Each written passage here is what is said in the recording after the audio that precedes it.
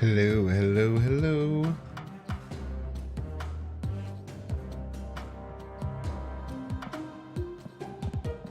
All right, I am excited. We're gonna talk a lot today.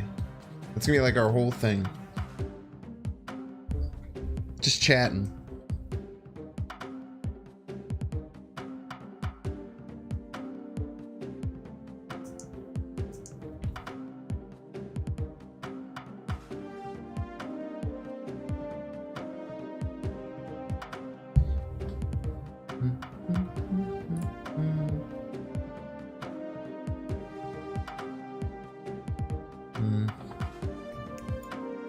Actually looks pretty nice.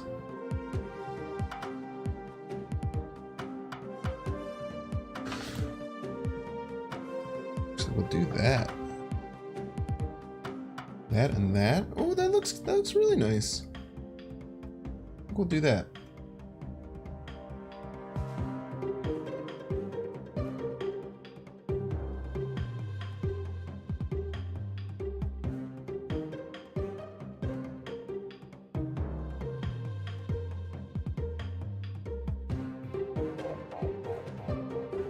All right, hope everyone's having a good launch week.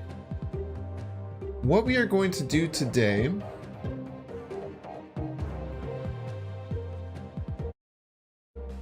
is we're going to talk about every single card in the game. Hopefully. We'll see how many I get through. My goal is to get through all of them.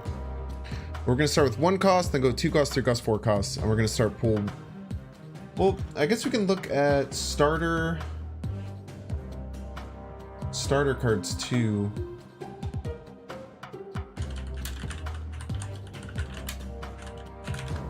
I'll have to grab the right ones. I know I saw really good like visualization. There we go. I bet if I go to like the top of the week, we'll be able to find it.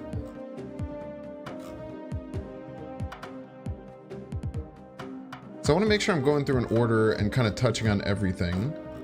That way, if you know you're just in pool 1, you know kind of when to listen to. Oh, perfect, perfect, perfect.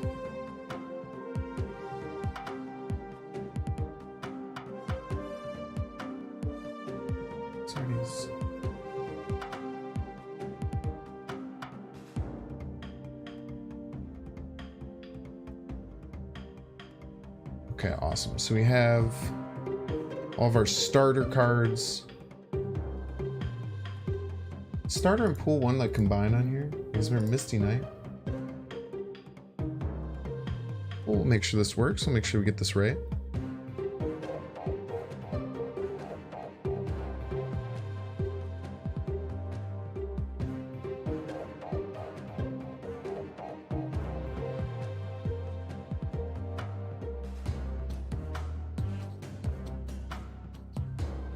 As long as it has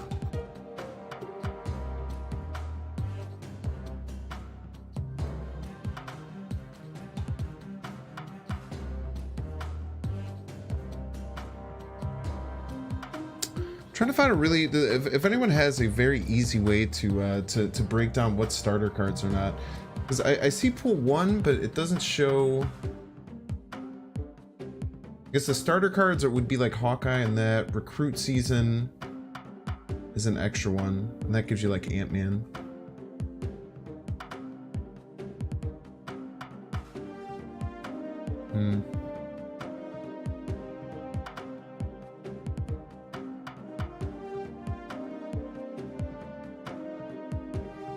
Okay, this should do us well. So we'll know which ones are pool 1 and starter. Either way. So I will probably be very YouTube voicey for a lot of this. So apologies there. If that ain't your jam, I get it. But we'll kind of touch on a little bit of everything. And between talking about each card, I'll absolutely be chatting with chat. And I would love to hear all of your opinions, because I feel like I definitely have jaded opinions on a lot of cards, especially because they adjusted so many pool 1 cards since I've been like in pool 1 where pool 1 was really relevant. I'm hoping to do something somewhat soon where I will like go back and start from the beginning, like do maybe like a free-to-play account or something. But until then, it's hard to have like super good perspective on everything.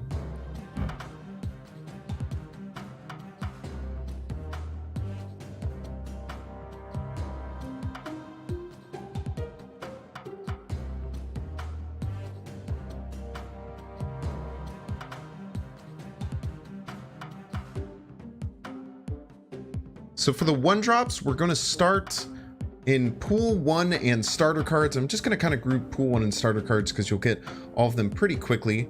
The first one is going to be Ant-Man, a 1 energy, 1 power with ongoing if you have 3 other cards here plus 3 power. There's a lot of ways that you can use Ant-Man, and Ant-Man is probably one of the strongest cards that you're going to get in like that starter and pool 1 area, especially for a 1-drop. Very often you're going to be filling up a location if you're going to include Ant-Man in a deck because you're going to be a bit more flood heavy or a bit lower curve than maybe like a big chunky kind of deck. So you're going to get this ongoing really consistently, and to get a 1 energy 4 power card is at a super premium this game. Not many other cards can really hit that. You know, you're basically just looking at that and Rocket Raccoon when its trigger actually hits. So Ant-Man is super valuable. I think that as far as pool 1 starter cards go, it's probably the best one cost card. It might be like the best 1 cost card in the game, probably as far as play rate. But you're going to want to fit Ant-Man into pretty much any flood style or you know, kind of more aggressive style deck that's going to use things like Khazar and Blue Marvel to buff, because you're going to very often be getting that ongoing ability and getting its full 4 power. Yeah, I think that Ant-Man, I think that Ant-Man's absolutely cracked. I don't think there's I don't know, I would love to hear if anyone in chat like thinks that there's a better 1-drop, but I think it's got to be the best 1-drop in the game. So Wasp's a pool 3, the Hood is a pool 3, maybe a pool 2. Hawkeye's a starter card. I'll probably be mostly pulling up the OG versions.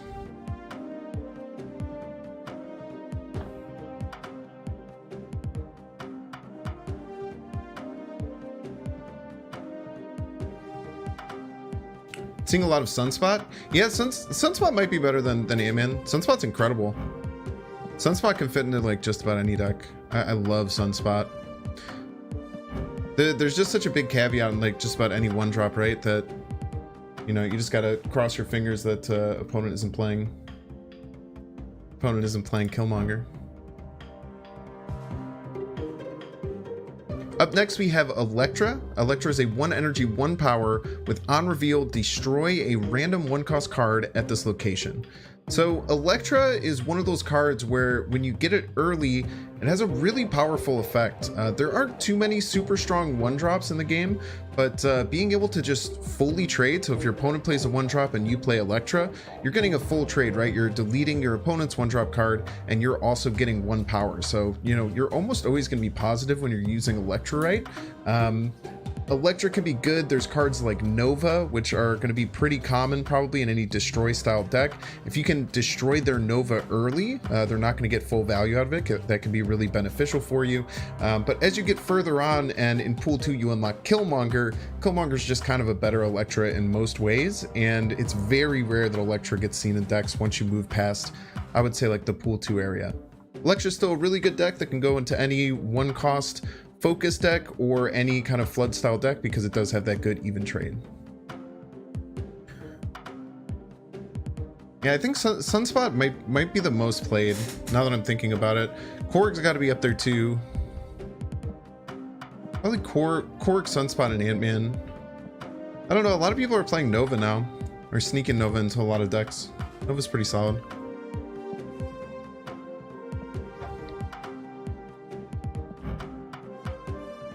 No, it doesn't get played is Hawkeye.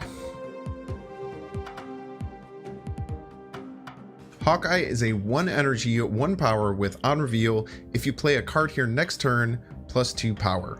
So Hawkeye is pretty strong. You can get it as a 1 energy 3 power, which is pretty rare, but what you're doing is you're telegraphing your move to your opponent. Marvel Snap, you do moves at the exact same time as your opponent, so giving your opponent information on where you're going to play can be a pretty big detriment.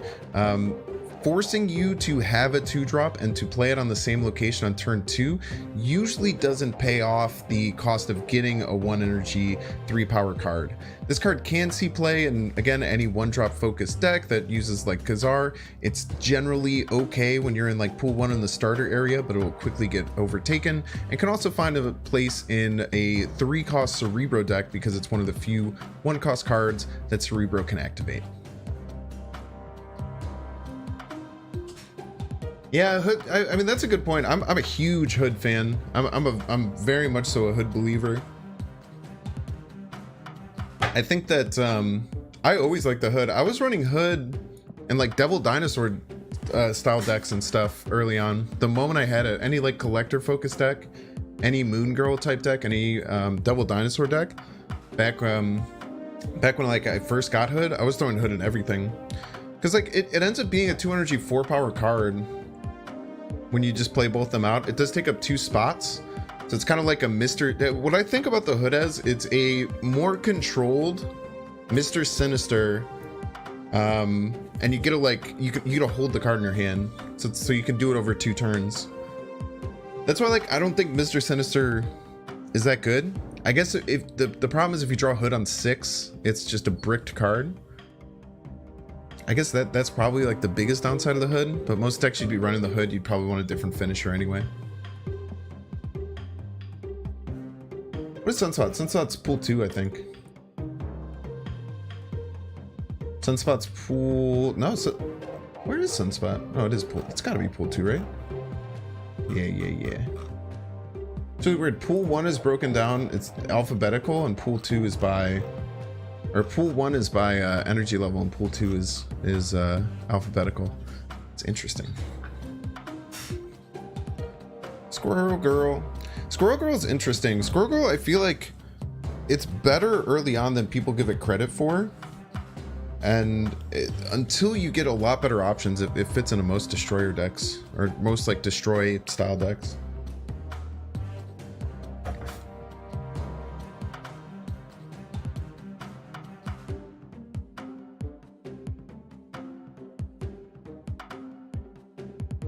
Squirrel Girl is a 1 energy 1 power with on reveal add a 1 power squirrel to each other location.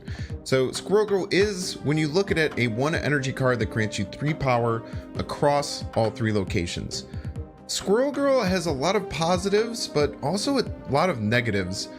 Now, spots on locations can be really at a premium in this game, and only taking up every like 3 different location spots with 1 power can be pretty rough. So you have to be really smart about Squirrel Girl. It's not just like 3 free power. You do get some advantages of spreading your power out to different locations, but it's really tough. A lot of times if you're running Carnage in your deck, this can be really great because you can eat those squirrels. If you're in like a really Khazar focused deck, but you don't actually have that many 1-drops in it, Squirrel Girl can be really good because it can give you 3 different 1-cost cards to get buffed by Khazar. So any really heavy Swarm deck early on, you're going to see her, and then she really falls out of practice. Sometimes you see her in like some Patriot decks because the squirrels are vanilla minions. Sometimes you'll see her in just kind of any other type of token deck, but in general, Squirrel Girl is okay to put it in early. Just got to make sure that you have space to utilize all those locations.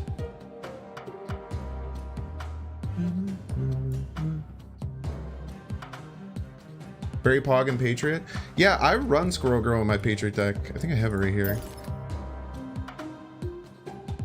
I run Squirrel Girl, Mysterio, and Debris in it, which is a little bit overkill sometimes, but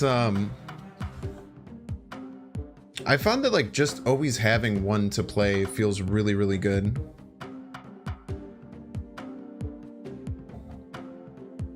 I really like this Patriot list.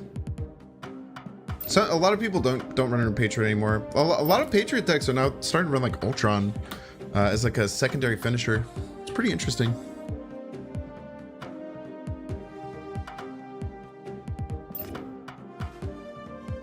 Okay, who's next? Agent 13? There's Aegis 13 is pool 2, no? Yeah, I think Agent 13 is pool 2.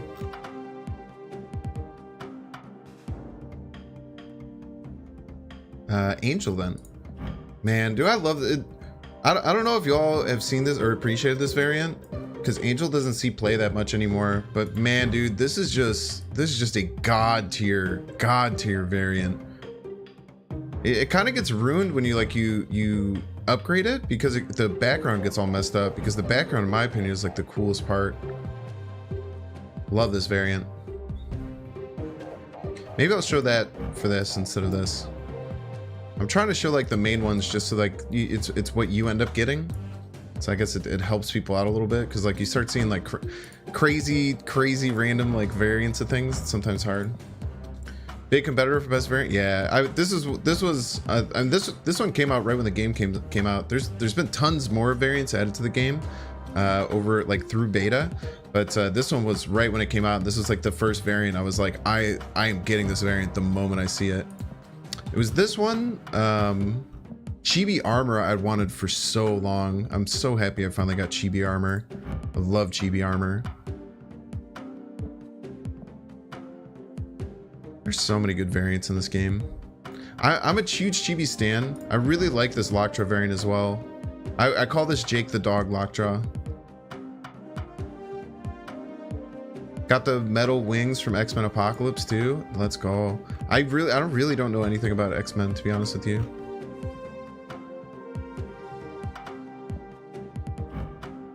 Oh, the metal wing on the right. Yeah. I never even realized that was metal. I guess that makes a lot of sense. It's kind of like his like good side and like evil Magneto looking side.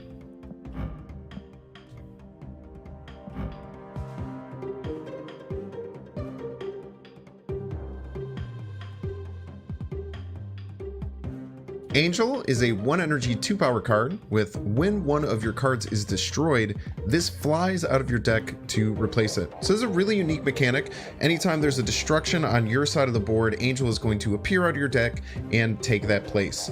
Now Angel kind of works like patches in Hearthstone, if you've ever seen that, which can be really good to thin out your deck. And in any like destroy style deck where you're using more than one destroy trigger, so not just Carnage, but like Carnage and Deathlock, I would definitely recommend Angel. If you unlock Angel really quickly in pool 1 and you're trying to play it, you know, any kind of like destroy deck, I would definitely recommend putting Angel in there.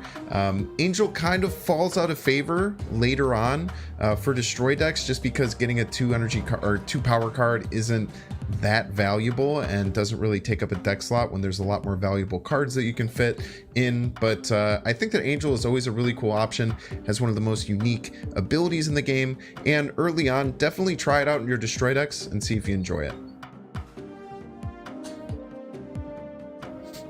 My dad was a huge X-Men fan, so it's what I grew up on. Yeah, I watched a decent amount of that the X-Men cartoon. Man, what was the X-Men? It came out in like the 90s. My brother was a huge.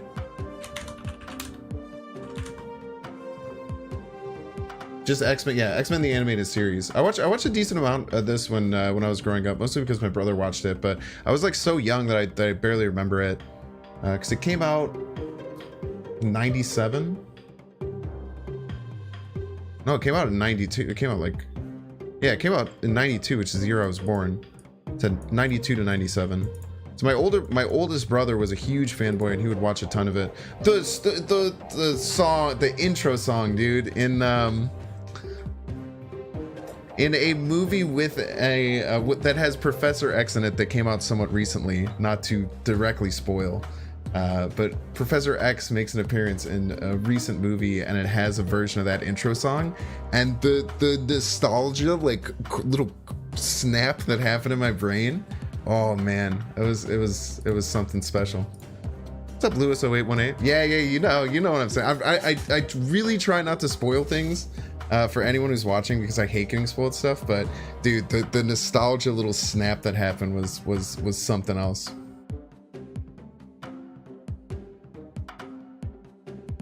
Who we got next? Probably. Is Ice Mana a pool 1 card?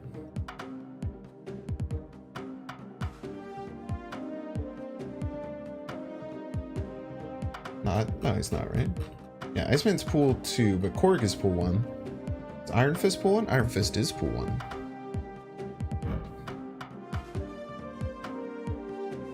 And the original outfit, yeah, you know, the 90s was awesome.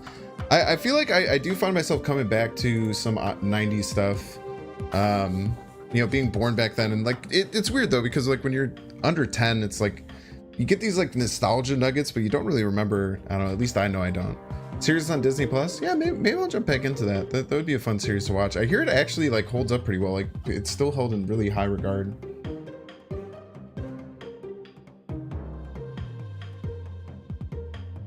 I'll check that out. Love to see it.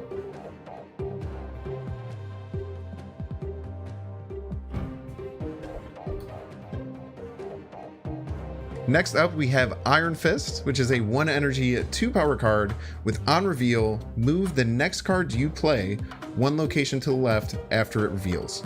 So Iron Fist obviously just has a really clear place in just about any move deck, right? It has a really cool move mechanic. It's very cheap, and you get that move trigger, and you can play it ahead of time. So you can play it 1 turn and then use it the next turn. So it's really, really flexible, probably one of the better move cards. But Iron Fist also has some really, really good synergies.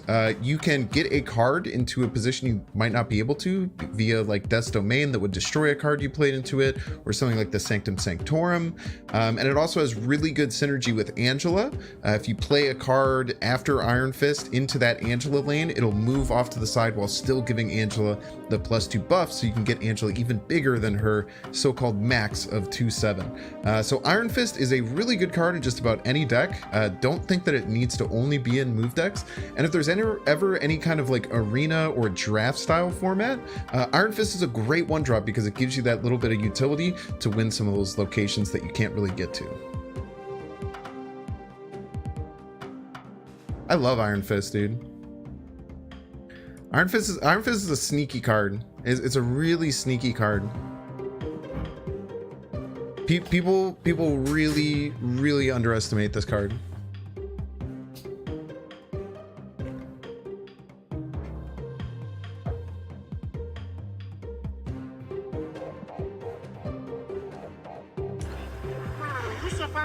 Ed the Mad, thank you so much for the follow. Unlocking the best follower notification, all of twitch.tv. Everyone in chat says thank you. Iron Fist plus Arrow. Dude, you can play that on turn 6. That's kind of cracked. So like, let's say you have a lane where you're not contesting at all. You play Iron Fist and then you play Arrow. You arrow them to that lane and then you move off of it.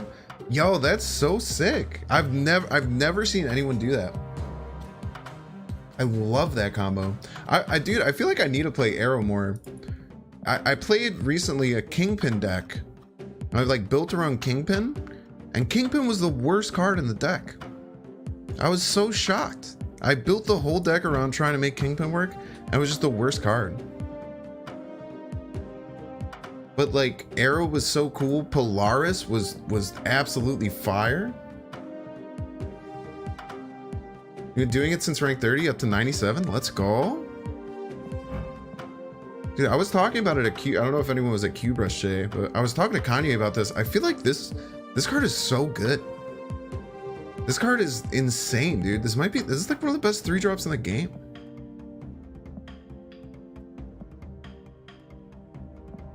Just move cards. I just wrecked people with this card. And Arrow is so good too.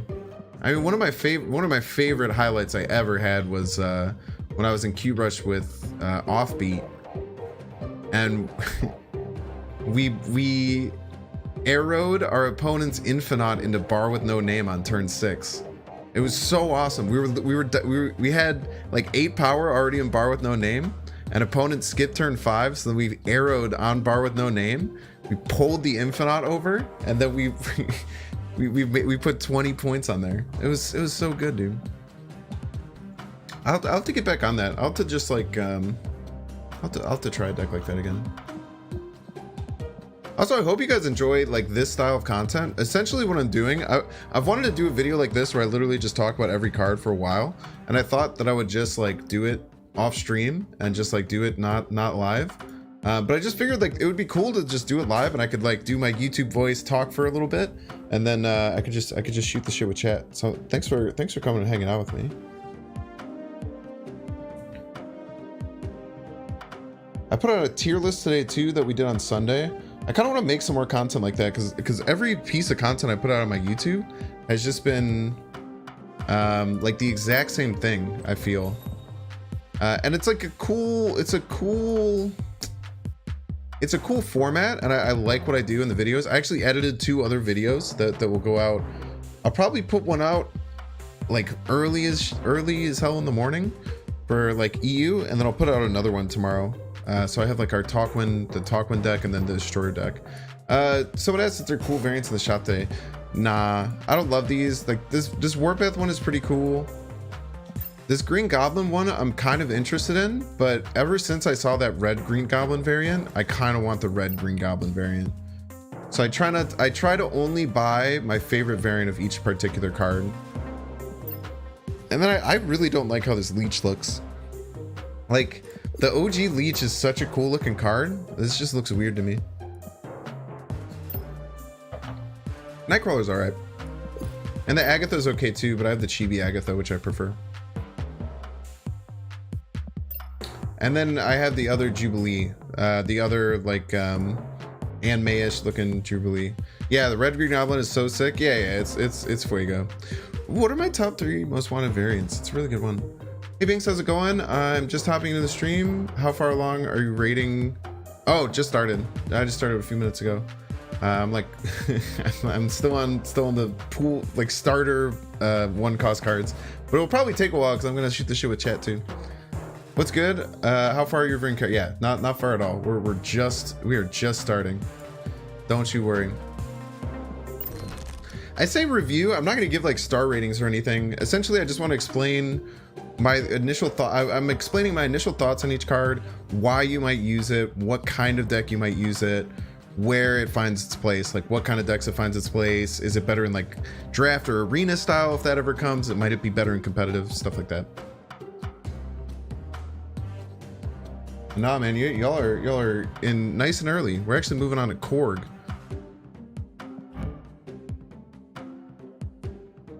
Do we have Korg believers in chat? I'm a giga Korg believer. I did a tier list with Talkwin and Cozy. Was that yesterday? That was yesterday. No, well, I guess technically yesterday. It was like yesterday, and me and Cozy fought really hard for Korg. I love Korg, dude. And you're about to find out why.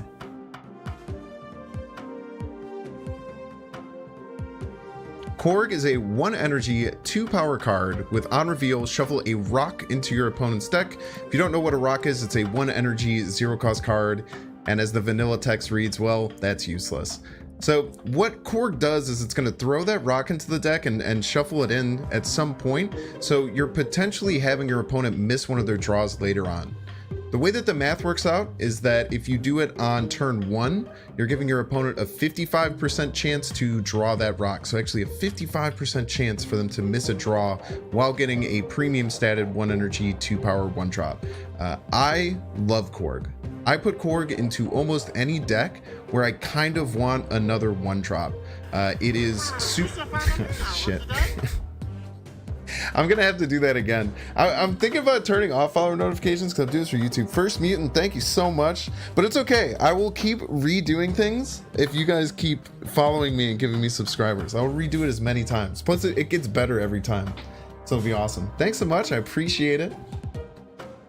Locking the best follower notification on all twitch.tv. Everyone in chat says thank you. It can be kind of like a game, right? Like, because there's notifications for YouTube memberships, YouTube subscribers, and YouTube follows. So, you know, if I get tripped up and have to do it again, it's good for me, and you guys get to hear me talk about a card twice, which is maybe good for you. I don't know. Agree with your points, but isn't Korg discount Black Widow? Yeah, huge discount. Half the cost. Having something be half the cost in a game where you only have 21 energy is insane. Plus it's extra power. Why do you think Korg is so good and Rock Slide is considered so bad? Is it because turn 4 is too late to shuffle rocks in your opponent's deck? Yep. That's it. 100%. Yeah, your opponent has already had a ton of draws. You're taking up on the cool thing about Korg is that you usually just don't really care what happens on turn 1, right? Just vibing. On turn 2 is usually where most decks will start to develop their pieces and start their like combo of things to finish out the game. But why Korg is so good is that you can fit him in whenever. It's just a 2 energy card that maybe has a draw rock, but if you get it on that turn 1 play, you're poisoning your opponent's deck, and it's really great. Plus, I don't know if y'all have ever run Korg and had your opponent Jubilee a rock, but man, is that a great thing. Honestly, like if you're early on, I guess Rock Slide's a tier 3 card or a pool 3 card, so it doesn't work. But if like you had like Rock Slide in pool 1 or pool 2 and everyone you know is running like Jubilee, Rock Slide's kind of sick in a Jubilee. You can throw in 2 rocks on turn 4 and then they Jubilee right after if you have initiative. Korg is a 1 energy 2 power card with on reveal, shuffle a rock into your opponent's deck. I absolutely love Korg. What a rock is a 1 energy 0 power card, and the vanilla text is, well, that's useless. So what you're going to do with Korg is get the card in early. If you get it on turn 1, there's actually a 55% chance of your opponent drawing it. If you do it a little bit later, it's a little bit less. It goes down to about 44% and then smaller and smaller as the game goes on and on. But getting it on turn 1 where you're usually not doing too much is really great and can poison your opponent's deck. And it is something where you can use this card pretty much at any point, pool 1, pool 2, pool 3.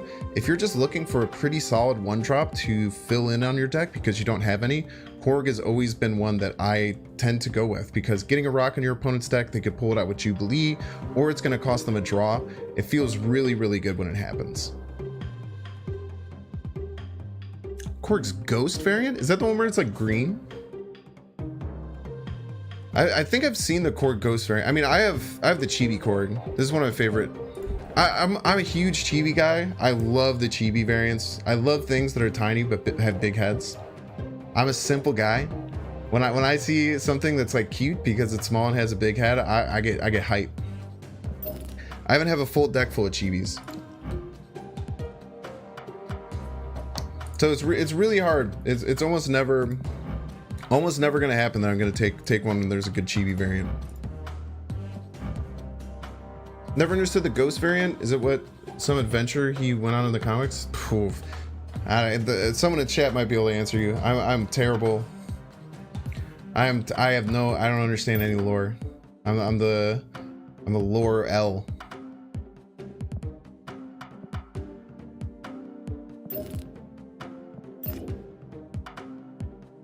All right, what do we have next? Mantis probably, right? Yeah, Mantis is a cool one.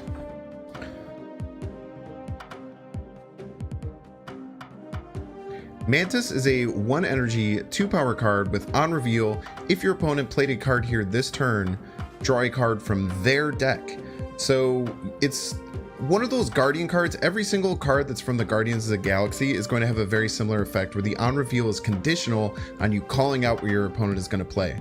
So the reward with Mantis, it's a fairly static card, 1 energy 2 power, but what you're going to do is get to draw one of your opponent's cards. So this does a couple of things for you. You can remove a resource from your opponent. It's hard to think about it like that, as you know, you can just consider it being on the bottom of their deck, but what you also get is some information on a card that they won't be able to use, and you can also use that resource. I would say that Mantis is pretty solid early on. The problem is that the on reveal is so inconsistent that you're not going to hit it every single time, but when you can hit it, it feels really good. And I would definitely say that if you're running any kind of deck that's utilizing things like Devil Dinosaur, where you want a big hand, or the Collector, where you're adding cards, when you're early on in the pool system, Mantis is going to be a great option for you. Rockslide Chibi variant is cursed? Dude, you're out of your mind. Rockslide Chibi variant is awesome. This is his shoulder. So it's like you have to not pay attention to this. Makes him look weird. I love this variant, dude. I'm in love with this one. He looks so weird. Like he looks like a mushroom type of thing. I like it from the quote from MCU where to say, "Piss off, ghost." Dude, that was that's my favorite director, Taika Waititi. I'm so bad at saying his name. Taika Waititi. I love that he always does that. He'll like play one character in his thing in any project that he directs. Yeah, and he plays Korg. That's another reason that I love Korg so much. Plus, he directed The Mandalorian. He directed the last 2 Thor movies, even though I've heard the most recent Thor isn't that good. She could be alive. Could be alive. I don't know.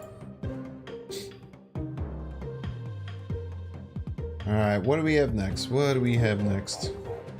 Nova, Raccoon.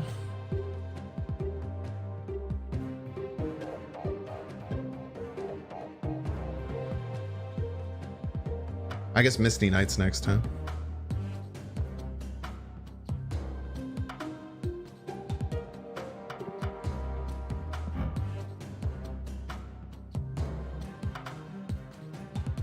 Misty Knight is a 1 energy, 2 power.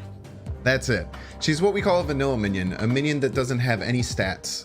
There's 1 for every energy cost in this game, and then any token is also considered that. So like the squirrels or like the Sinister clone from Mr. Sinister, but you get the little flavor text here. That's how you know it's a vanilla minion.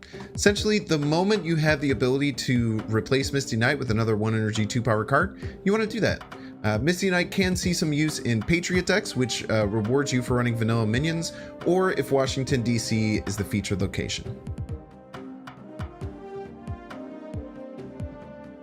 He's the reason I know of Korg? Yeah. I didn't put together that was Korg. Like, I like that character in the movie, but I actually didn't put together that was Korg.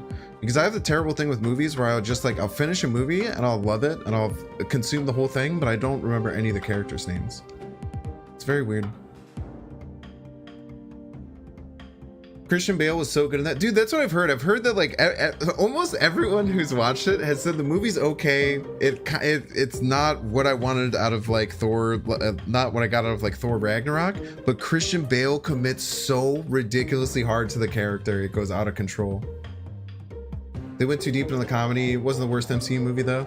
Yeah, I mean, I don't know. There's been some pretty bad stuff, dude. The thing is, like, I'll be a bit of like a Disney and Marvel shill, and you can be nitpicky about whatever Disney Marvel movies. You can dislike things however you want. I feel that what Disney does so well, I guess the only example of like that this definitely isn't right was with the new Star Wars trilogy, which I think was pretty trash. I feel like the first time I watched the new Star Wars trilogy, I kind of like dug it, and then afterwards it's been terrible. But everything else Star Wars wise, like The Mandalorian, Book of Boba Fett, Obi-Wan, the floor is so high for like Disney products. It's ridiculous. The floor is stupid high. Just because Disney has like all the best writers. That's why all like the Disney Pixar movies, like none of them are ever terrible. They're always at least fun to watch, even if they're not like fantastic movies. But I feel like that's what's kind of happened when Disney bought into the MCU. And Star Wars, and I feel like a lot of people hate on it, and I guess it is kind of like a monopoly. Dude, I'm waiting for Andor to completely come out, and then I'm gonna binge it. But I watched most of the first episode, and it seems really solid.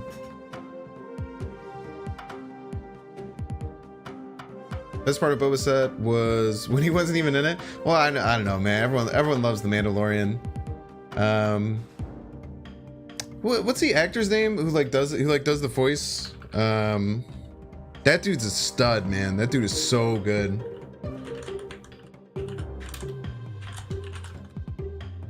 Pedro Pascal. Yeah, I've seen it in every movie I've seen him in since I've started noticing him. He's fire, dude. Yeah. He's so good. And Baby Yoda. I mean, Baby Yoda is like adorable, and everyone wants to know what happens and that they get reunited.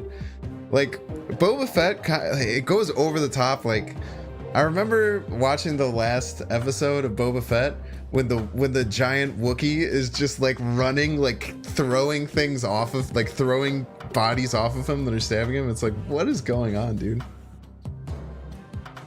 used to play Joel in The Last of Us. He's gonna play Joel in The Last of Us TV series. I hope they don't mess that up. They could very easily mess that up, but I hope they don't. Ooh, what's next? Nightcrawler, right?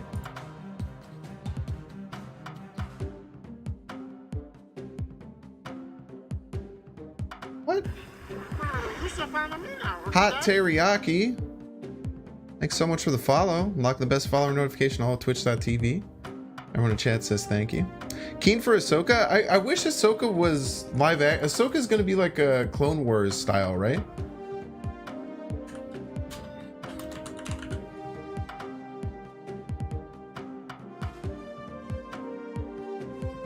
Is it gonna be animated?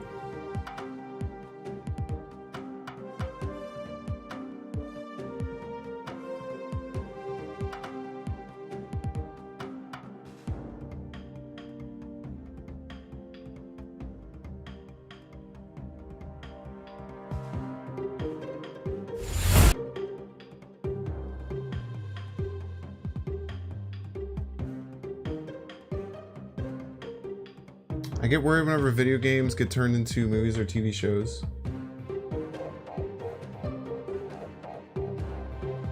I feel like this is a fake video. Ahsoka series will be live action. Oh, then I'm stoked for it. Love that. Yeah, I'm down for that. I love the episode that had Ahsoka in it. And I wasn't even super into the Clone Wars. I went back recently and watched some of the Clone Wars. There was a really cool person who like cut it up into like more digestible, like storyline by storyline bits, and I had a lot of love out of it. I even had the Clone Wars Jar Jar Binks bobblehead vibing.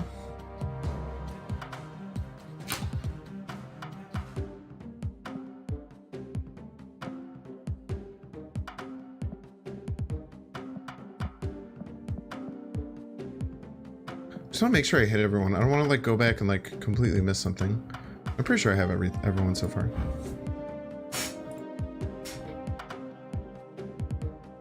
Nightcrawler is a 1 energy 2 power card with you can move this once. So there's a few different ways that Nightcrawler can work. With a card like Craven that gets power every time a card moves there, you can obviously utilize it. Nightcrawler, similar to Iron Fist, is a great way to move into a location that maybe you weren't able to get to, be it like Death's Domain or the Sanctum Sanctorum, where you can't play cards there. This gives you the option to actually get a card over there. I would say it's definitely early on, like pools 1 and 2, a staple 1-drop that you can fit into just about any deck, and any arena style deck. For the same reasons that you might run Iron Fist, you could definitely run Nightcrawler, but definitely a card that you should try out, and if you enjoy the mechanic of moving, you should definitely utilize it in your decks. Digging the card review. I've been hopelessly addicted to Snap for the last 2 days. Yo, I've been hopelessly addicted to Snap for 5 months, dog. You never get tired of this game. There's so much strategy to it. I've made like 50 different decks that all play completely differently. It's so cool. I wouldn't have thought that this game would be this deep, but it sure is. Snap is fun, so simple, fast-paced, easy to play anywhere, anytime. And if you're taking a deuce, it's the best pooping game that's ever existed. Literally the best one that's ever existed. Since beta launched in Australia, you've been hooked. Kind of few mates hooked too. Yeah, I don't have too many friends. My buddy Gasu, who's one of my mods and really good, you know, one of my best IRL friends. He just started playing with launch because he has iOS and didn't really want to do the BlueStacks thing, but he's starting to get into it. But I've just met people in the community. You know, it's really fun, like doing stuff like QBrush, and I had Talkwin on the stream yesterday for like 2 hours. That was so much fun. Yeah, I have played Smash Up before. It's very similar to Smash Up, that you're fighting for bases or locations. Really cool. Coming from Hearthstone, surprised all the depth. Yeah, I was super deep into Wild Hearthstone before I switched over fully to Snap. I was like multiple time like legend playing Wild Hearthstone. Really liked Wild Hearthstone. I never really played too much Standard, but I got into Wild maybe like 2 years ago. Yeah, Brimroad's a stud.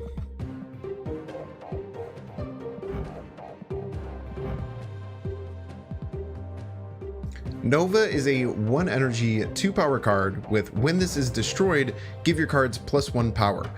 Now, if you're just starting Snap, you don't have to live in the days where Nova gave everything +2 power. It used to be one of the most oppressive cards in the entire game, but now it's down to 1 power, and I feel like it's a really balanced effect that's still good in some destroy decks, but not necessarily an auto include. So you're going to run this in any deck that you're running, you know, things like Carnage and Deathlock early on in like pools 1 and pool 2. Sometimes in pool 3, this will be seen in like a destroyer type deck, but Nova is just really, really powerful, especially if you can trigger it like the last turn of the game. You're giving your entire board a blue Marvel buff, and you're only investing 1 mana in it. So definitely something to consider. You can even like duplicate this with something like Moon Girl and get multiple effects of it. But in any destroy deck early on, you're definitely going to want to run this card. And you can think about trying to include Karna and Nova into any token-based deck and see if it helps you.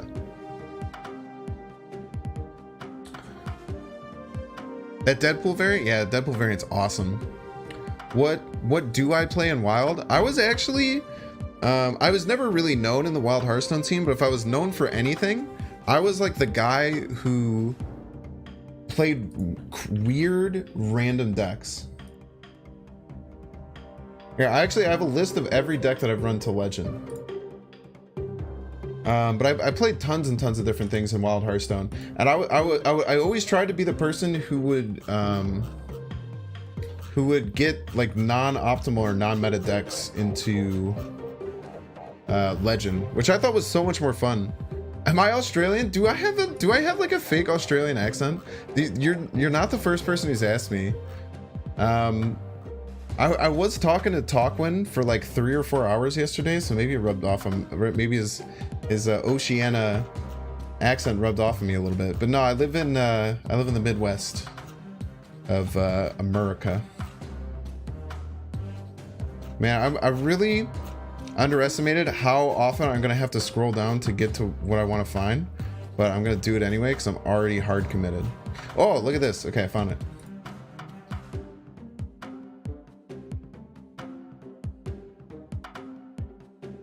Oh, what the heck?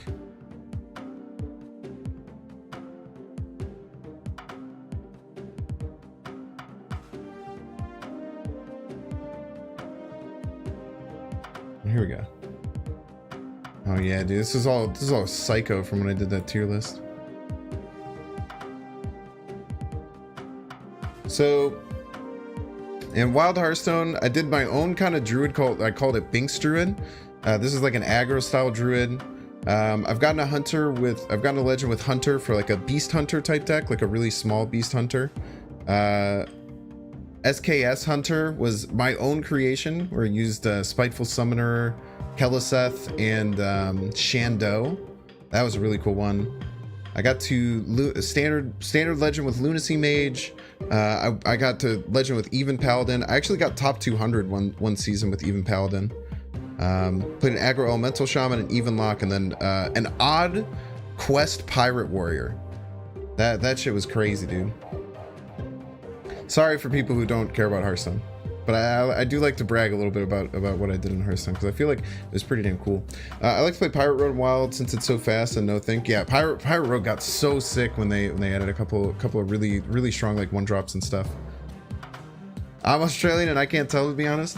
Also, one of my best, like GG, who I mentioned before, and my other buddy, his name is Jarvis. It's my best friend in real life. He lives in Australia and he's lived there for like years and years. I've just always loved Aussies. So maybe I just like slightly like code switch and take their accent. Who knows?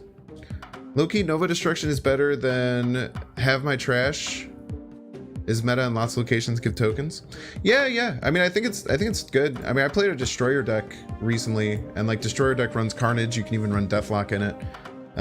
Carnage in any token deck, or if you're seeing a lot of debris and have some crap decks, Carnage is just good. It just eats them. Yummy. Okay. I just love, I'm building all these tabs of like X-Men the animated series, Mandalorian actor, Ahsoka TV series animated, Ahsoka TV trailer, and then my Twitter account. I just build up these tabs of things that I need to answer to myself. Silly, dude. Some words definitely show. Let's go. Love to see it. The way you say Aussies is very American though. Haha. Yeah, true. Goblins feel a lot more popular. Yeah, goblins are fire. Yeah, I mean, being able to eat a goblin is really, really nice. Yeah, that's a reason you might want to run Carnage no matter what. Who do you have next? Quicksilver? Quicksilver. I got a lot of Quicksilver variants. There's also my avatar. This is like the level 80 avatar. It's a Giga Chad Quicksilver. Pixel variant. I'm not super hit on pixel variants. You hit rank 214? You hit rank, do you mean credit level 214 or rank 214? Because I don't even think it's possible to get to rank 214 while you're in pool 1.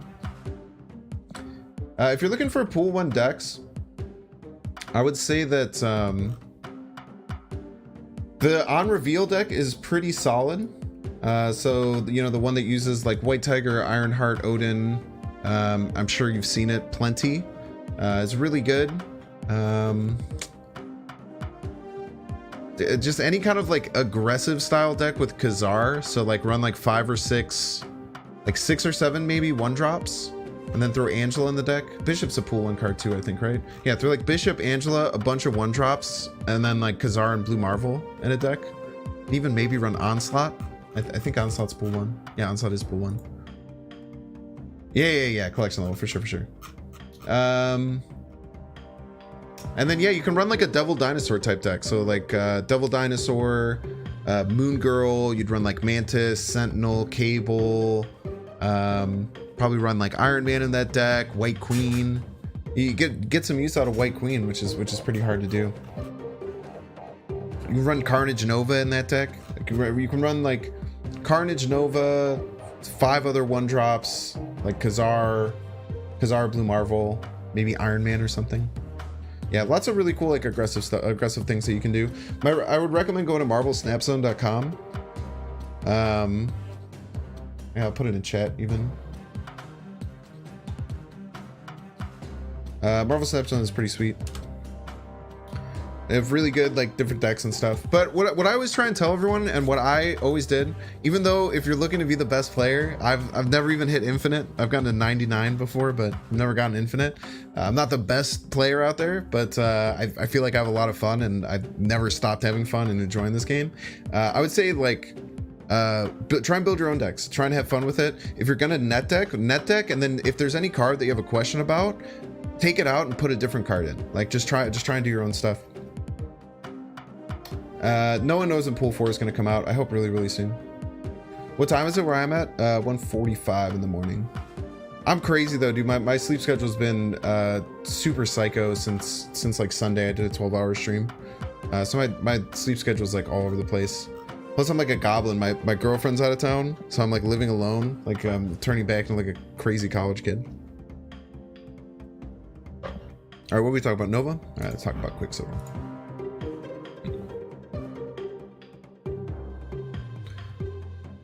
Quicksilver is a 1 energy 2 power card with starts in your opening hand. So it does count as one of your initial draws, but you are guaranteed to have this in your opening hand when you get started.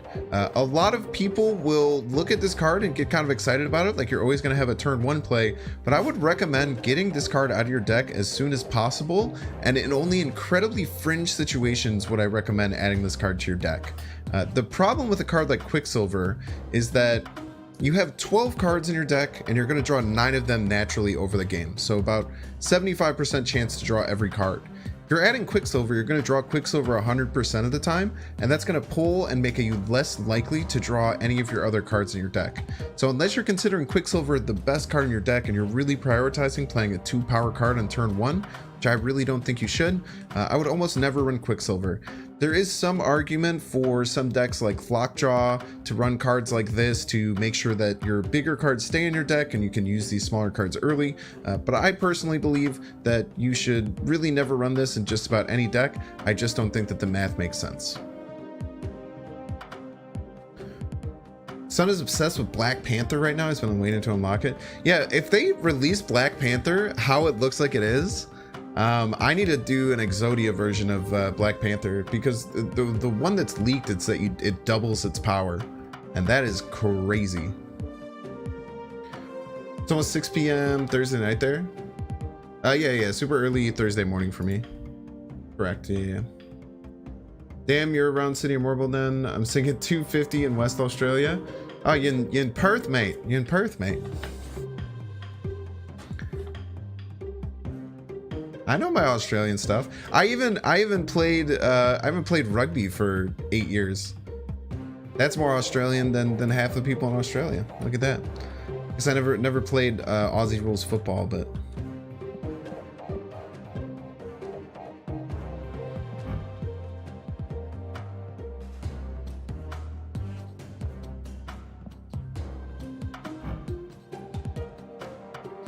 Rocket Raccoon is a 1 energy, 2 power card with on reveal if your opponent played a card here this turn, plus 2 power. So again, this is a Guardians of the Galaxy, so it has that conditional on reveal of getting plus 2 power if your opponent played a card here. And I would say that this is maybe the best of all of the Guardians of the Galaxy cards.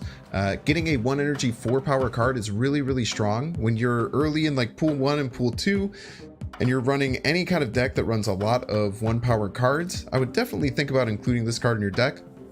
One other really cool thing about the Guardians of the Galaxy is that it feels really good to call out your opponent. So especially if you're just, you know, having fun with the game and trying to learn early on, definitely think about including a lot of these Guardians in your deck, because the way that you're going to get rewarded for actually calling things out is really great, and Rocket Raccoon is probably the best of them. So definitely think about it. West is 2 hours behind. It's crazy. In Victoria. Dude, lots of Aussies in chat. Let's go. You know, seen they put Kang and Black Panther in one of the ads recently. Yeah, they put a bunch of unreleased cards in ads all the time. There's heaps of cards that are like in different versions of the game that the devs have. I've been lucky to be able to like talk with like and communicate with some of the devs. So there's definitely tons and tons of cards that are on their like test servers and stuff ready to go. They're just trying to find a way to monetize it ethically, which is awesome. They had BP at the end of the launch trailer by himself, so hopefully he's coming soon. I don't know who BP is, but yeah, I mean, I think that I think it's gonna be great. I think that they're gonna have oh, Black Panther BP. Yeah. I think they're gonna do a really cool job. I think that they're seeing that if they keep adding variants, they're getting enough people to buy gold to get the variants because they're so cool. So that's how they're gonna try and focus on monetizing everything, which I think is awesome. That's why, like, I don't know, anytime I see anyone on Twitter like talking about how much the variants cost, I just don't care. Like, just don't buy the variants then, you know? It's nothing. It's just a JPEG, right? It's a PNG. I want to have some games as Thanos. Think building a deck around would be interesting. I think those decks are gonna be trash. I feel like the payoff isn't worth it. Maybe you could like fit it into some weird like destroyer kind of deck. It is cool that it cycles. Like, there's very few cards that draw you cards in this game. The only one is there's only 2 cards that like truthfully draw you cards in this game.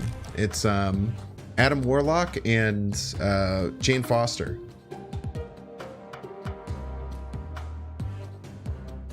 Adding pool 4, yeah, the pool 4 and 5 are gonna come out. I'm so excited, dude. Once they release more pools, I got 43 collectors caches ready to crack.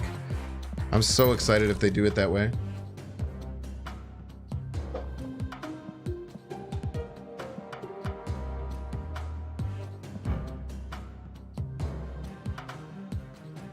What's my expectation for the upcoming pool 4 and 5? I don't know. It's really hard to say, right? I feel like they're at a few dozen cards, hopefully. I think they have like almost 100 cards ready to release. They're still like testing them, but I think they have like over 100 cards ready to go. So I don't know, man. I just hopefully like a bunch of cards. I have not really dug into the data leaks too much. If people are really liking like reviews and stuff like this, I might go through and do a similar thing with all the leaked cards, even though they appear to be changing when they come out. But I don't know when it's gonna happen. I hope that it's soon though.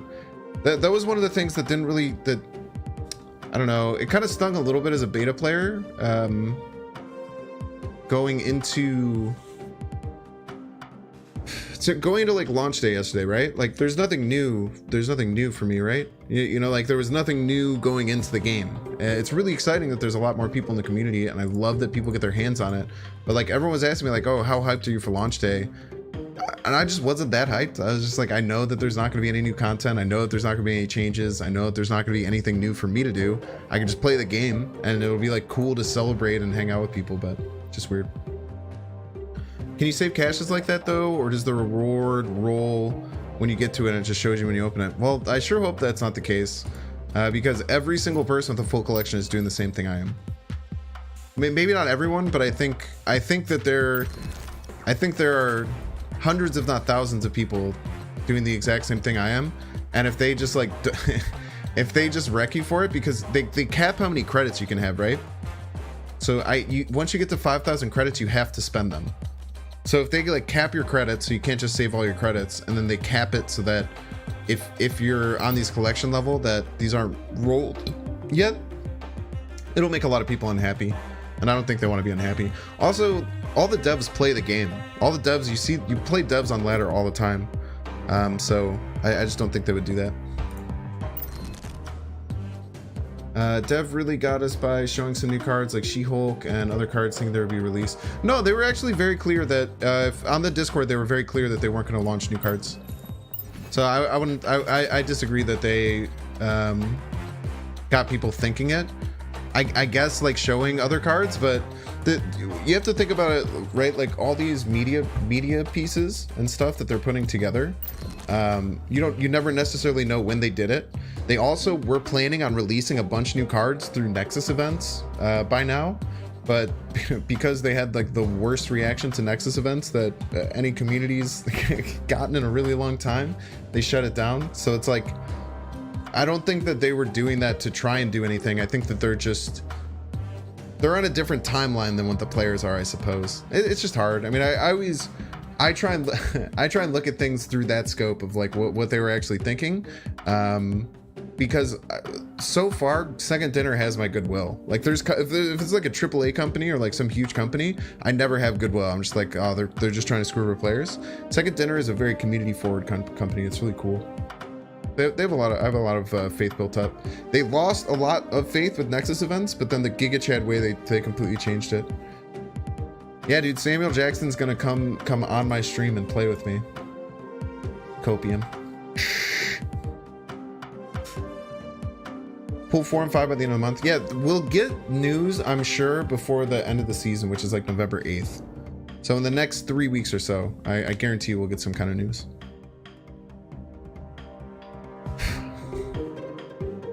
Uatu the Watcher is a 1 energy, 2 power card with, once this is in your hand, you can see the unrevealed locations.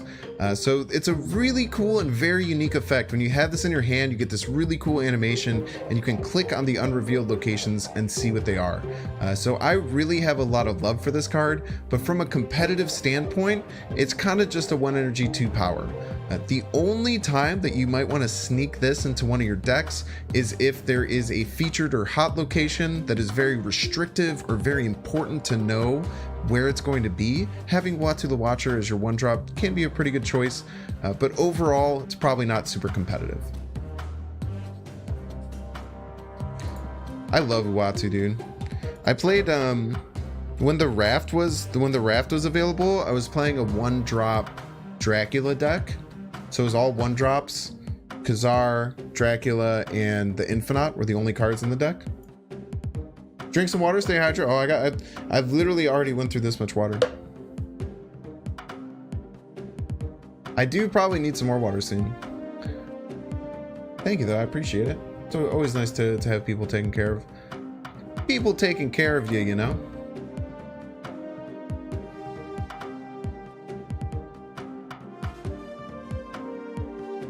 Man, I didn't even realize that this was spilling over. That looks funky. Yo, this is not John. Thanks so much for the follow. Locking the best follower notification, all of twitch.tv. Everyone in chat says thank you. And Optical Distortion for the follow. Thank you so much. Locking the best follower notification, all of twitch.tv. Appreciate it. How long by stream? It'll take days to get through everyone. You're only on 1 manas. Yeah, we'll get there. I'm just gonna stream until I get tired, to be honest. I just say that I'm gonna do everyone to trick and deceive you. But maybe we'll get through all of them. Who knows?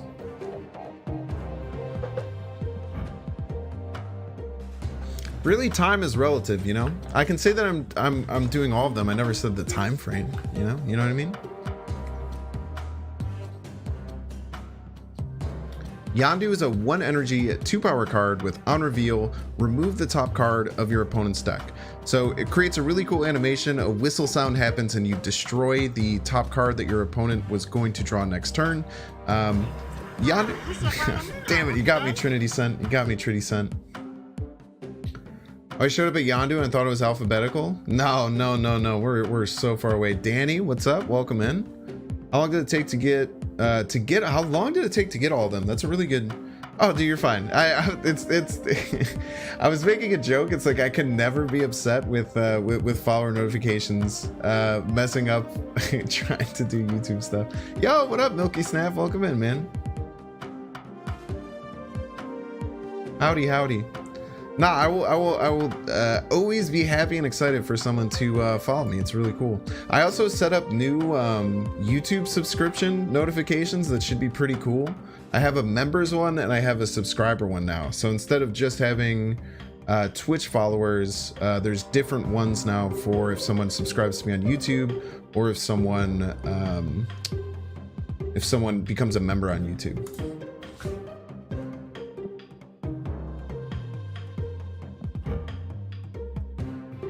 Yondu is a 1 energy, 2 power card with on reveal, remove the top card of your opponent's deck. So when this activates, it pulls the top card off and destroys it. So your opponent's not going to have it. Now, don't think of this card as disruption. It's really hard in card games to think of destroying a card that's in your opponent's deck as disrupting them. You're not really doing that. You're actually thinning their deck, so it can be a positive or a negative, but it's definitely not something that you should think of as, you know, controlling or destroying one of your opponent's cards. The reasons that you would use Yondu is if you're facing a lot of America Chavez. Chavez will often sit on the top of your opponent's deck based on its ability. So if you use Yondu on turns 4 or turn 5, it's a really good chance for you to actually delete that card from the top of their deck. Another way that you can utilize Yondu is for a bug that's actually associated with it. When you remove the top card of your opponent's deck, it counts as destroying it for the card Death, which will lower its cost by 1 every time a card is destroyed, but it doesn't activate things like Wolverine or Deadpool. So it's a bug that the devs know about, they're trying to fix currently, but it's currently running a deck called Deathwave that's trying to get Death discounted. So Yondu, it's an okay card. I would say that you probably don't want to utilize it unless you're utilizing it for that bug, or if you're running to America Chavez all the time and you want to take it off your opponent's deck. I don't know if anyone in chat knows this or has thought about this, but that's a really important thing to think about with Yondu or Cable or Mantis, that you're not actually really disrupting your opponent by destroying that card in their deck. It's a hard thing to wrap your head around, but it's pretty common in just about any card game, because like it's the positive of you thinning their deck, it like equals out the negative of you destroying that card. It's really tough to get your head around, but I think it'll generally help you if you kind of start thinking about it that way. If Jessica Jones is played on turn 4 and Bifrost shifted cards to the right location to obtain Jessica Jones buff, we don't have Jessica in present Jessica Jones lane or previous Jessica Jones lane. It's the location where she was played, I believe. That's how rescue works. So if you play her in a location and then she gets moved, the same thing can happen with Iron Fist. It's that location that she moved from that you have to avoid. Because when you read the on reveal, it says at this location. It doesn't say at like Jessica Jones's location. You know what I mean? I think Cable and Mantis are better because you don't. Yeah. That is important that you know what they don't have, so it does give you a little bit more information. Yeah, the Yondu bug is really important. That's the only reason in pool 3, that's the only reason people run Yondu, is because it can activate Deathwave. It's one of the triggers that you need. You need 2 triggers to make Deathwave work. Oh, we got misconnections in chat. Love to see it.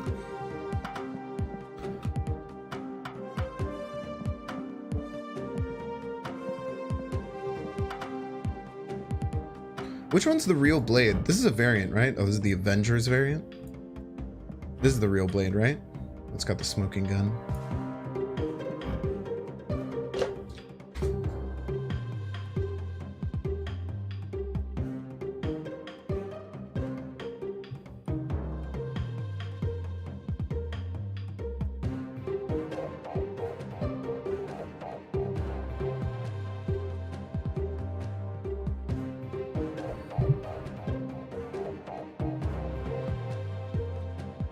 Blade is a 1 energy 3 power card with on reveal, discard a card from your hand. So this obviously fits into any of the discard style decks where you're going to get an advantage from discarding, but Blade being a 1 energy 3 power is not to be, you know, looked over. There's very few 3 power 1 energy cards in the game, especially not ones that you have to avoid. Damster X2000, thanks so much for the follow. Unlocking the best follower notification, all twitch.tv. Is there a website or resource I can look into for decks? Yeah, marvelsnapzone.com. Here, I'll put it in the chat again. Probably set a command for this. I think this Marvel Snap Zone's probably the best one. It's really cool, dude. It's really been fun to see Marvel Snap Zone go from like this really cobbled together site super early on, and now there's so much depth of content into it. But yeah, that's usually the best one. And Synth 911, thanks so much for the follow. I think you're always over on YouTube, if I'm not mistaken. So thanks for following over on Twitch as well. Super appreciate it.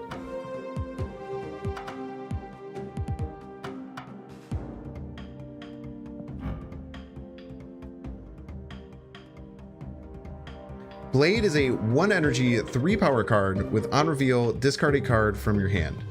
So it's really overstated at 1 energy 3 power. There's only 2 cards that have that initial stat line, and the discarding a card from your hand is a negative but can also be seen as a positive.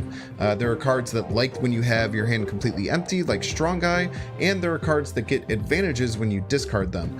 So Blade, definitely a really good card in any kind of like super aggressive deck that's looking to get rid of your hand for things like Strong Guy, or can be the cheapest card in just about any discard deck, and it's always going to see play early on in pool 1 and pool 2. Yeah, Synth, of course I remember you. I am, one thing that I've noticed as a content creator, community building and remembering people is the thing that I'm worst at, and I hope that no one takes offense to it. But yeah, I know when people are around for a while. Always asking cool stuff, I appreciate it. Maybe some men just want to watch other men's worlds burn, might be more accurate. The idea for Am I the Asshole deck was some men just want to watch the world burn. I love like mean decks like that. It's so funny, every time you do it, I'm not reading from a script, dude. It's all coming straight off the dome. I'm a one-take Jake kind of guy. I don't know if anyone's a Ludwig fan, but he always jokes about one-take Jaking stuff. As soon as I used to be like super nitpicky about how I would do like my intros to my YouTube videos and stuff, or just like anything that requires like that. And I used to like always like get scared about what I was gonna say and try and like think about it too much. But when you just throw it off the top of the dome, make it work, it's great. It's great stuff. Yo, love your content, man. Thanks so much, Lizard King. Appreciate you coming in and watching live. It is really cool. I do love that, like, being able to stream on YouTube and Twitch was not something that I cared about with not affiliating on Twitch. The reason I didn't affiliate on Twitch is just because, like, I feel like Twitch affiliation is kind of a trap where they allow themselves to put a bunch more ads to like give you like crumbs of features. So I like never, I got offered like to affiliate over a year ago on Twitch, and I just never wanted to. But now that I have like a much bigger YouTube presence, it's really cool to be able to like go live there and have people find me that way, and like let people who are just kind of like you could be watching my Twitch video and then it'll just jump you into this live stream. It's like really cool. Your vids are cool. I've tried a lot of your decks. Both you and TLSG are my favorite Snap content creators. Oh, appreciate that, Trinity C. Wakeless Sleeper, following suit and jumping over to Twitch. I appreciate you. Thanks so much for the follow. Unlocking the best follower notification on all twitch.tv. The I'm so sorry emote is just to spam Snap, trust me. Yeah, I'm trying to get a collab with TLSG going. Trying to do something similar to what me and Talkwin did yesterday. I don't know if anyone was there. I had so much fun hanging out with Talkwin. We literally just co-opted and like shot the shit for like 2 hours, and it literally just it felt so natural, dude. I hope I get to do some more stuff with him in the future. He's such a chill guy. Yeah, I'm trying.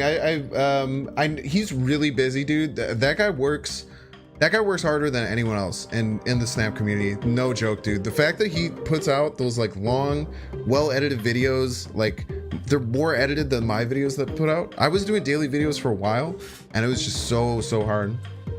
Restream bot is cool. Yeah, it lets you be able to chat with everyone and make sure that you can see everything that's going on Twitch as well. But yeah, I would.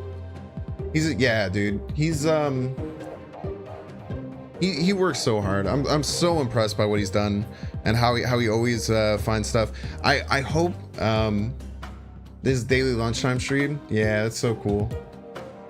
I really hope he stays strong and doesn't burn out. I know that burnout can be really hard, especially when you find success. I definitely had super hard burnout when I first started getting like any kind of traction on YouTube and Twitch.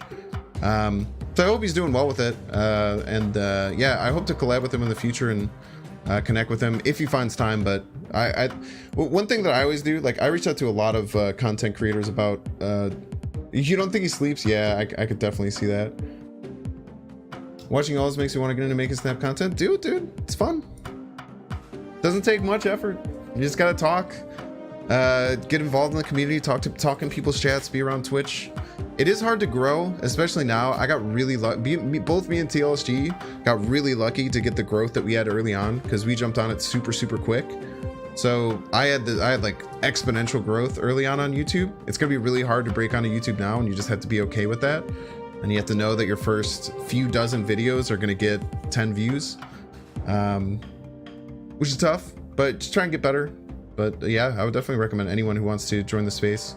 We also, some people might not like me saying this. I think that I would love to see more female creators in the space. It does kind of break my heart that there's literally no female content creators for Marvel Snap. I don't know what it is. I just don't, I don't know if it's just like variance or what, but it does make me really sad that there's no female content creators.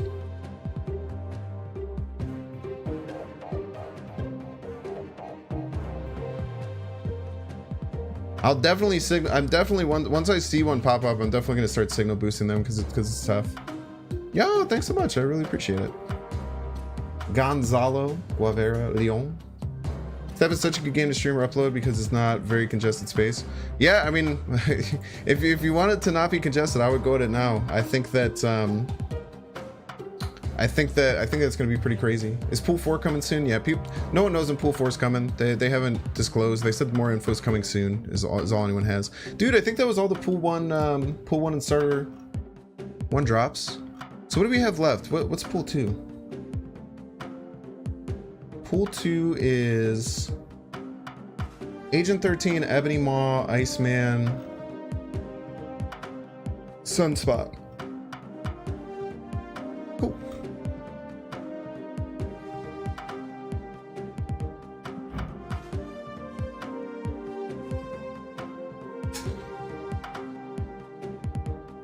Agent 13 is a 1 energy 2 power with on reveal, add a random card to your hand. So it's a completely random card, one that you have collected, haven't collected, pools 1 through 3, even Galactus and Thanos right now can be added to your hand from Agent 13. So Agent 13 is a really fun card. It's well statted and you just get a random resource that your opponent can't really expect. I would definitely say that if you're running any kind of Devil Dinosaur type deck or any collector type deck, Agent 13 is a really great card early on, and I think that it's really fun to play in Pool 1 because you're going to get access to some of those Pool 2, Pool 3 cards that you don't have. So definitely try fitting it into your deck. 100% on female creators. Yeah. Hopefully you signal boost them too. That's my plan. Whenever I see whenever I find one that starts to like commit to doing Marvel Snap cuts, I'm definitely going to try and have them on my stream, feature them in a video, signal boost them on Twitter. It's sad. It's just so much harder, I feel like, for females to get into any creative space. It's not very fair. I've been playing for like a few months, so decent collector level to start. Yeah, it's nice. It's nice. 9 more cards in pool 3. Someone have Mystique. Mystique is so rough. Mystique makes so many decks better. I just have Snaze around as a prominent game like Hearthstone. I don't know if it'll reach Hearthstone levels. I think it can though. I've always said, I mean, Snap has everything that it needs. It's fun. It has a lot of depth. The devs are really committed to like balancing it and making it really cool. But there's not nearly as much money behind it as something like Hearthstone. Like Hearthstone has Blizzard behind it, which is Activision. You know, it's just so much money is behind Hearthstone, and there's not nearly that much money behind Snap. I think Marvel helps up a little bit, and they'll probably continue to help out if it grows. But yeah, the Marvel IP is huge. That's one of the main reasons. So it's easy to get someone into Snap. The IP is really recognizable. It looks amazing. Like if you've only watched streams and you haven't had the chance to download it on your phone yet, dude, the game looks so nice on your phone. It looks so much better than on BlueStacks. I gotta get through these cards. Y'all stop fucking talking to me, man. Just kidding. Okay, let's get ice. Let's talk about Sunspot.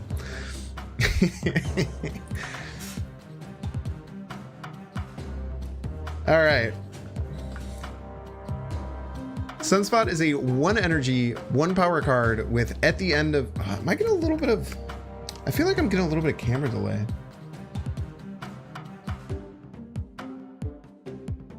It's not too bad, but it's like slightly noticeable, and I haven't had any since I got this new computer.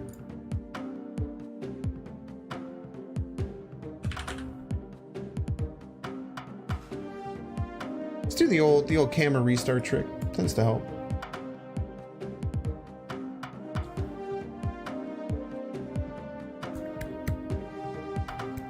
Oh, it doesn't look too bad.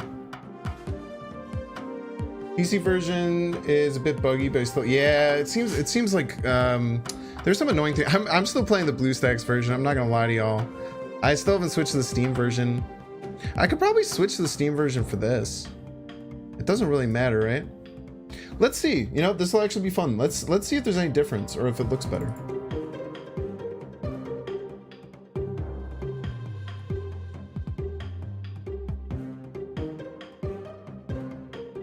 I'm interested to see if it actually looks better on stream or not.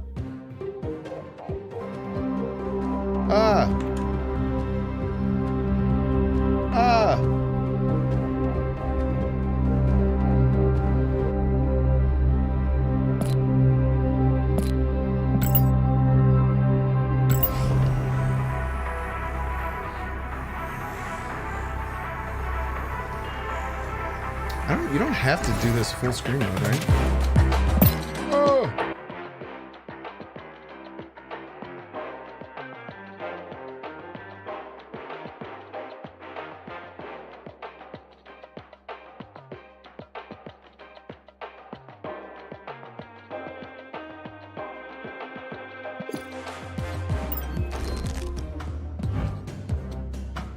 Oh, dude, this still has the cards move around, which I actually don't like. People probably think I'm kind of wild for that. Here, you tell me, chat. Let's see if any of these look. Oh, dude, this is so buggy. Everything like resizes all weird.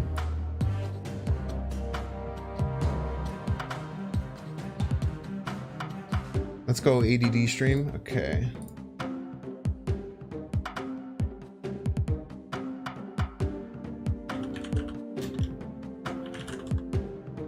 Let's see here. I'm just thinking about competitive Marvel. Yeah, I'm so excited for Marvel Snap. I remember first Worlds of Hearthstone, Firebats winning 100K prize. I mean, $100,000 as a prize pool is not. It's not like that small.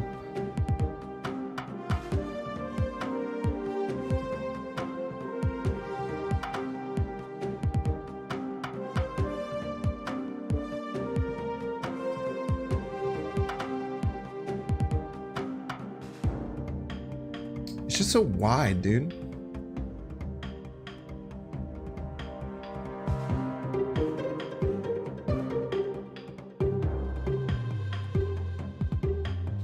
does it even look that much different? I feel like it looks like it's the same. Except this one doesn't move side to side, which is actually good for me because I like to cut out thumbnails.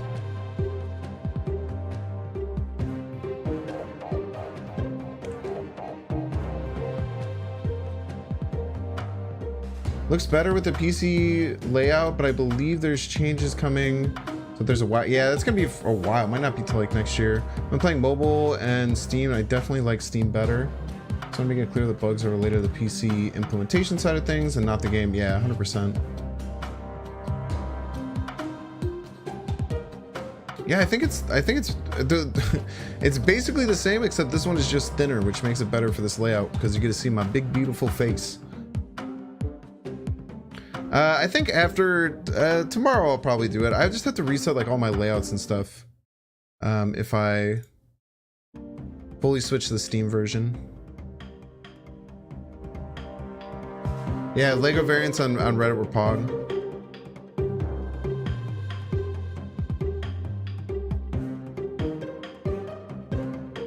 Sunspot is a 1 energy, 1 power card with, at the end of each turn, gain place 1 power. I said place 1 power. You know, this is my problem. I say things like I'm a one-take Jaker and I can do everything in one take.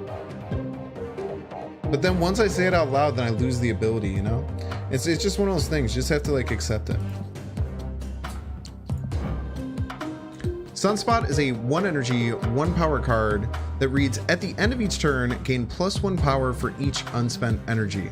Now this card is incredible. It's seen pretty much from the beginning of Pool 1 or Pool 2 when you unlock it. Oh wait, I even have to do the going into Pool 2 thing. Sheesh. I see those Lego variants on Reddit. I hope I get the Lego variants too. I could see them doing a Lego variants. Like Lego just likes to advertise everywhere. I've been resisting putting money into the game other than the welcome bundle to show my support. I would probably spend some on the Lego variants. Yeah, I've put so much money into this game. I'm just okay with it. It's so good. Sunspot is, oh wait, I have to say we're going to Pool 2. Wait, I was supposed to say, I guess I could just put this one before the Agent 13 one.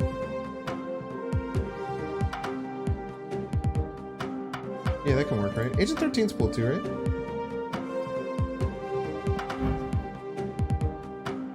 Now we're going to be moving into Pool 2. First up is Sunspot, a 1 energy, 1 power card with, at the end of each turn, gain +1 power for each unspent energy. Sunspot sees play all the time. In any really big type deck or any deck that uses a card like Electro that's going to limit how much you can do on a particular turn, you're definitely going to want to include Sunspot because it's going to grow quite big. Even in some of the more just like aggressive style decks, Sunspot can still very often hit a 1-3, and at the very least, you're going to hit 1-2. It's almost impossible to fully spend your energy every single turn, especially if you are running the card Infinite, which is a 6 energy 20 power where you have to skip turn 5 to play it. Sunspot just fits really great, and you're able to not just waste that entire turn 5 but actually invest it into one of your cards that's already on the field. Sunspot's correct. Sunspot might be, I was saying what's the best one drop. I think it's either Ant-Man, the Hood, or Sunspot. I think that Korg is the #1 in my heart because I feel like Korg can go in any deck. How do you know what pools cards are in? It's just the order that you unlock them. And then I'm just using a resource called Marvel Snap Zone. Do you think it's going to be competitive like Hearthstone? I definitely think there's going to be a competitive format. I think that a lot of content creators, this guy included, the moment that there's a way to make a competitive version of this, I'm going to start pushing for tournaments and like doing community-based tournaments. I think my plan is to start by having like 4-person little streamer tournaments once there's a competitive version of this game outside of like QBrush. But yeah, I think that it'll take the community and Second Dinner some time to work out the best way to do it. What I think is going to be the coolest way to do it is going to be people bring 3 decks, and then there's limitations on the deck. So like what my thoughts for like limitations are going to be is that in every deck, 6 of the cards have to be unique, so not in either of your other 2 decks, and no cards in either deck can be in all 3 decks. So it's either the cards are in one of your decks or two of your decks. And then you build 3 different decks, and then you face someone, and you... So you'll face off against someone else, and each of you will ban one of their decks. And then you'll each have 2 decks, and then it'll be basically like a best 2 out of 3. Who can win with both decks first? Yeah, I think that you can't do like 4 decks in a ban, because you don't just play one game, you're gonna play multiple games up to 10 cubes. So honestly, in a first to 10 cubes concept, it can take as many as 19 games to decide a winner, which is crazy. That's so many games.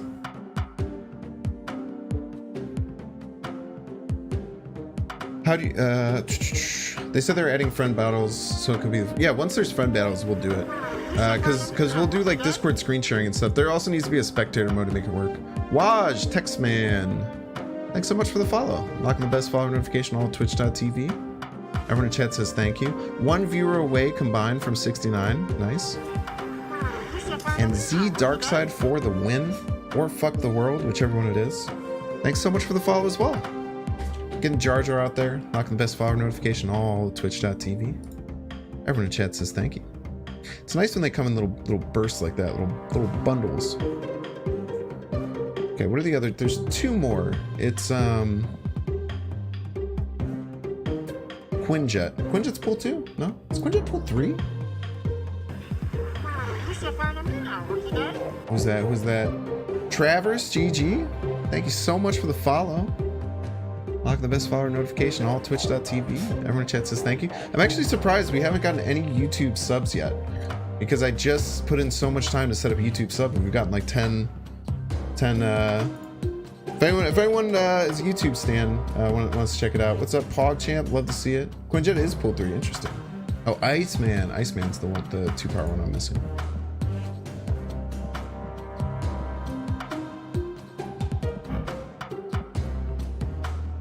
Iceman's so clean.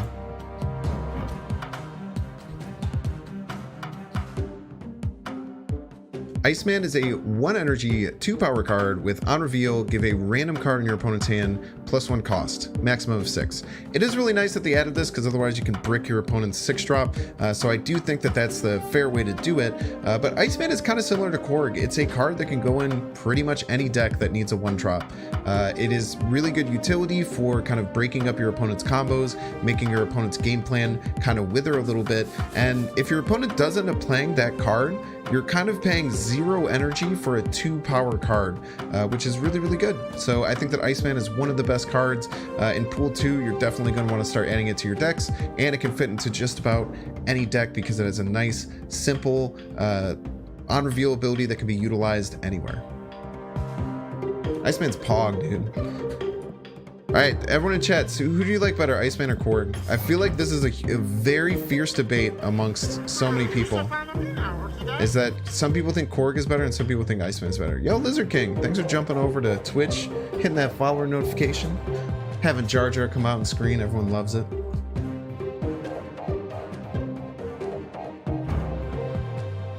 I'm a Korg believer. I'll pretty much put Korg ahead of Iceman in like any deck that I make, because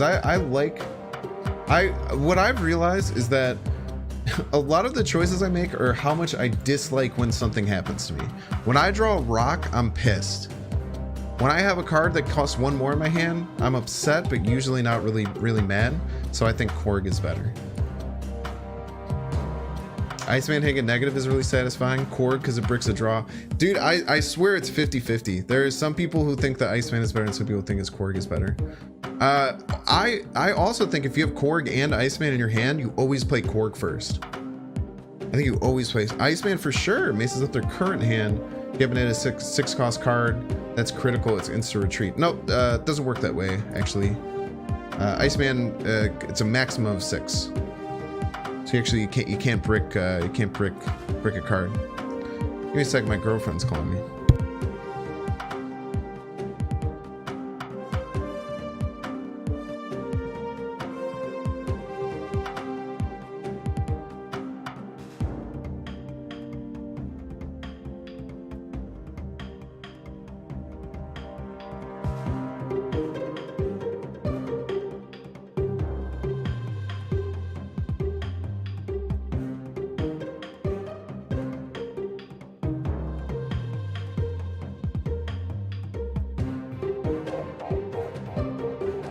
Did you guys hear that? Yeah, it doesn't work that way. Actually, I mentioned that. I think that that's important. There is the ice box, which I think is a location. I think can actually brick one of your cards, which is pretty crazy. The other card that used to be able to do it, Baron Mordo, the way that it used to be, the way that Baron Mordo used to read was that it added 1 instead of make it cost 6. So Baron Mordo was actually, it used to be able to brick 6 cost cards. There should be a cool effect around the border of Korg when they draw into the rocks, so you know. That'd be interesting. That would definitely make it better if it gave you that information as well.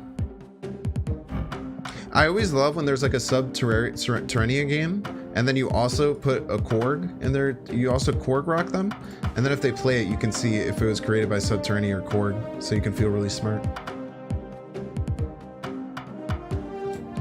This man, and then Ebony Maw.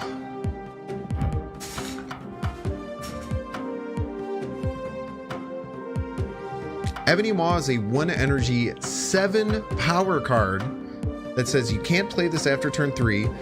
Ongoing, you can't play cards here. So Ebony Maw is a very, very divisive card. You get a ton of power for the energy. However, it has 2 really bad downsides in that if you draw it after turn 3, it just can't play it out of your hand. And with the ongoing ability, it keeps you from playing anything else there the rest of the game. There are ways to still make Ebony Maw work. People run Ebony Maw and Zero in a deck. So Zero does not get rid of the ability to play it after turn 3, but it does stop the ongoing ability, so you can continue to play cards there. Sometimes if you're just playing a really heavy 1-drop focus deck, you can just play a bunch of cards on a location and have Ebony Maw be that 4th card on that location, so you're not going to play enough anywhere, and then your opponent has to invest a lot of resources to beat it. Ebony Maw is a cool card. You have to be really, really smart with what kind of decks that you fit him into, but definitely worth trying. Sometimes in like move style decks too, you can move things over, but give him a try. Get a lot of reward, but a lot of drawback. Very interesting card. I think Ebony Maw has maybe the best design in the whole game. It's really, really, really elegantly designed card. Stuck at rank 43 right now. I think I'm at like 48. You're in good company. Once you get up into the 40s, you're almost entirely facing real people, so it becomes a lot harder. So if they got Sarah going, you can still hit a lowered 5-cost Iceman and bring it back up to the original 6. I actually don't know. I think you can. I think that's how it would work. It's a very fringe case though. Yeah, cards that have secondary summons like Korgs or Ultron bots, you should change the variants too, I think. Yeah, they've said that they want to do that in the future. They said it might be like an additional thing that you have to buy. So like the tokens, like you have to buy the variant for the main card and a variant for the token. How's Yondu not in the discussion for 1-drop? What do you mean? I already talked about Yondu. I'm going by pools, so this is in pool 2. Yondu is not that good of a 1-drop. The disruption you get doesn't really exist. The only thing that Yondu does is it can stop Chavez, and there's a bug which says that you destroy the card instead of removing it, so it can work in like Death Wave. But Yondu's pretty bad. It's hard in card games. Destroying a card in your opponent's deck isn't disruption. The positives that your opponent gets from thinning their deck outweighs or weighs the same as the negative of losing that card. It's kind of hard to wrap your head around. If you look up like big Hearthstone people like Trump or Brian Kibler, they give really good explanations towards it. I'm kind of an idiot, so I don't really have that good of explanations.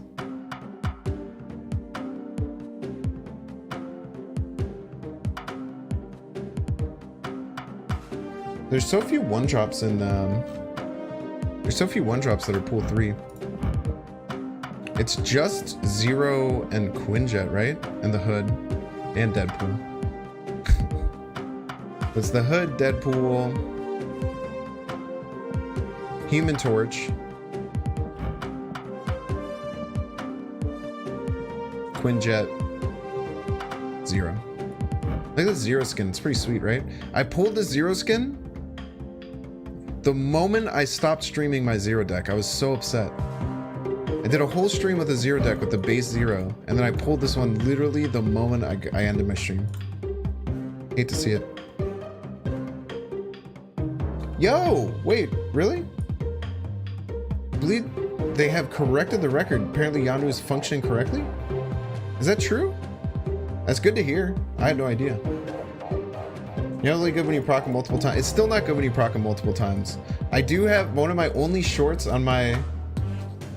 One of my only shorts on YouTube. I'll even show it because it's great. Like my only short on YouTube is wait, you can't sort by shorts? How do you sort by shorts? Oh man, look at my weird old Spelunky videos and stuff. I have so many funny things. I have so many funny things on my YouTube channel.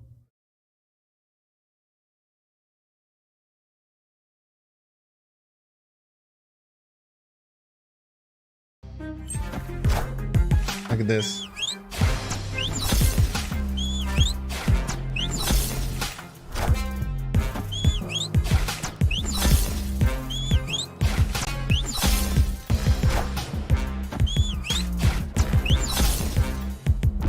Get dumpstered. Even if you trigger Yondu multiple times, it's almost impossible to. Yeah, it was so good, dude. Yeah, this is so funny, man.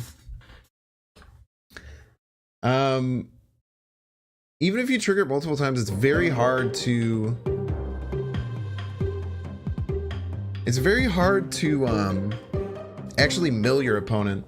Actually, I think I was the only I believe Ben Brode. Get the hell out of here. I believe Ben Brode confirmed that I was the only person that he's seen do a turn 3 mill. But it's very, very hard to do. I'm really happy they changed that because that Yondu thing didn't make any sense. If you have to build a deck with 1 win con and 12 cards, I think you need a new deck. The strongest, those decks usually aren't the strongest. Well, I mean, it's tough. I mean, there's decks like Patriot and decks like Cerebro that you're pretty much just playing around 1 card. With a 12 card deck though, you only draw it 75% of the time unless you play Magic, so it is pretty tough. But yeah, I would say that there's a lot of the really strong cards in the game are somewhat one-trick ponies. But that is why I feel like the most popular decks definitely have multiple win conditions. Problem is it's hard to proc them early because you do it too late, they just draw their cards. Yeah, Yondu's just not that good. Isn't Korg just a better Yondu? Yeah, Korg's absolutely just a better Yondu. Apparently the bugs have been fixed, but Yondu used to work well because of a bug where it counted as a destruction, so it was used in decks that ran death. And Yondu can also take care of America Chavez. So if you're running into a lot of America Chavez decks, Yondu can be really good. You have like a really high chance if you play Yondu on turn 5 of destroying your opponent's America Chavez. Opponent can lose access to potential card, mess up Jubilee. Yeah, I 100% would always put Korg in. It's hard. I mean, it's just hard to get certain things around your head regarding games.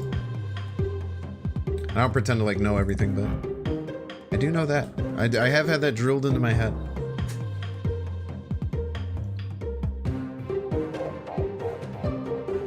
All right, we're gonna move on to pool 3 here. And first we're gonna start with the Hood, a 1 energy, -2 power card with on reveal add a demon to your hand.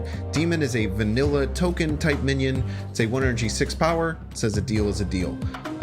Hood is used a lot. It's used in just about any destruction style deck. You can play the Hood out and then eat it with something like a Carnage, turn that -2 into a +2 with the Carnage, or just blow it up with the Deathlock, and you're going to get that 1 energy 6 power card, which is super overstated. I would say that once you unlock the Hood in pool 3, it's great to use in, like I said, any destroyed level deck, any 1-drop focus deck can get some good things out of the Hood. There's cards like Viper that can send cards over to your opponent's side. The Hood does a really good job there. Just a really solid 1-drop card that's really flexible with how you can play it. So definitely mess around with it and try and fit into your deck once you unlock it in pool 3.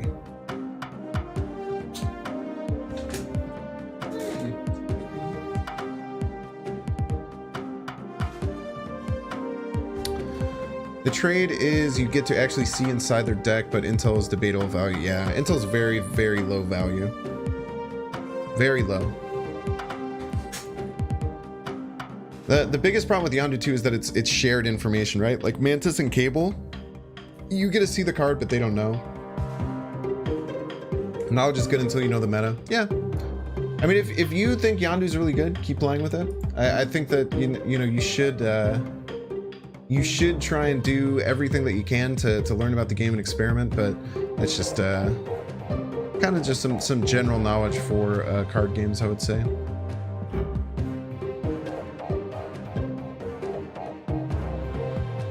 Next up, we have Deadpool, a 1 energy, 1 power that reads, when this is destroyed, return it to your hand with double the power. This card is really, really cool. It's a build around card for a type of a destruction deck where you're trying to get Deadpool as big as possible, sometimes doubling it up with things like Moon Girl, but you can do different ways to actually like influence its starting power so that the double can be just that much more effective. You can use things like Hulkbuster to give it extra power. You can use Forge to give it extra power. And then as it starts to break, return to your hand, the more times you can destroy it, it can really get out of control. I think that Deadpool is really hard to make work. If this started with 2 power, it'd be a little bit better, but definitely once you unlock it, try and fit it into some destroy style decks, see what you can do with it. A lot of people have a ton of fun with this card. Do y'all like Deadpool? I did not enjoy playing Deadpool when I unlocked him and I did my first deck with him. I felt like it was so hard to get him over the top. I guess they did buff him because you used to not be able to play Hulkbuster with him because it would add to his cost as well. I think he's rough. I think he's rough to play.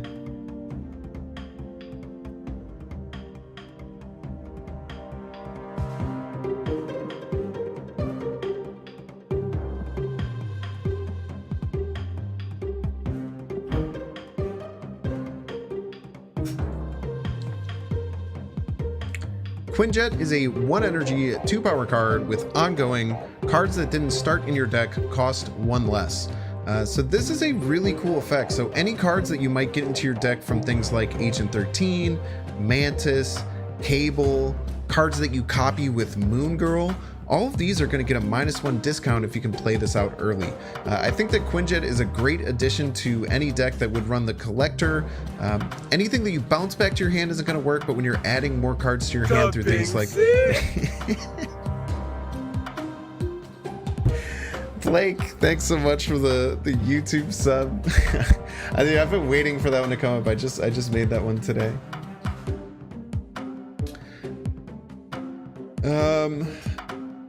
Do I have to start all the way over? I don't think I have to start all the way over. I can cut it. Move decks require a big brain. That's so true. I just want to get to pool 2 so I can make a move deck. Move decks are fun. They're not that great, but they're definitely fun.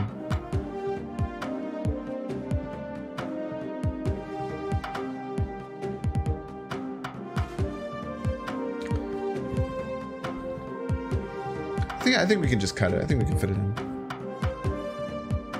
I would say that Quinjet is a bit underrated currently, and getting the 1 energy discount on some of these cards can be really great. So definitely try it in any deck that would be running something like Devil Dinosaur or Moon Girl to get more copies of your cards and to be able to play them at a discount. Quinjet is a lot of fun. So excited to finally play. Been watching you for months. Let's go, Blake! Get that card game going. Get it on your mobile device. You can hold it in your hands. I'd love to see it. I'm very, very happy. I'm kind of jealous of people who get to go through the progression of the game for the first time. I think the game is really, really cool, and the way that you progress through it early is awesome. So was the game only out for Australians and people that signed up? Yeah, there was a closed beta access. It was open in like Singapore, the Philippines, and Australia. There was a bunch of random select markets.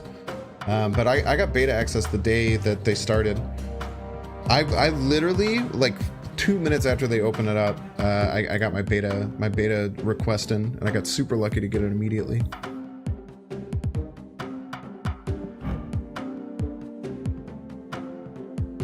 Next up, we have Zero, a 1 energy 3 power card with on reveal, remove the abilities on the next card you play. Now this seems like a downside because a lot of cards have really strong on reveal or ongoing abilities, but it can actually be a huge benefit as well. There are cards with like negative ongoing abilities but are overstated. Something like Zero can actually turn the negative looking thing into a positive, and what happens when you add a negative to a positive, you usually end up with Zero. I really like this card. It's overstated itself, and there's a lot of different archetypes that you can build off of, so definitely try it with things like Ebony Maw, Red Skull, Typhoid Mary. These cards that look really, really hard to play, Zero actually makes them possible. Do you guys like that Zero pun? The positive plus negative equals 0? Do you guys like that? Are we fans of that? Huge fans of the Zero pun? Type 0 in chat if you liked it, please. I'll be right back. I'm gonna grab another drink. On to the 2 drops, baby. Let's go.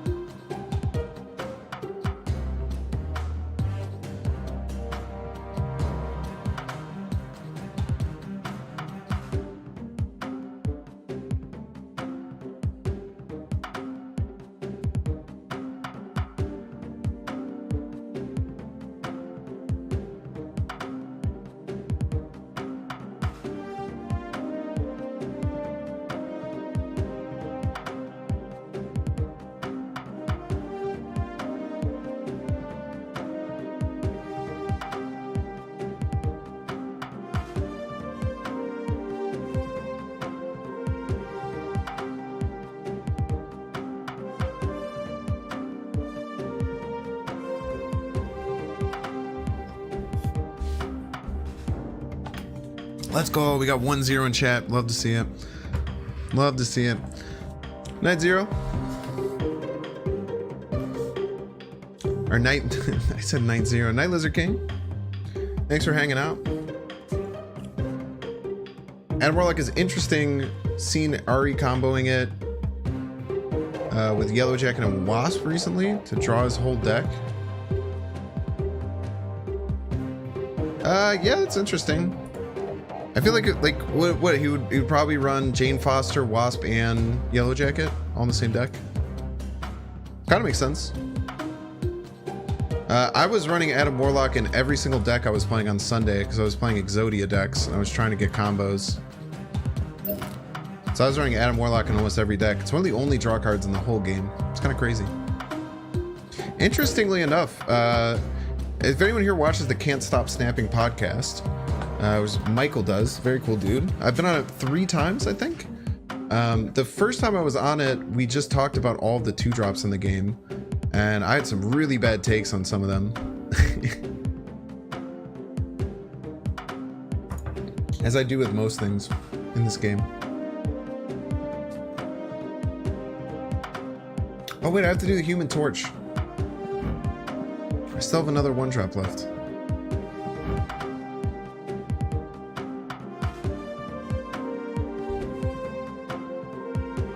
Human Torch is a 1 energy 2 power card that says when this moves, double its power. You get this card in pool 3, so it is a very important card to the move deck, as it is a card that can absolutely snowball out of control. If you can move it just 3 or 4 times, it starts to get to some numbers that are just crazy. You can even do things like give it a Hulkbuster on top of it, or use Forge to start it a little bit bigger early on. Definitely one of the only reasons once you get to pool 3 to utilize a move deck is to try and get this Human Torch as big as you can. There are also some Zoo style decks that will utilize things like Iron Fist and the Human Torch. So you play like Iron Fist on the Human Torch, move it.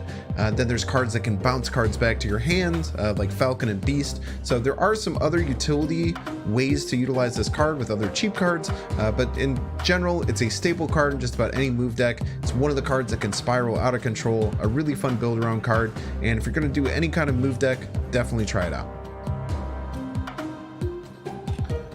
I feel like Adam Warlock hasn't been fully explored quite yet.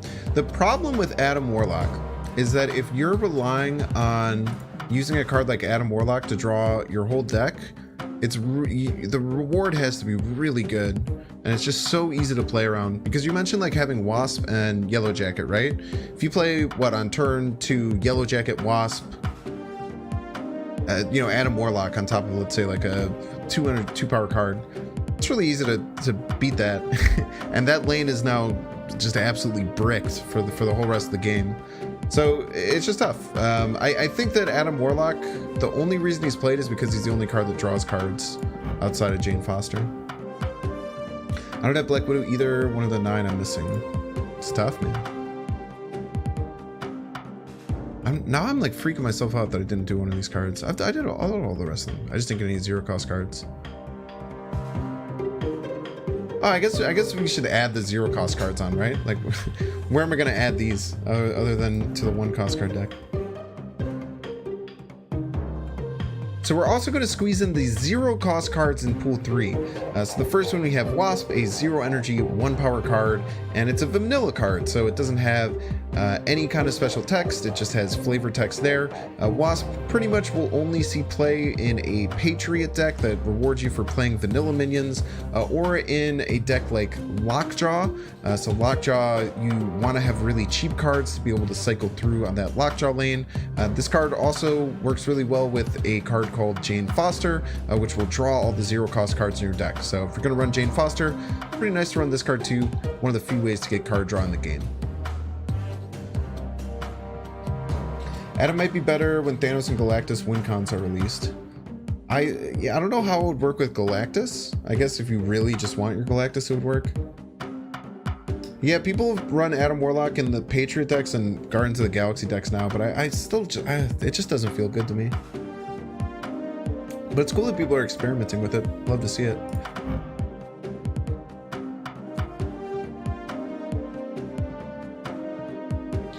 Yellow Jacket is a 0 energy 2 power card with on reveal, afflict your other cards at this location with -1 power. So a really bad downside, especially if it's a later card that you're adding to the lane. But if you're playing this card as the first card in the lane, you're just getting a free 2 power onto a location. This card sees some fringe play in like any deck with Jane Foster that will draw the 0-cost cards from your deck. Sometimes you can see it in a Lockjaw deck, and then at 2 power, you can run it in a 2 power focused Cerebro deck as just a cheap way to get another 2 power card down. Definitely an interesting card. I feel like it's one of those cards that's pretty underrated, and in a arena style format, you can probably get some really good value out of it as long as you can play it in the lane first. Love it. Now we're officially done with the 0-cost cards. Oh, I wasn't even recording those. Oh man, it's so annoying. That's okay, I can just pull those ones from Twitch. Actually, I'm gonna mark my stream right now to remind me.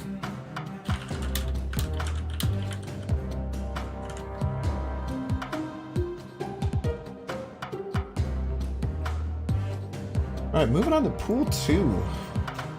Or not pool 2, 2-cost cards.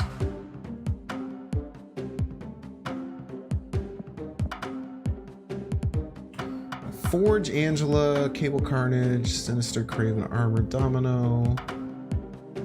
There's not that many pool 1, I guess, in starter 2-cost cards. Morbius is pool 3 or pool 2 maybe. Adam Warlock's pool 3. Black Widow's pool 3. Okay, Barnes is pool 2, I think. Dagger's pool 3. Okay. So we start with Angela. Man, what a card to start with. Holy.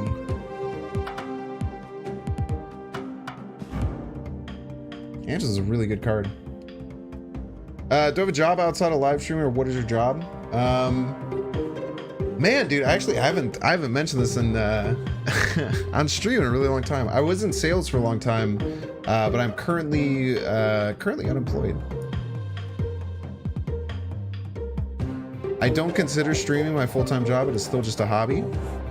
But I broke up with my previous company on weird terms, and was able to get a severance package for getting fired, I guess, or laid off. So currently I do not have a job. Actually, that's actually really interesting. I talked about my previous job a bunch when I first started doing Marvel Snap stuff, but no one's asked since then. I just haven't really been public about it.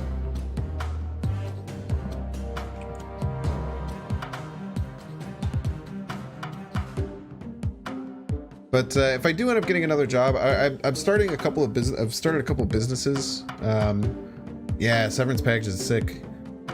Payers, they're paying me not to have a job for a while. It's pretty sweet. I'll go back to sales. I'm a pretty well versed like tech and just like product salesman, business to business sales. I've done really well with that for several years. Right now I'm trying to start a few businesses. Obviously like streaming is one of those businesses that I'm kind of starting. But I want to do like online products and stuff because that was like the field that I did sales and stuff in. Right, we got everything recording. Okay, cool.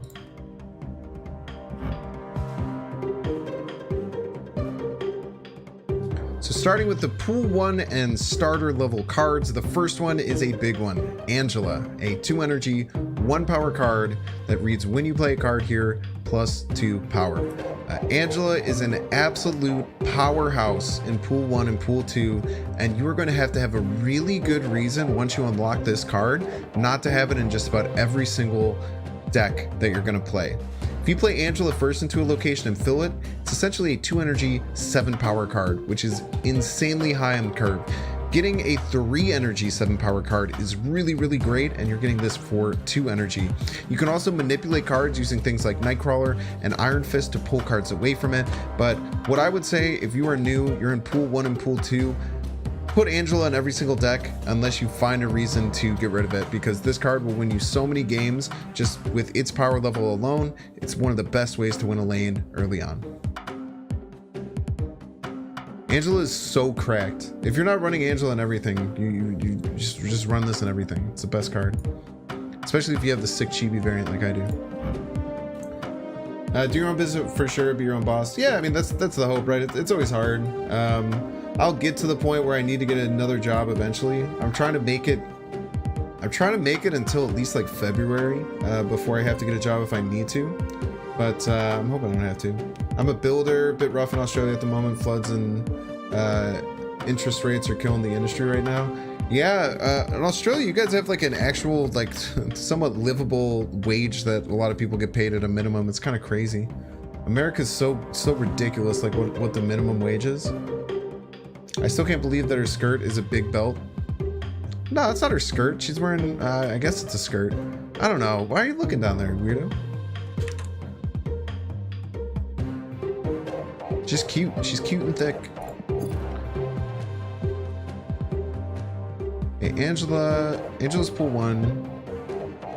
Morbius is Pool 2. Adam Warlock's Pool 2. Bucky Barnes is Pool 2, right? Bucky Barnes is Pool 2. Yeah, Bucky Barnes is Pool 2.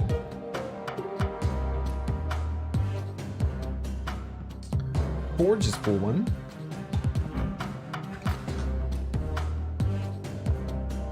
Forge is a 2 energy, 1 power with on reveal, give the next card you play plus 2 power.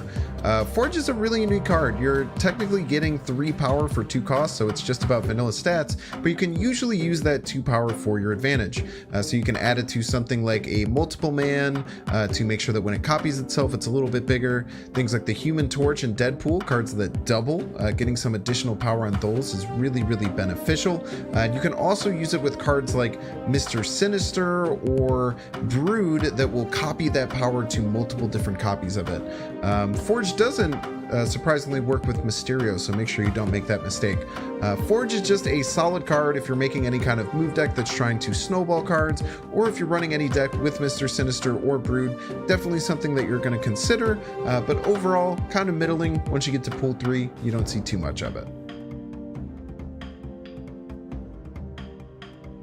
I'm the best? Yo, let's go. I appreciate it. I would hope I'm pretty cool. I don't know about the best, but I'll take solid. more than decent. I'll take all those things. That sounds good. Is the collector pool 1? Is collector pool 2? Collector's pool 2, huh?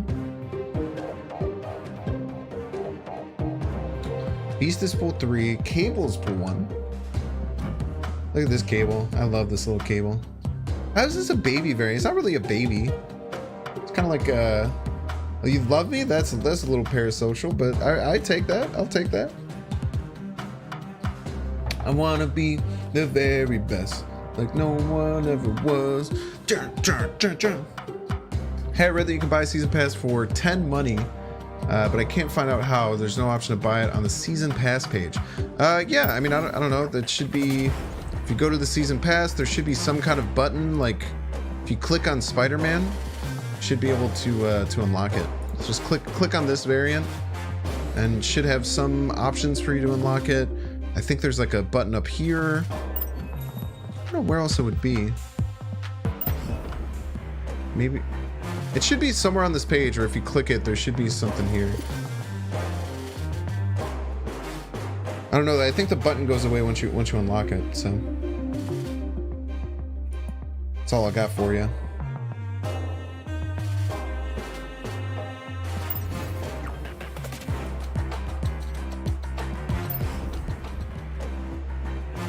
No, I'm actually still on BlueStacks. I'll get the PC version eventually, but I just have everything. So did you find it? Let's go. Oh, love it. I'll get the PC version set up. It looks almost the same on BlueStacks. It's a little bit different. One thing that it does that I like is that it doesn't move the cards around on BlueStacks. It's like usually when you pull up one of these cards, they'll be moving around and being all crazy.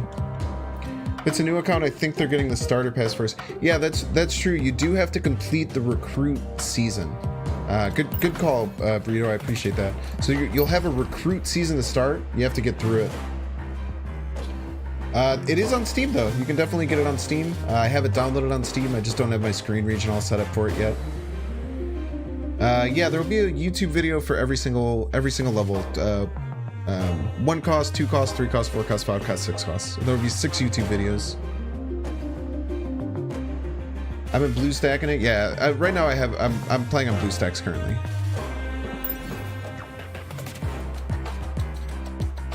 One we could buy with gold. So kind of think the starter pass first. When we could buy with gold.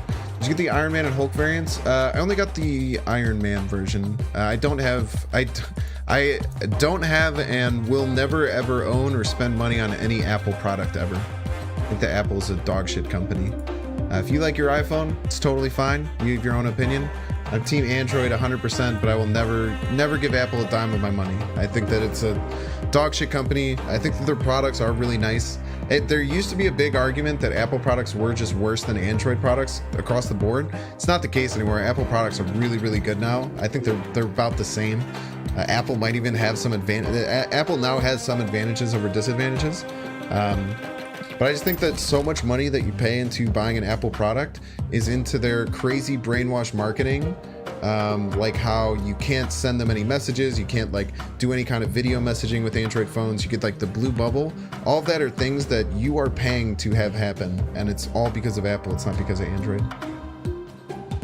Sorry if I just got anyone mad who likes Apple, but I'm very passionate about Android, like Team Android over Team Apple.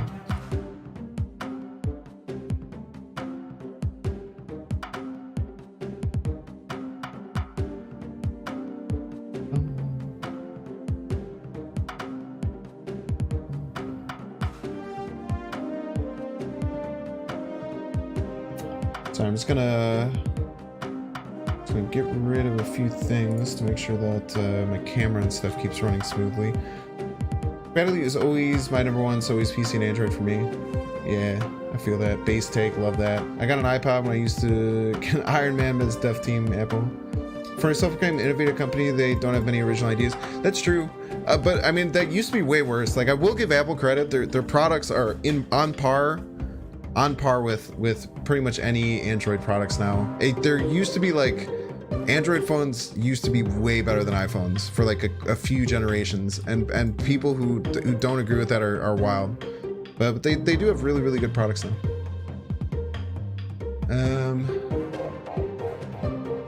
Okay, we did Forge. Psylocke is pool 3. Okay, Cable.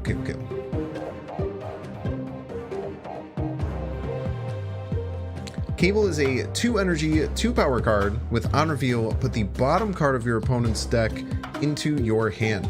So a lot of cool things are happening with Cable. You're adding a card to your hand, which is cool for cards like the Collector, Devil Dinosaur, cards where you want to have a big hand.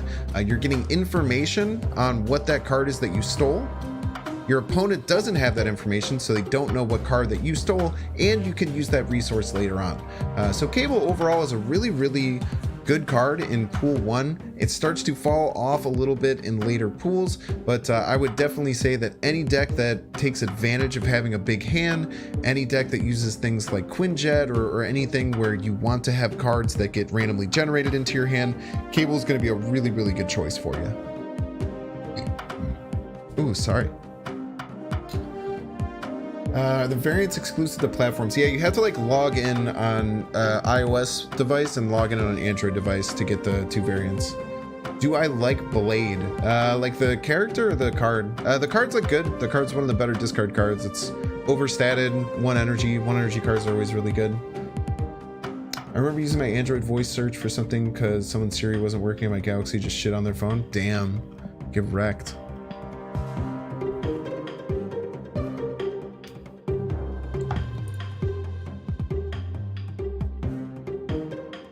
Carnage pool 1 or Carnage pool 2? Carnage is pool 2? No, Carnage is pool 1. I was gonna say.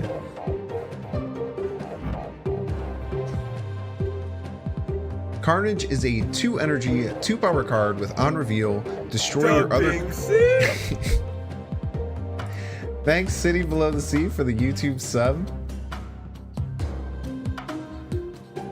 Do I like Hulk? Like, I mean, if you mean the card's fine. It's now that it's 12 power, there's a reason to kind of play it. The reason like to play Hulk is a little bit more now that it's a bit stronger. I think Hulk's a pretty solid card, especially early on. Just a big fat lump of stats to slam down. Every time I look at those new Samsung, Hulk used to be a 6 energy, 11 power card. Every time I look at the new Samsung Fold phones, they grow a little on me. No, wait, cool. Carnage is pool 1. I'm looking at Marvel Snap Zone right now.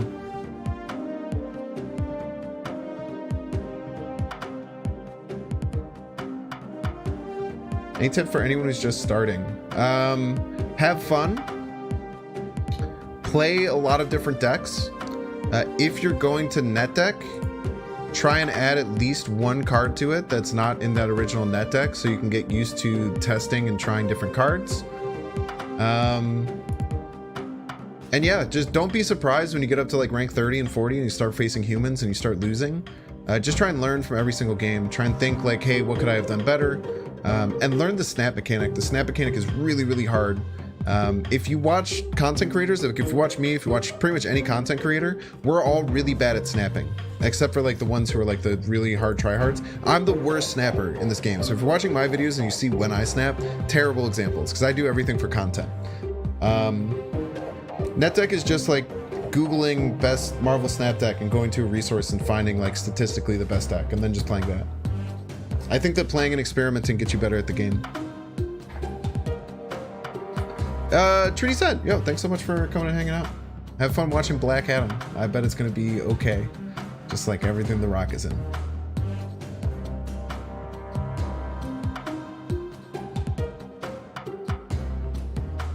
Carnage is a 2 energy, 2 power card with on reveal, destroy your other cards here, plus 2 power for each destroyed. Carnage is a really cool and flexible card early on. If you're playing cards like Squirrel Girl, if you get random rocks that end up in your deck, if one of the random locations is like a Savage Lands or a Central Park that adds tokens around, being able to play Carnage and removing them from the board while gaining power while destroying them is super valuable. I think that it's the best destroy card. I think it's much better than a card like Deathlock. I think that it can fit into just about any deck, especially if you're getting anything like Green Goblins or Hobgoblins that are ending up on your side of the board. Carnage is a really great way to clean those up and get some extra power out of it. Used to be a card that you'd put in with Nova with every single deck. Now it's a little bit less, but I think that Carnage is still an incredible powerhouse. Definitely try him if you're having any low curve kind of deck, and any deck that you're going to put Nova in, absolutely put Carnage in to complement it. Yeah, Venom is pool 3 for sure, for sure. These are true things. Bum, bum, bum, bum. Let's see, you've got Kraven, Mr. Sinister, Armor. Dude, Kraven used to suck. Kraven used to be +1 power when a card moves here. Kraven used to be so bad. Venom is the best destroy card? Maybe. Depends on what deck you're using him in. Carnage is way more flexible, but Venom is probably better because like the 0 deck that's like tier 1 or tier 2 right now uses Venom. Like Carnage gets more value out of destroying small cards or cards like the Hood, Rocks, 1 power cards. Venom gets more advantage off of devouring bigger cards, but it starts with less power and it costs more. So Venom has a lot of downsides. They're pretty even though, I would say, as far as like how much they're played. You train a Mysterio, Nova, Hood, Killmonger, Carnage package. Oh yeah, Hood, like Carnaging a Hood is so good. Carnaging a 0 power Mysterio is so good. Really good things. Yo, what up, team, and welcome in, man. Just learned destroying cards is an option thanks to Elektra. Yeah, just wait until you see the animation when you have an armored card and then Elektra pings off of it. It's maybe the best. Maybe it's the best best one in the game. The play till now is just spam cards. Oh yeah, dude. There's tact to this game. A lot of it. Only just dipped into pool 2, but I got Killmonger early. It's so strong for what people play to transition from pool 1 to pool 2. Yeah. So Killmonger used to be a pool 3 card. And there was outrage about it because so many people when they were in pool 1 and pool 2 would run all these 1-drop decks, and then anyone who had access to Killmonger, which was not many people because your pool 3 cards, there's so many and they're random, would be running Killmonger, and then you just wouldn't be able to expect it. So that's why they moved it down to pool 2.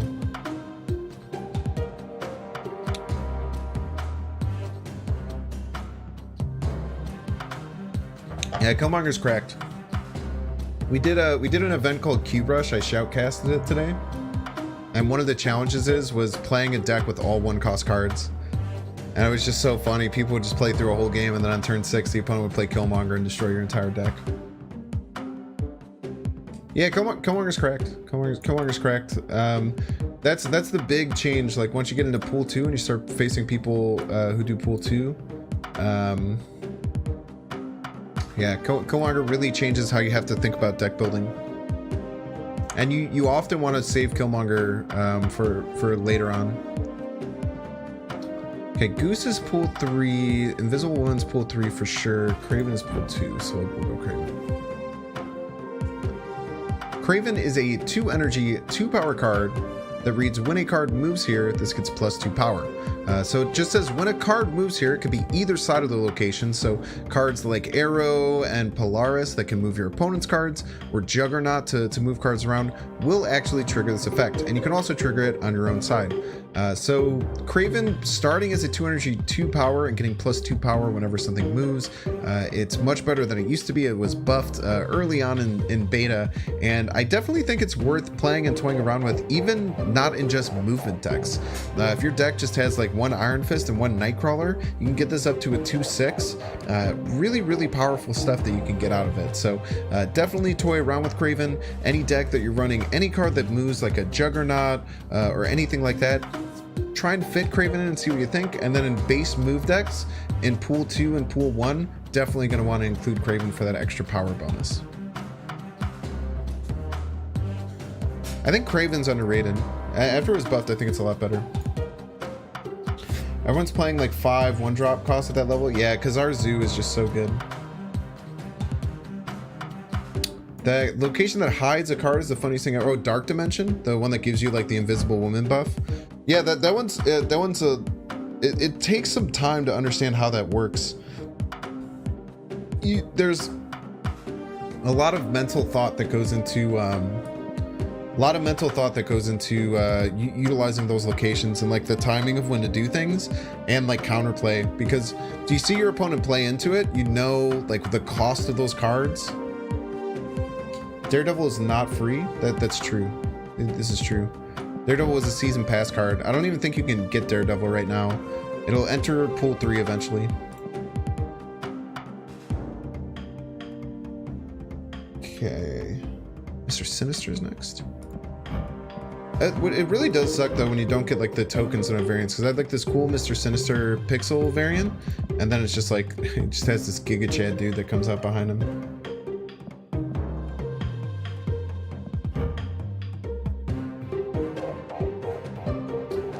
Mr. Sinister. Oh, that was weird. We gotta start that one again. I've been one-take jaking most of these.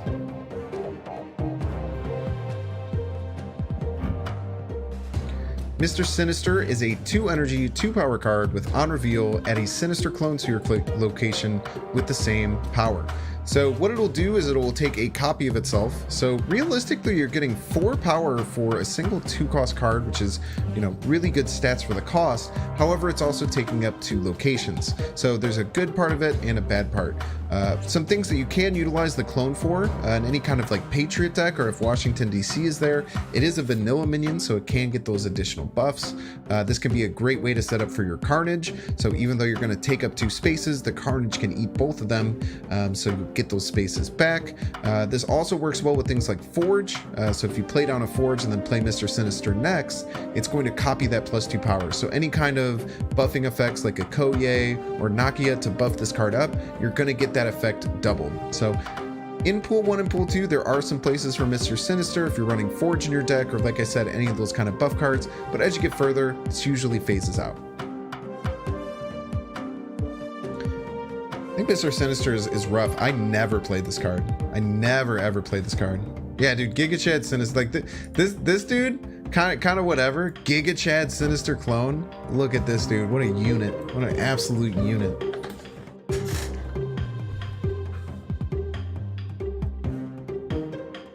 Yeah, I trust him. I'll just listen to whatever this dude says. Look at this neck roll too.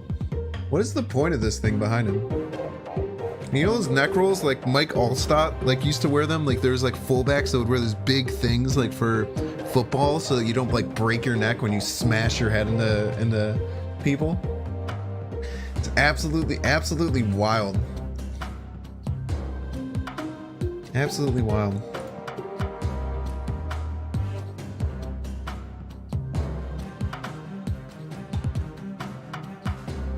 Okay, Okoye is pull 2. I actually didn't know that. Got Armor Domino, Multiple Man Wolverine left. Koye's pool 2, Mojo's pool 3. Scorpion's pool 2, I think. Scorpion's so good, dude. Scorpion's such a good card. Yeah, Hulk's a 6-cost card. We'll get to it. Probably not tonight though, but eventually. Scorpion's so good. Wait, Star-Lord's a starter card, right? Yeah, we need to talk about Star-Lord. It's one of the starter cards. It's definitely one you get early. Colossus is also a starter card, I think, or maybe it's Colossus pool 2.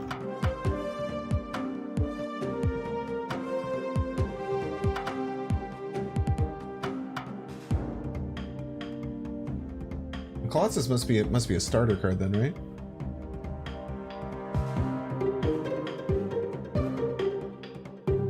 Your collection, it's a recruit season one. Oh, so it's one of the ones you get out of the recruit season pass.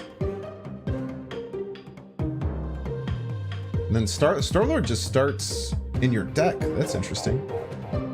I guess Sentinel's like the 13th card that gets added. Or you know.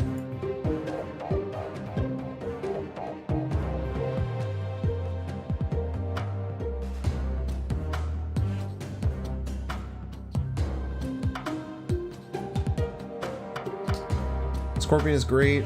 What's the most convoluted card? Convoluted like calculations. I mean, it's combinations of cards that get really crazy with combinations. So like when things get like Onslaught Iron Man or Onslaught Wong type things, that's when it starts to get pretty Like pretty tough, pretty tough to work out.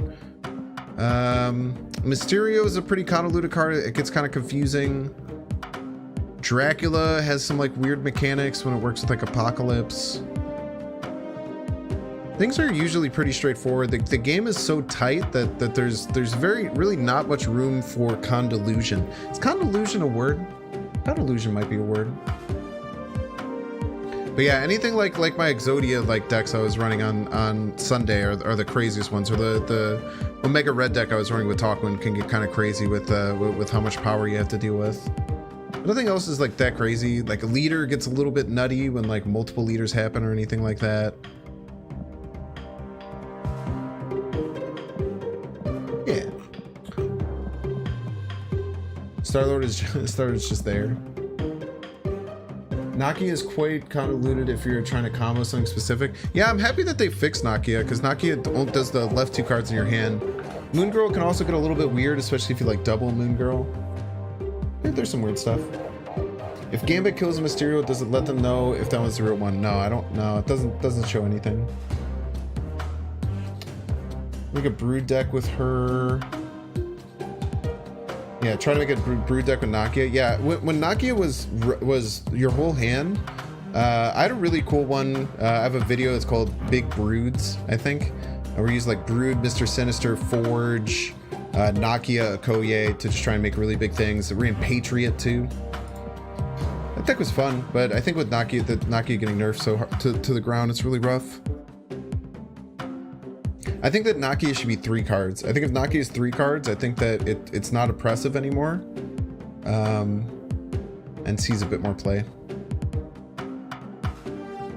Medusa is definitely a card I need to talk about too.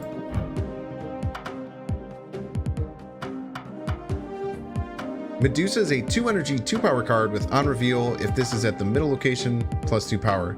Now, Medusa is the first card that everyone gets to upgrade. It's part of the starter deck. To play it in the middle and get a 2 energy, 4 power out of it in like pool 1 and even into pool 2, Medusa is kind of just one of, god damn it. I'm just kidding. Edelco, thanks so much for following. Lock the best follower notification on twitch.tv. Thank you so much.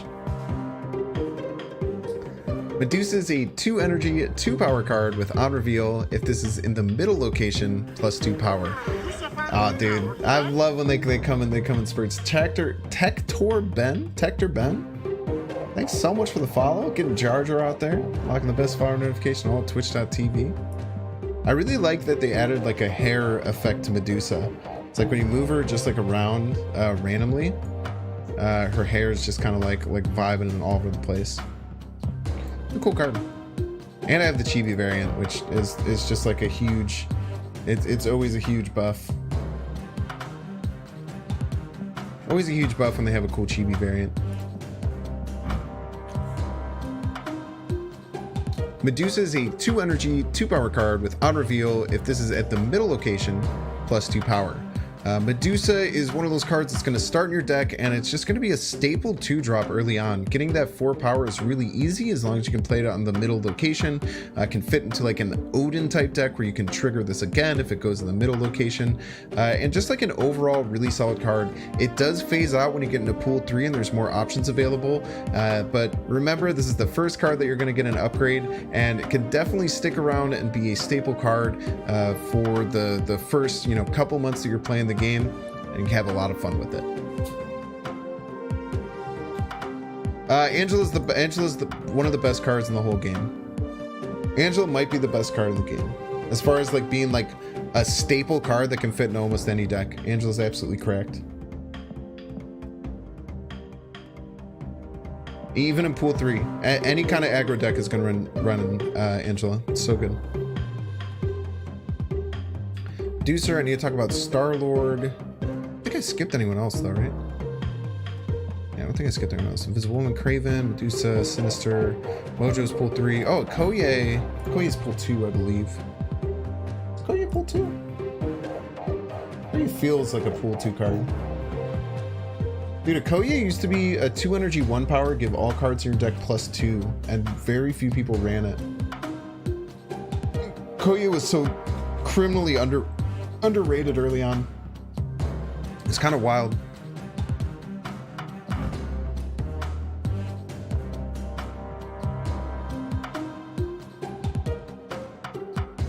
Star-Lord is a 2 energy, 2 power with on reveal. If your opponent played a card here this turn, plus 3 power.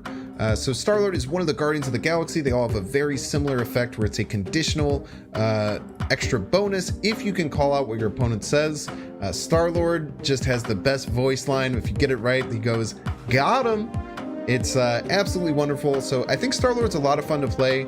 The problem with Star-Lord, as far as including him in a lot of decks, is that he's underpowered if you don't get the bonus. If you look at something like Rocket Raccoon, it starts as a 1 energy, 2 power, and then gets +2. This starts understated, but can get overstated. So it's a little bit harder to see play, but definitely early on in like your pool 1 days, Star-Lord can be a good 2 power card. And I always recommend, having some fun with the Guardians of the Galaxy when you're first new to the game, because the dopamine hit you get of calling out your opponent feels really, really good. Star-Lord's cool, man. I love hearing the "got him." Oh man, you know what I should do? I should pull that. I should have that be maybe that should be one of my notifications. The dude who did it on Twitter, he made a Twitter post about it. I was so excited. It's so good. Koye's pool 2, you have her. Yeah. Hey, Tellmeister, I don't mean to be like weird, but you're like just asking me about a lot of cards. I'll get to them, I promise you. I already talked about the 1-cost cards, but we'll get through the 2-cost ones. Colossus is one we have to talk about. You're totally right. Colossus is one of the recruit season cards. Need ways to force your opponent's positioning. Daredevil, Storm, Atom. Yeah, I played a Guardians of the Galaxy deck where I ran all of them, and it was a lot of fun. You use things like Storm, you use things like you can use things like Spider-Man to kind of like guarantee them. But and they recently buffed Gamora, so Gamora is actually like pretty good now. It starts as a 5/7 and goes to like a 5/11 or something, or a 5/12. What did they change Gamora to? I was talking about this with someone earlier, because Gamora is like surprisingly good now. It starts as a 5/7, goes to a 5/12. Like, Gamora is kind of cracked. If you can call out someone with Gamora, it's out of this world now. I hear a lot about pools. How do you know which one is which? So you go through the recruit season pass and you get like your starter cards. So those are going to be the first cards that you unlock, and then you go into pool 1. Once you finish pool 1, you'll go into pool 2. After that, you'll go into pool 3. I'll send this through in chat again. I'll try and make a command next time I stream. But there's a place called Marvel Snap Zone. This is what I'm looking at right now to pull all of these. But Marvel Snap Zone is really, really good. Really, really good information.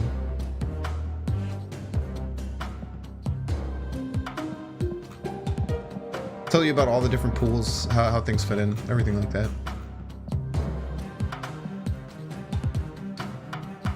Okay, up next is Armor.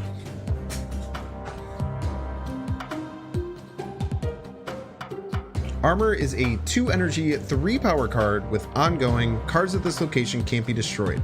Now, this is a mirrored effect. It affects both your side of the location and your opponent's, and it can be used both offensively and defensively. It's really interesting. So if you're facing a lot of destruction type decks and you see your opponent play down something like a Nova or the Hood, something that's a really, really good destruction target, you can play this defensively and play an armor on it, not allowing them to destroy it. You can also, defend your own cards. If like you have a lot of 1-drops, you don't want them to get hit with Electro or Killmonger, you can utilize armor. And then in like pool 3, there's a destroyer deck that's really popular right now that uses armor to make sure that destroyer doesn't actually get rid of all of your cards. So armor is a really, really flexible card. You'll see armor from pool 1 right when you start getting it all the way through pool 3. So definitely test it out, and it's a good card that you can tech in case your opponent's doing that destruction style of gameplay. Armor's so cool. Armor's a really well designed card. Super well designed card. 5 energy cards feel hard to use for sure. They're 100% tough to use.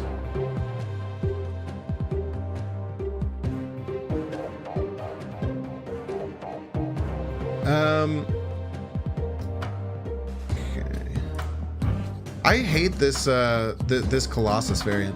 I got so mad when I drew this Colossus variant because it's no different than the regular one. It's the exact same card.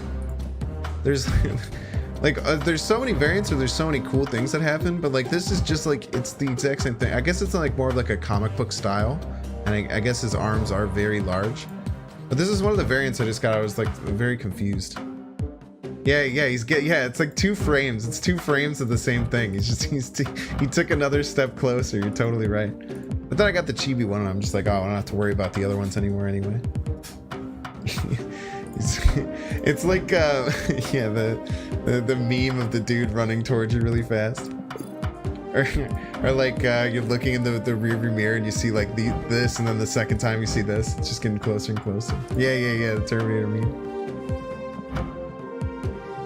I'm a big Colossus hater though. I never run Colossus in any of my decks. They're not the same. It's a different fist he's punching. That is true. He do be using a different fist. Next up, we have Colossus, a 2 energy, 3 power with ongoing, can't be destroyed, moved, or have its power reduced. The one time I think that you'll want to use Colossus is either if you're running one of those destruction style decks and you want a card that can be, put into a lane but not worry about it getting destroyed. It can also work in any kind of Spectrum style deck because it does have the ongoing keyword. It'll get the buff from Spectrum.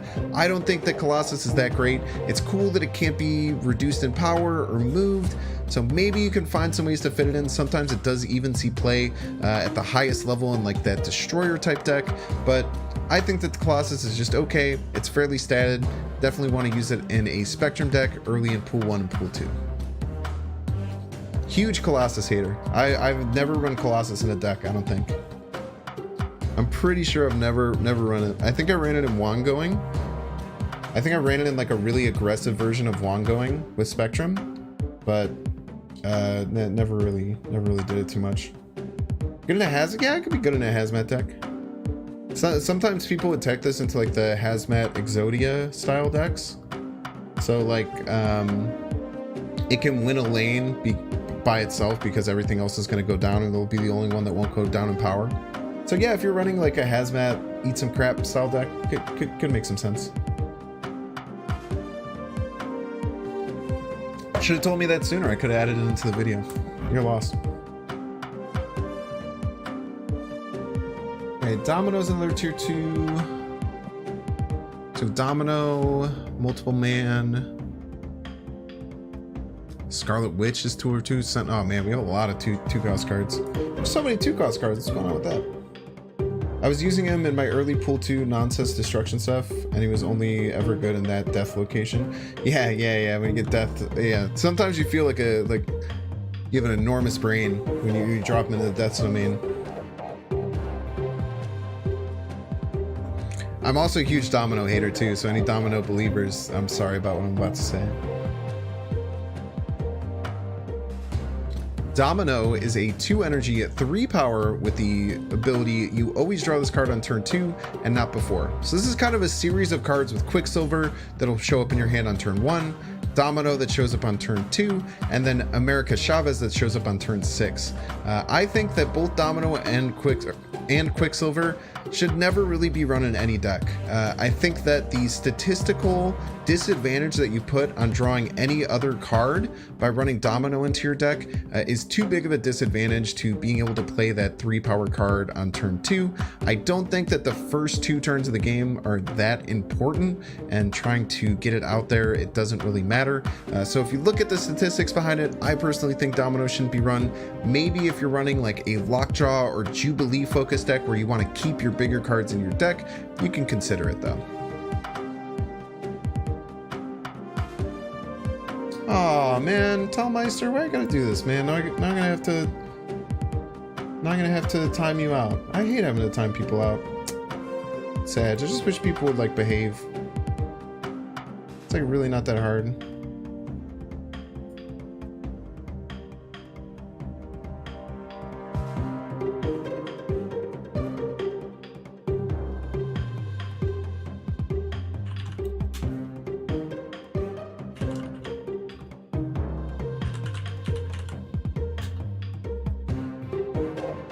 It's yeah,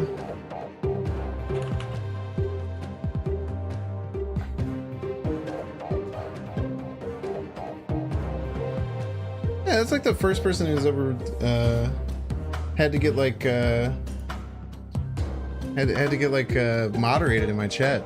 Everyone is generally really cool. It's okay, Tellmeister. If you're still listening, just you're being really weird. It's okay. You know, it could be weird in these parasocial situations that, you know, you want a lot of attention being in my Twitch chat. It's okay. Take your 600-second timeout. Just think about it. Realize that no one else is doing what you're doing, and we're all just trying to have a good time and chat about Marvel Snap. I've had people swear by cards that are certain to get Domino and Quicksilver, though. Hey, man, I think that there are some Domino and Quicksilver believers. I think that they're dog water. Marvel Snap is such a tight game that lowering the percentage chance to get like any specific card is it's just rough. How do you feel about Ebony Maw? Because he straight up won me some games early on in Pool 2. I think it's cool. It's a pretty never put Domino in the deck, 100%. Never put Domino, never put Quicksilver. Ebony Maw is cool. It's 7 power. It's really interesting. It can be run in 0 decks. If you're running a really aggressive deck, you can play like 2 1-drops and Ebony Maw before turn 3. Yeah, and Kazoo, and then you can buff them later with Kazar and Blue Marvel and stuff. Yeah, Ebony Maw is definitely something that you should consider. The problem in like aggro decks though is he feels really bad when you draw him like on turn 5. Like if you have like 1 card left in your deck and then on turn 5 you draw Ebony Maw, or 1 card in your hand, then you draw Ebony Maw. It feels really bad, but I gotta deal with it. Deck with Agatha, 2 and 3 drop Sarah and a bunch of 4s. The only place I like Domino. I still don't like. So when Lady Sif costs 2, you would never run Domino. Now that you have 2 different 3 drops in Wave and Lady Sif that you might want to run, Domino is like fine, because like the percentage chance of getting either Lady Sif or Wave by turn 3 is really, really high already. That like getting a 3 power card in a random location might be worth it. You definitely shouldn't be running Quicksilver and Domino though in that deck. You gotta pick one, and you probably just pick Domino, right? Love him with like a late Nightcrawler move. Yeah, Ebony Maw's cool. Ebony Maw's really cool. Ebony Maw counts as having an ability. Oh yeah, Ebony Maw is one of the few cards with 2 abilities. It has an ability, like a restrictive ability, and it has an ongoing ability. There's only a few cards that have 2 abilities like that. Like Electro is one of the other ones where it has both a on reveal and an ongoing. Really, really rare actually to have multiple abilities. On reveal plus 1 max energy. Ongoing, you can only play 1 card at a time. If you're asking me for my opinion, I think that any other 1 energy 2 power card is better than Quicksilver. If you're like right at the start and you haven't even finished the recruit season, maybe it's like okay to keep running Quicksilver because you have so few 1-drops, but I think that at pretty much any pool 1, like Elektra, Hawkeye, Iceman, Korg, Iron Fist, Nightcrawler, they're all much better than Quicksilver. Yeah, it's just I mean, if you're like just started, I think they'll release a better Shocker. No, I mean it's Shocker sees play in like a pool, like a tier 3 deck in a Patriot deck. Well, Burrito, yeah, just wait until you get Patriot. Once you unlock Patriot, all those cool vanilla cards you get to play. That's why I like playing Patriot decks, because Cyclops has the best animations in the game. Shocker's animations are dank. The Thing's animation is dank. Patriot decks let you play all those. Misty Knight probably not better than Quicksilver. It's arguable. If you're that early on, I'm gonna be honest with you, you're just gonna play bots. So just throw a bunch of 1-drops in and see what happens. But honestly, Misty Knight might be better than Quicksilver, which is kind of psycho because it's a vanilla card. I would probably, if I had to choose, I would put Misty Knight over Quicksilver in just about any deck. All right, slowly but surely we're getting there. I might have to stop after the 2-cost cards. How long have I been streaming? Almost 3 hours already? That is crazy. I love streaming like this. Like just being able to shoot the shit with chat and talk about cards. I really like this. Patriot deck with Mystique. Oh yeah, fuego, dude. I have my Patriot deck right here. This is one of my most played decks. And I have Chibi Patriot, which is a fire card. Patriot for a really long time was my most wanted. This is my most wanted pool 3 card. Even before I got into pool 3, I wanted Patriot the most. I love vanilla type decks. Ant-Man is so much better than Quicksilver. Ant-Man is so, I cannot explain to you the level of how much better Ant-Man is than Quicksilver. If you don't have any other 1-drops, like I said, you can run like Quicksilver if you need to, but Ant-Man is one of the best 1-drops in the whole game, even through tier 3. Like it's played in competitive decks at the highest level. Ant-Man might be underrated, and I think that people love Ant-Man. I still think it's underrated. I think you're right.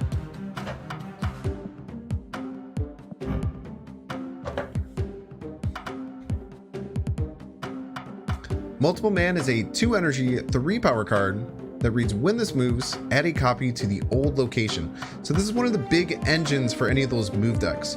The goal is going to be to get a large multiple man out. You can use cards like Forge, a Koye or Nakia to give it buffs, or a Hulkbuster dropped onto it could be really great. If you get this to be really big and then you move it around, you're going to copy that a bunch of times. Wouldn't generally recommend moving it around as a 3 power card because that's not super great for you, but once you buff it up and move it around, it's a great engine for those move type decks. Sometimes you'll see some fringe play in Cerebro 3, but Multiple Man is a card that you can fit into those movement decks. Not super competitive, but definitely a very fun deck to be trying out in Pool 1 and Pool 2 once you unlock all the cards. I like to move it, move it. I like to move it, move it. I like to move it. Yeah, of course. I hope you're enjoying the game. I'm so jealous of people who get to play the game for the first time, which isn't fair because I've gotten to play the game for a really long time, so I shouldn't be saying I'm jealous of you. It's kind of backhanded, but I'm really jealous. I think that's really cool. Going through like Pool 1 and Pool 2 for the first time was a really, really fun time for me.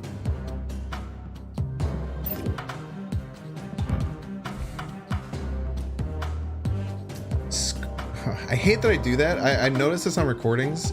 When I like sit down and I need to talk, I'll do like this, and it's the most annoying sound ever. And I notice, I hear myself doing it. It pisses me off.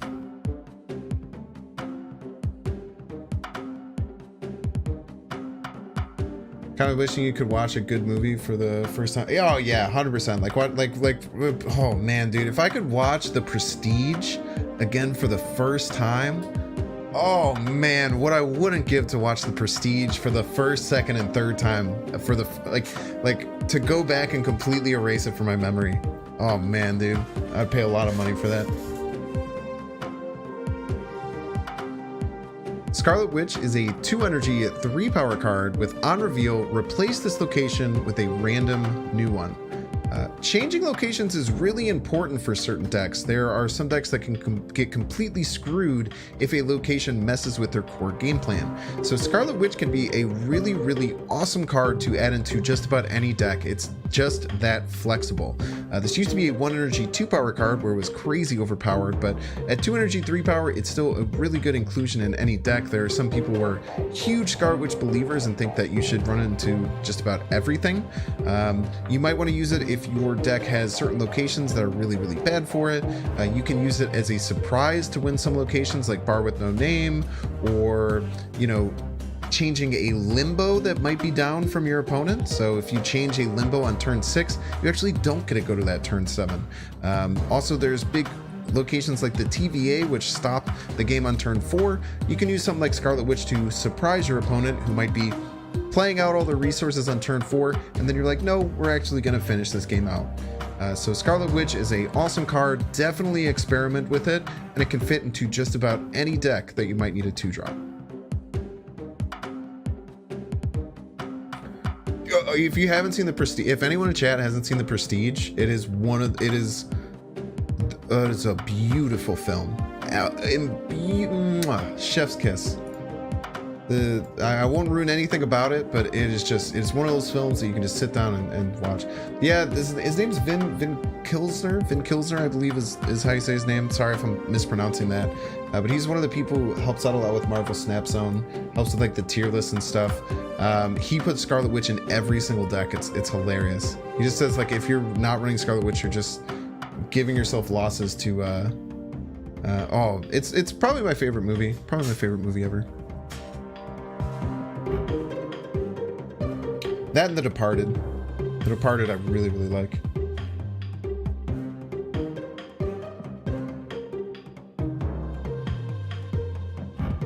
Do I like Rock? Like The Rock, the wrestler turned actor? It's pretty good. Just like rocks in general. I hate when rocks show up in my deck. Subterranean is the worst location. Oh man, I have to use the OG one, dude. I just kind of like consider this the OG. This is one of my favorite variants in the whole game.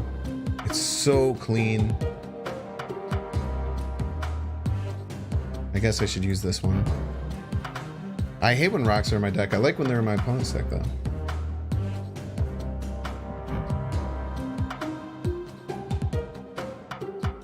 Next up, we have Sentinel, a 2 energy, 3 power card with on reveal, add another Sentinel to your hand. So this is a cool card. It never ends. Every time you play a Sentinel, you're going to get another one in your hand.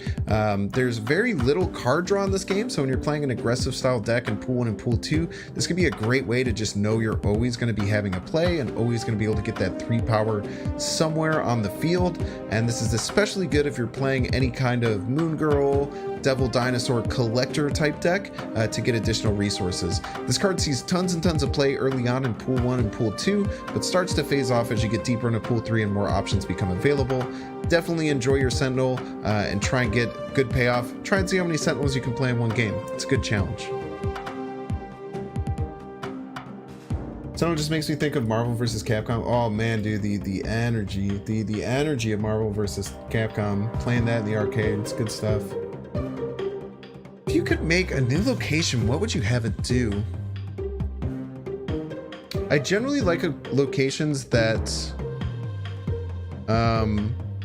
mirror, like that add that benefit both sides pretty evenly, and I generally like locations that give you good things as opposed to bad things. I think that a location, or actually I just thought of this, but I think this would be great. A location that said set the cost of a card, a random card in each player's hand, to 0. It's like Elysium is cards cost 1 less, but just saying set the cost of a card in each player's hands to 0 would be awesome. I love playing big decks, so like getting the chance to have like a 6 cost card cost 0 I think would be really, really cool. So if I were to design a location based on thinking for like 2 seconds, that's what I would do.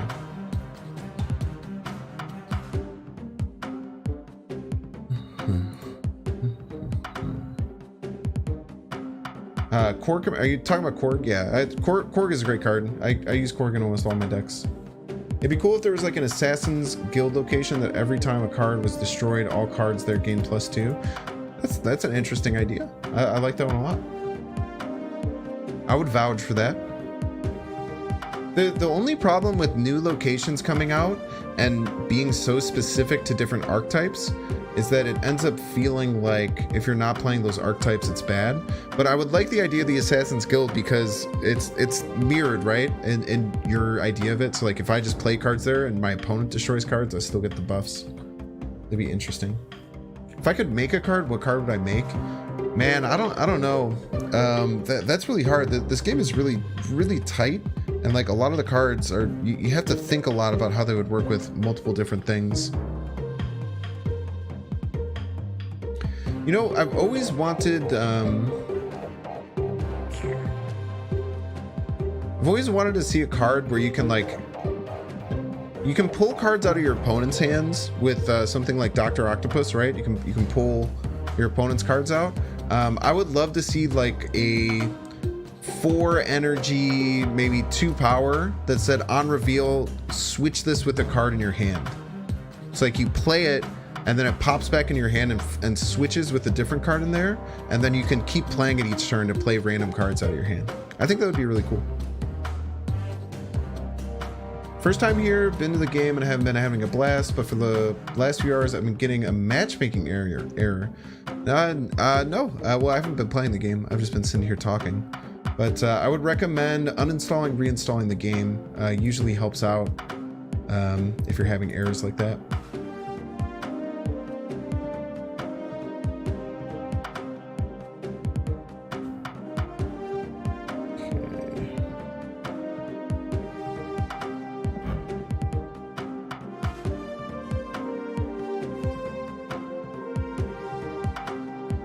The next card is Shocker, a really fun card because it has such a unique and cool animation. However, it is just a 2 energy, 3 power vanilla card. It says, I'm gonna blast you. Really, the only reason to use any vanilla cards is going to be in a Patriot style deck, or if Washington, DC becomes the featured location, or if there's any other cards or locations that happen in the future that benefit from having cards with no text. Shocker's animation, definitely underrated. I'm gonna blast you. Monk ass. Card with the Luke Cage location ability where it bounces back would be cool. Yeah, man. Yeah, I think that'd be interesting. I hate Luke's bar, dude. Luke's bar is rough. I don't know what surprise card means, Tellmeister.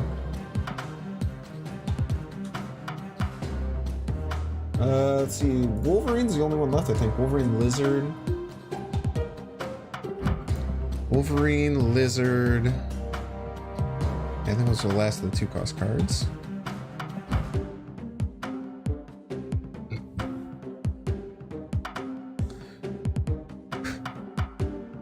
Wolverine is a 2 energy, 3 power card that says when this is discarded. Ugh.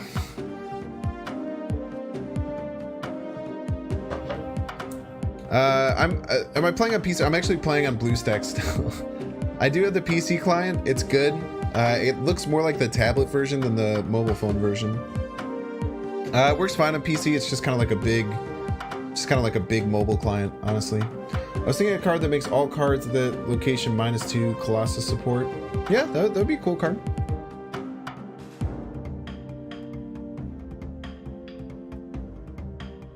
Wolverine is a 2 energy, 3 power card that reads, when this is discarded or destroyed, play it at a random location. So the reason that you would run this card is for trying to defend other cards in your hand from getting discarded, because you still get the 3 power out in the field if it does get discarded, or if it gets destroyed, it's not actually going to get destroyed, it's going to show up somewhere else. So you can Carnage on it, the Carnage will get +2 power, but the Wolverine will stay alive. This card seems pretty good if you're running any kind of discard or destroy deck and you don't have too many options. So when you're first unlocking the cards in those archetype, Wolverine might fit in. However, the randomness that Wolverine brings to the table is really its downfall. There's just been too many times where Wolverine will get destroyed and land in the wrong location, either filling up a location or going somewhere where it doesn't really make sense, and his positive can actually become a negative. So definitely try it out in any of your destroy or discard decks early, but be ready to replace it once you get a better card. They could do an Oscorp card that switches all other cards of this kit. That would be so toxic, dude. That card would be so toxic. That would be so toxic. One card I was thinking of would be like a really overstated card. So like a 4 energy, 12 power that like reads, change this location of bar with no name or something. Or you'd need to have, or if it was going to be a swapping type card, it would have to be like that. It would be like 4 energy, 12 power, swap all cards to this location. Green Goblin is really toxic, 100%. It's a great card though. It's such a good card. Steals 1 random card. Yeah. I think that stealing 1 card, like it would need to be probably a 6-drop, maybe a 5-drop, but steal a random card at this location. Yeah, I think it would need to be a 6 or a 5-drop to be even. Pretty cool. A location where power for each card played is doubled, like if you send over a Hobgoblin, it'll be -16. Yeah, I think that would be a totally fine location. It just automatically has Iron Man for both sides. I think I'm surprised that that's not a thing, actually. That seems like a very straightforward location. Just doubled everything. I like that a lot. Yeah, give him huge. Yeah, you have to have that. But The problem is that cards like Zero exist and Venom exist, so you can't. It's weird. Like it's always like a tough balancing thing for those weird effects.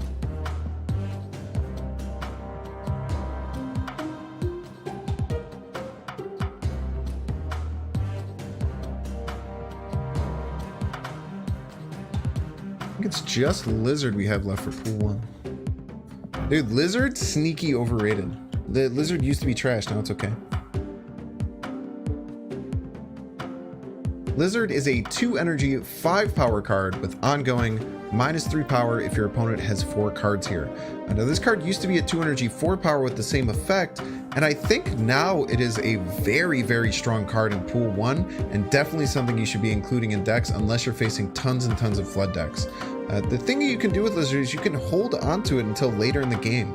So if you play it early, your opponent's going to know what to do and fill up that location to, you know, make sure this ongoing effect goes off. But if you hold until later, you can play it in a lane where your opponent only has 1 or 2 cards, maybe on turn 6, to get the full 5 power. 2 energy for 5 power is really, really great. So I'd say once you unlock this card, definitely try and work it into your decks and try and get used to not just having to play certain cards on curve, but actually holding cards until later in the game. This card also works in just about any Spectrum deck, especially any like Wong type Spectrum deck, so definitely give it a try. Lizard sneaky overrated after the buff. Sneaky overrated. Goes into a lot of decks.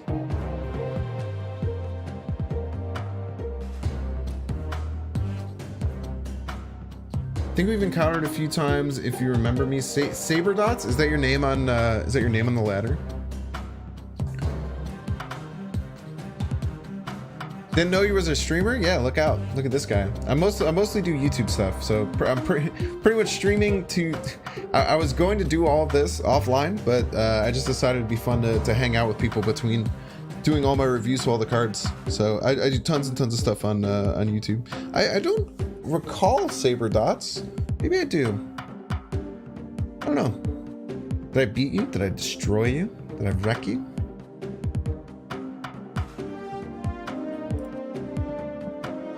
All right, so now we have to go to pool 2.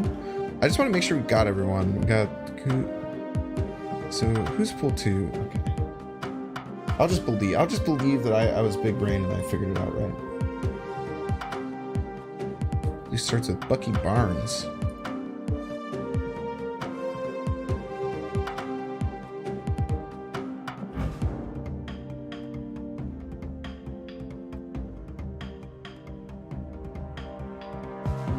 We are now moving over to the pool 2 cards, and we're going to start with Bucky Barnes, a 2 energy, 1 power card that says when this is destroyed, create the Winter Soldier in its place. Winter Soldier is going to be a 2 energy, 6 power card that is vanilla, so do note that in Washington, D.C., really great place to try and land this card. Bucky Barnes, first of all, I think has the best flavor of any card. You know, you destroy the small Bucky Barnes, he re-summons himself as the Winter Soldier, and it is an absolute powerhouse destroy card.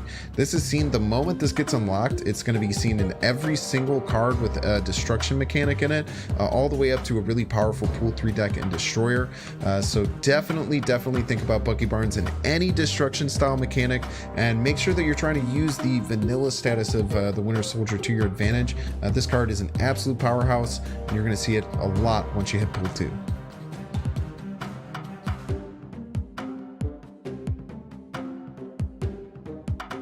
Battled me. I've probably battled before.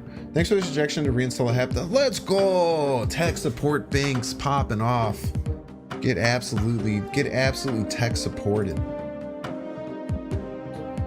And next we got Sonics pull 3. Collector's pull 2, right? Collector's gotta be pull 2. Collector Okoye.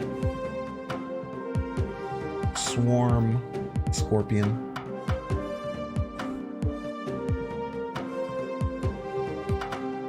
I just did the thing again then. I hate it. It does work with Patriot. Yeah, all the token cards do. So like the thing that the card that gets summoned from Bucky Barnes, the token that comes off of the hood, any of the tokens you get from things like Squirrel Girl, Mr. Sinister Clone, Rocks, anything that doesn't have an ability does. So all the token cards. It's really, really cool, and it's something that people don't think. The other thing that works with Patriot and Washington, D.C., if you zero a card, so if you use the zero ability, or if your hand gets leached, all of those cards also work with both Patriot and Washington, D.C. So always think about that. It's very interesting. Or if cards get Enchantressed, like if you Enchantress a card on Washington, D.C., it'll get it. It's really cool. Really cool. Yeah, Blackwood is a great card. It fits into tons and tons of decks.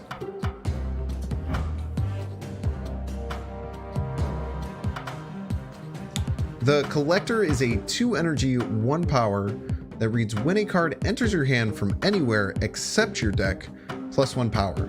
So this can happen in a lot of different ways. Moon Girl copying your hand helps. Anything like Agent 13, Cable, or Mantis getting new cards into your hand.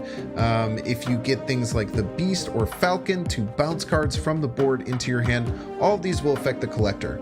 Collector used to go up by 2 and start as a 0 power and was incredibly oppressive, so they have nerfed it, but it still sees play in a lot of different decks. You can use it for, like I said, any kind of bounce style mechanics, any kind of like Devil Dinosaur Moon Girl type deck is going to be able to utilize the Collector, and it can also find some use in discard style decks.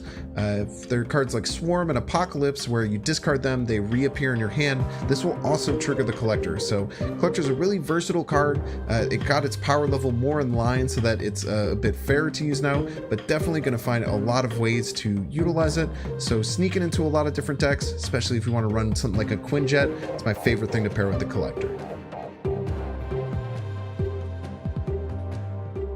Yeah, all the cards being tokens and all those things are pretty cool. I wish I saw more Leech. I think one guy ever has used them on me. Dude, I'm a Leech believer. I run the deck that I've been running mostly right now is an Electro deck, and I run Leech in it. It's awesome. You play Electro on 3, and then you play Leech on 5, or Leech on 4, and then you get to play 2 6-drops. This deck is dope. I love leeching my opponent's hand.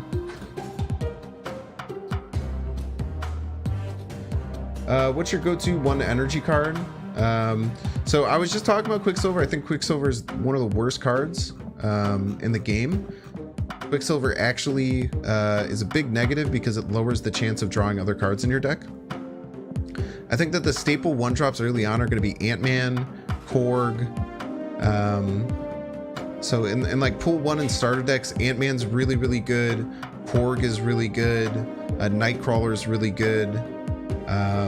Nova, if you have Carnage in your deck, is quite good. Rocket Raccoon's really great.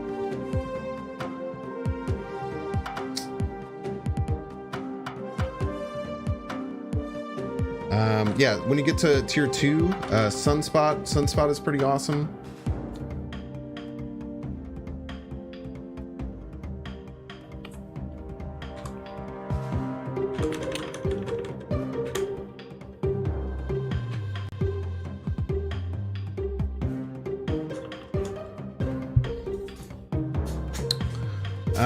Yeah, lots of different 1-cost cards, but I would definitely think that like the traps would be like Yondu. Yondu's kind of a trap. Quicksilver's kind of a trap. Obviously, Misty Knight is just bad. Squirrel Girl, if you don't use it right, can be a bit of a trap. There's lots of different cards. Sunspot is a yeah. Once you get to pool 2, Sunspot's so good. What's your favorite card location in terms of flavor? We just talked about Bucky Barnes. I think Bucky Barnes has some of the best flavor in the whole game. Bucky Barnes is so cool, the way that you kill him to get the full version. What other cards are really like Armor obviously has pretty great flavor.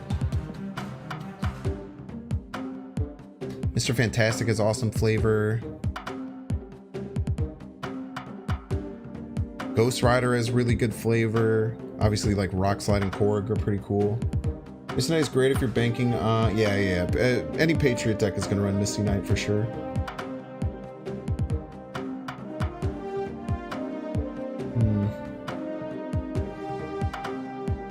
Dr. Octopus has awesome flavor. Dr. Octopus has great flavor. Dr. Doom, if you're a Hearthstone player, this is literally just Dr. Boom from Hearthstone. He even has the exact same stance, and that was Ben Brode's little homage with that game. It's so funny. Because Dr. Boom was named after Dr. Doom, and now Dr. Doom is modeled after Dr. Boom. It's so wild. Climb to Infinite with the deck that relied on that combo. Oh yeah, Patriots Fuego, dude. Nah, dude. Dr. Doom would be busted at 7 power. Dr. Doom, I would run him in every single deck if he had 7 power. Agatha is really good flavor. Destroyer, obviously, like, you know, he destroys things. Ultron is good flavor. But yeah, I would say Bucky Barnes is probably my favorite flavor-wise. But my favorite card in the game is Leader. Leader is my number 1. I really like yeah, Galactus has great flavor too, but you're totally right. Galactus has incredible flavor, and so does Thanos have great flavor.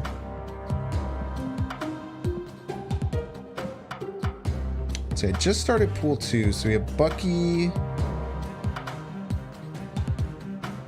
We just did the Collector. I'm getting so sidetracked. I hate having to time people out. I never have to moderate my community. I feel so spoiled I never have to moderate my community. Oh, I have to do Morbius. Morbius is a 2 power card.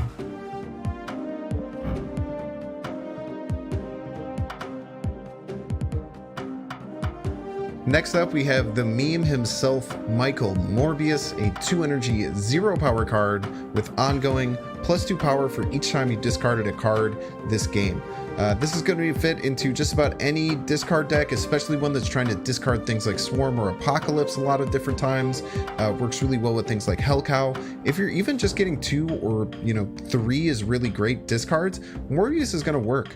The other great thing about Morbius is that cards like the Collector, you have to have them out to get their ability to grow. You can save Morbius till the end of the game. If you top deck him on turn 6, you can play him and he still gets that power bonus for every card that's been discarded. So Morbius, not a joke in this game. Definitely a really fun card that you can sneak into any discard deck, especially ones that focus on discarding Swarm or Apocalypse. Funny how Blade powers up a vampire. Yeah, it's Morbid time. People lose their mind. It's the easiest way to get extra click-through rate on my video is to include Morbius in the thumbnail. No joke. It's science. Hood's great. Hood might be great flavor, but I don't know what the hood is. I don't know what that thing is. If I'm being honest with you, there's so many cards I just have no idea what the hell they are. Yeah, Mystique. There was a hyper discard version where you try and bump up your Morbius and Collector. So you try and do like Wong Mystique. You can do like Wong Mystique Onslaught things, and then play like a Hellcow. And you just like discard Swarms and Apocalypses like crazy. And sometimes if you like missed out on your Wong, you could Mystique a Morbius in that deck. It was really cool. Yeah, I believe I have a video on it. It's called like a hyper discard. That was back when like Hellcow cost 2. It was psycho. Hellcow cost 2 energy. It was nuts, dude. But it's just a thug, but he got hella stronger after learning magic from the devil. Even held a Power Stone and kicked the Hulk's ass one time. But why does it like make sense that he's a -2 power when you play him? Or is it just the fact that he gets the demon? I guess like the -2 power just has to be like part of the card design, but that's like, that's why it's like, is he like crazy weak if he's not? I don't know. It's interesting.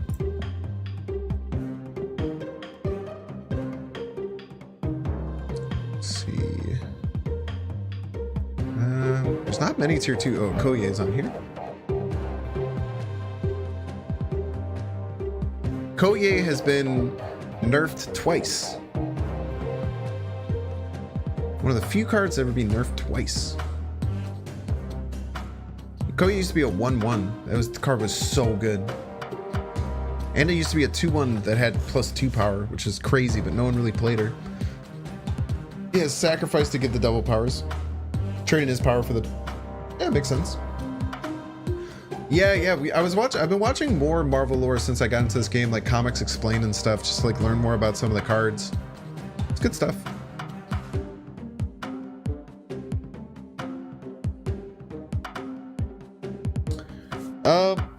People weren't playing her that much, but the best players were playing her in every single deck because she was absolutely busted. And it was really weird, right? So when Marvel Snap first came out, there was such a small player base because it was only an open beta invite. So there's only like a couple thousand players playing. So like ideas were bouncing off kind of all willy-nilly and like weird when the game first started in the first like month or so. So like in the first month, as people started to get into Pool 2, people were figuring out how the game worked, right? So like Okoye was only used by like some of the top players, but her win rate was probably like through the roof because she was so broken. And then they nerfed her or adjusted her to a 1/1 that gave +1, and then people started using her more after she got like quote unquote nerfed, but was actually probably or quote unquote buffed. It was really weird. They changed her, but then everyone started playing Okoye, and then they changed her to where she is now. Okoye Nakia Zoo was unbeatable basically. Yeah, I mean everyone was just running it, right? Dude, they have been balancing so well. Every single balance change, there's never been a balance change where I'm like, that's stupid. They do all these little buffs to cards, and they've been doing it a lot more recently, which is cool, but all the nerfs have been warranted. All the cards that have gotten nerfed for crazy. I think Magic, so I try not to defer from Kanye Best because he's like the best player in the game. He thinks that Magic is still like one of the best cards. It's crazy. Yeah, the problem for me is that like the Magic nerf was really necessary. I think that a lot of people had the idea to change the location she created to like a portal to Limbo, so like it didn't turn into Limbo until the next turn, so you could still play it on turn 6, but you don't get to extend the game on turn 6. I think that would be cool. I don't know. Magic's really good. Sort of like Storm, yeah, 100%. I gotta get these. Stop talking to me, chat. Freaking weirdos. I gotta get through these dang card reviews, man. I'm never gonna get out of here. It's already super early. Maybe I'll try and get through. Should I try and get through the 3 cost? There's not as many 3 cost as 2 cost, right? I'm gonna push, chat. I'm gonna get through the 3 cost. That's my guarantee for you tonight. We're gonna get all the way through the 3 cost cards. Even though I said every in the title, that's just clickbait to get you in here, and you can be mad about it, but you've already been had, and hopefully you're having a good time.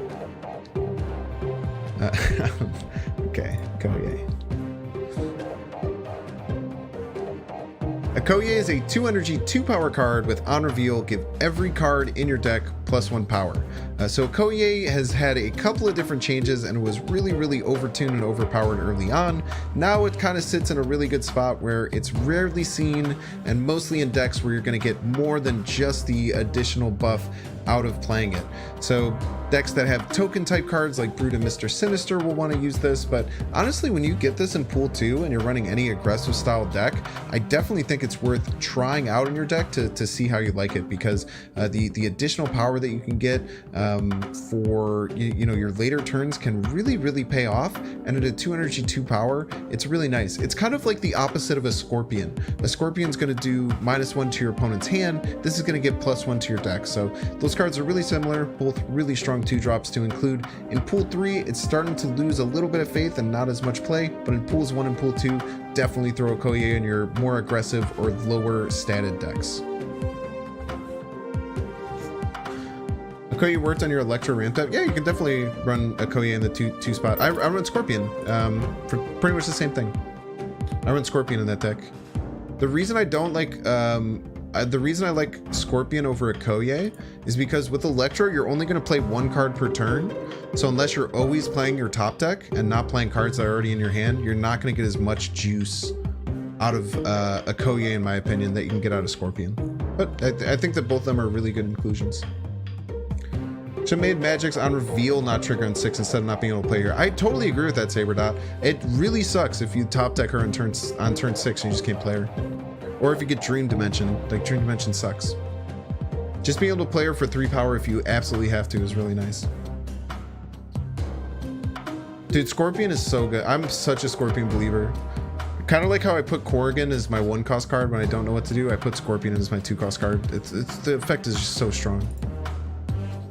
The only thing that sucks is if you're running into a lot of green goblins, because then the Scorpion actually, you're making their green goblin better. Oh, look at this. We're going to talk about Scorpion. It's the next card on the list. Imagine that.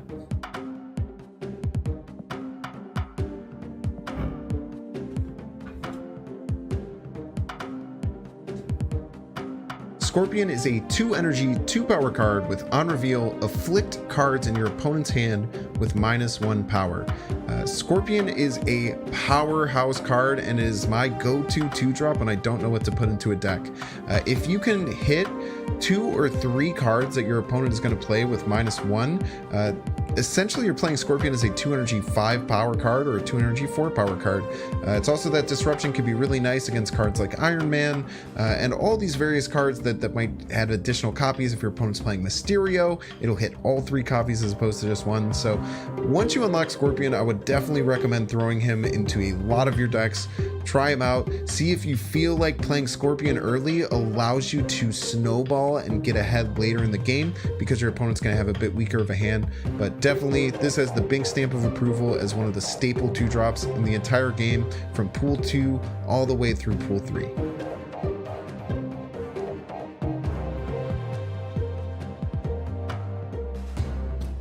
They should have made match. Sentinel is great flavor. Yeah, Sentinel is great flavor too. Just never ends. Oh, you worked. What am I doing right now? So I'm mostly focused on YouTube. I'll drop it in chat in case anyone on Twitch doesn't follow me over on YouTube. Most of my focus goes on YouTube and growing my YouTube side of things. I'm also live streaming on YouTube currently. That's why sometimes you'll get the weird restream thing that someone's talking over on my YouTube channel. But right now what I'm doing is I'm just kind of reviewing every card and I'm, you know, yeah, I'm getting to that, don't worry. Yeah, so what I'm doing is essentially just going through and giving like a quick update on all the cards, and what I'll eventually do is create YouTube videos for 1 cost, 2 cost, all the way to 6 cost, and just kind of break down everything. Yeah, thanks so much, Saberdots, I really appreciate it. Yeah, I was gonna do this off stream.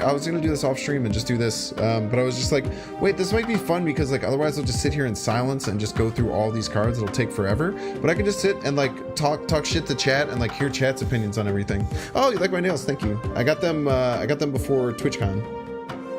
So I went to TwitchCon 2 weekends ago. So I got a nice black and purple. I'm a devil's advocate. Everything you say, please do. It's really nice to have discussions about the game. It's really refreshing to have. I know you've been in the community or you've been around for a while, but it's really refreshing to talk to people and newer people and hear their thoughts on the game. I think the game's gonna really kind of like blossom and grow in an awesome way. Okay, what else do we have for 2-drops? Paramorto is not. Space Daddy Gangsta. Thanks so much for the follow. Locking the best follower notification all twitch.tv. Everyone in chat says thank you. Oh, we got Swarm as well. And Saberdots hitting that follow button. Thanks for coming and hanging out, chatting with me here today. Unlock the best follower notification for everyone to enjoy here on twitch.tv. Everyone's a big Jar Jar fan. Lots of big Jar Jar fans in the chat.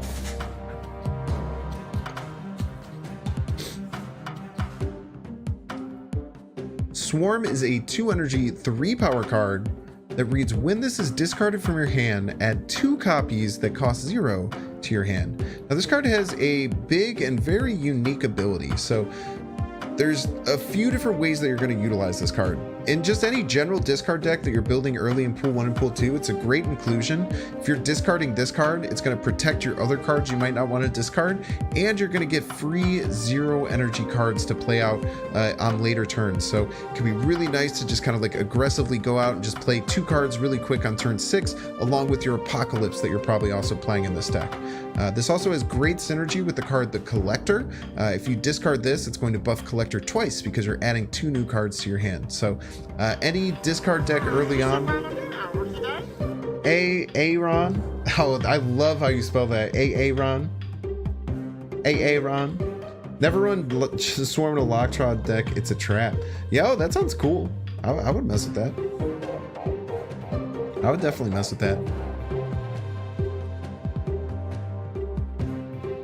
Swarm can also work in a collector style deck because once you discard it, you're actually going to get 2 copies into your hand. So that and Apocalypse, if they get discarded a bunch of times, you can use it to both grow a collector as well as a Morbius. So really different ways that you can utilize Swarm, but early on, you're probably just going to throw it into any of your discard decks that you're doing to get those 0 energy 3 power cards that can really make the difference in your decision making on turn 6. I think Swarm was super underrated. People might be running more of it now once they get to Pool 2, but when I was playing, that card was hyper underrated. No one was using it. I think Cloak is my last Pool 2 card. Cloak is it indeed. Cloak is also underrated. It's 2 energy, 4 power card. It's pretty sweet. This card's always... Swarm was better before the Nakia nerf. This card's always random. Well, I mean, you can play something like Calling Wing, if you get Calling Wing, to focus on Swarm. But what's cool about Swarm is that it's a good thing to hit, and then you're always going to have that discard protection. You're going to have extra discard protection once you hit it the first time. Swarm's a cool card.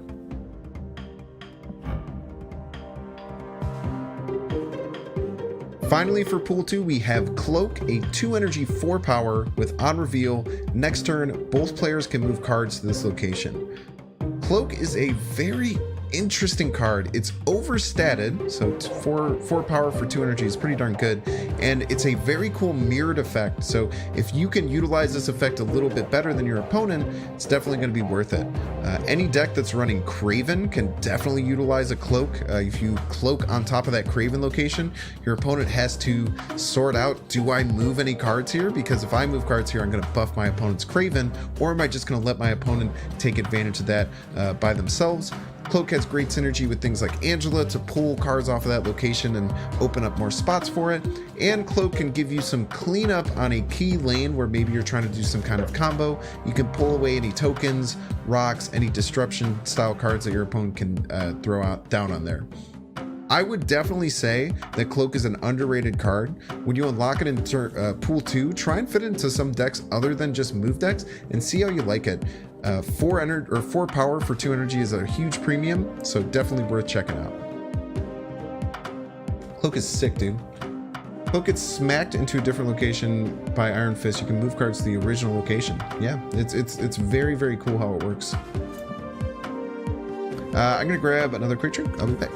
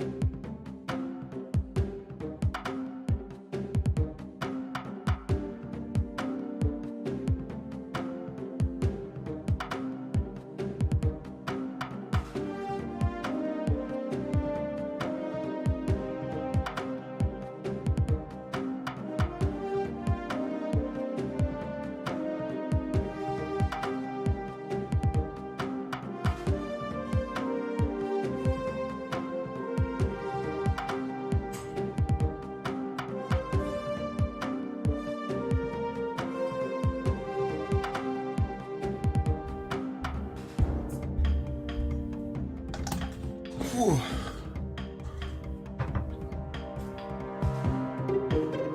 Bum, bum, bum, bum. Bum, bum, bum. Okay, Pool 3, Tier 2 cards. Starts with Adam Warlock. Man, that is a good card to start with.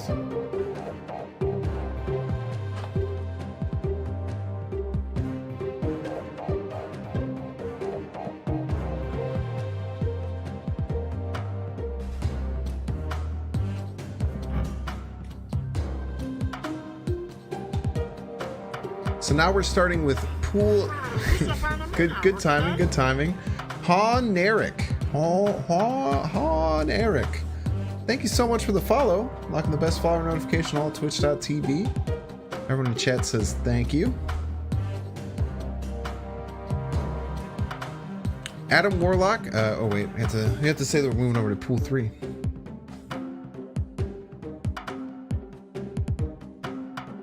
Starting over with pool 3, we have Adam Warlock, a 2 energy, 0 power card with at the end of each turn, if you are winning this location, draw a card.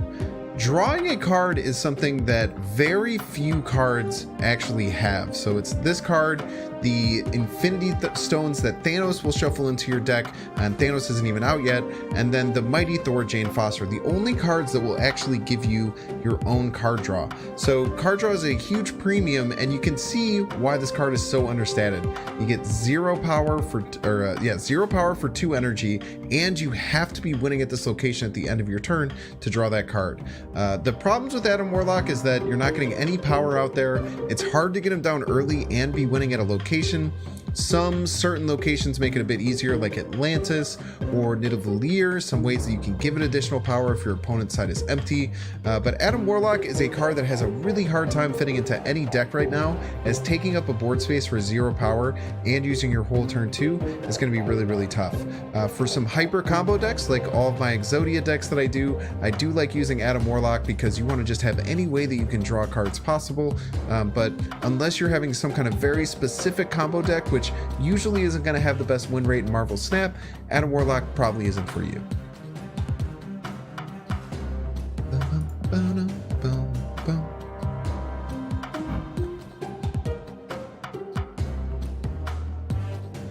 Next up, we have Black Widow, a 2 energy, 1 power card with on reveal, add a Widow's Bite to your opponent's hand.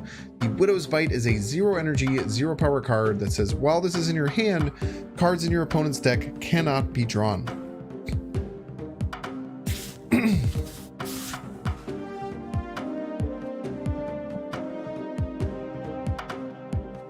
Now this is a really unique card, and using this Widow's Bite can be really great. You're almost 100% guaranteeing that you're going to deny your opponent a draw, and there could be locations where they're going to get additional draws, so Widow's Bite can be really, really mean. You're also forcing your opponent to take up a board space with this 0 power card. So Widow's Bite, it is very understated at 2 energy, 1 power. It's really tough to play like on turn 6, let's say, but if you can play it out early, it's one of the better disruption tools in the entire game. So I would definitely recommend trying it if you're going to play a slower, more control style deck, or you're just having your problems with your opponent kind of getting everything that they need and you want to slow them down. One other big note is that if your opponent is running an America Chavez deck, if you play this on turn 5, you can guarantee stop that draw. So early on in like pool 2, if you do get this as one of your first pool 3 cards, it could be really, really interesting. But yeah, definitely test out Black Widow for its control type capabilities. Does it count as a continuous effect? No, it's an in-your-hand effect, so it doesn't say ongoing or anything like that, but it's kind of interesting. No worries, dude. Questions are great. I feel like anyone in the community right now will answer just about any questions that you may have. There are 3 different pool systems in Marvel Snap. So you start with like your starter and recruit season type cards, which you get very early. And then after that, you start to get into pools. I'm putting a link in chat right now to Marvel Snap Zone that breaks down the different pools, but essentially as you're going up the collection level, you're going through pool 1. Once you finish all the cards in pool 1, you'll start going up to pool 2, and you'll randomly get cards through pool 2 until it's complete, and then you open up into pool 3, which is the biggest by far. Seb says, how long has this game been out? This game has been out for a little over a day. It technically came out on the 18th. That was when the Steam version came out and it became fully available on Android and iOS. I've been playing this game since May, as I was in the first round of the open beta. So I've been playing this game for a very long time. About 5 months. I didn't like the Black Widow one. I'm gonna 2-take Jake this.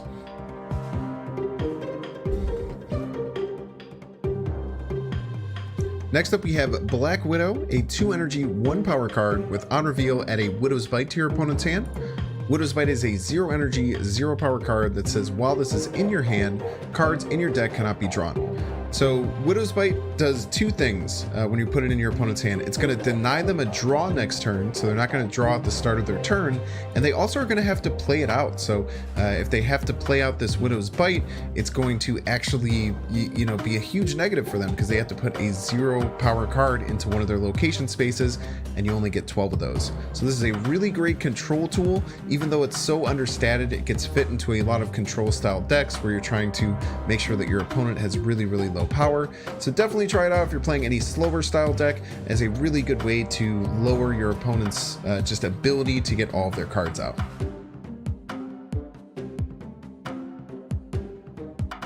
Yeah, Marvel Snapstone is really cool. I said it a little bit earlier, but I've kind of seen it grow from a really scrappy, like little small website to like kind of like this full blown thing that they have now. It's really awesome what they've done.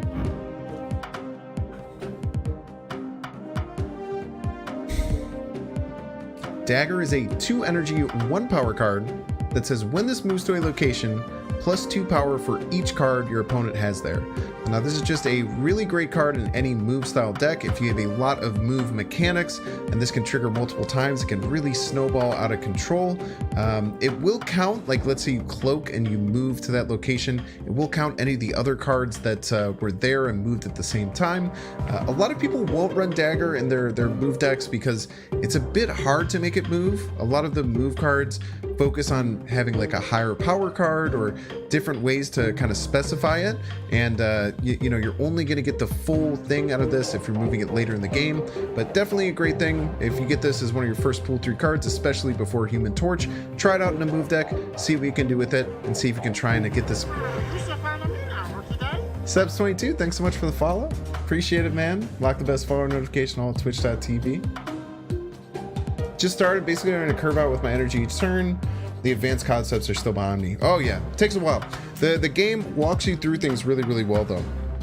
So like early on you have basically just vanilla and really kind of like garbage cards, and then later on you're going to blossom and get all these like big unique cards. So the game kind of like holds your hand in a really cool way. On Formula 2250, thanks so much for the follow. Getting Jar Jar out on the screen. Big Jar Jar fans here. Big Jar Jar fans. Even got a little Clone Wars bobblehead of him. And my name is Binks, like Jar Jar Binks. What a world. What a world indeed.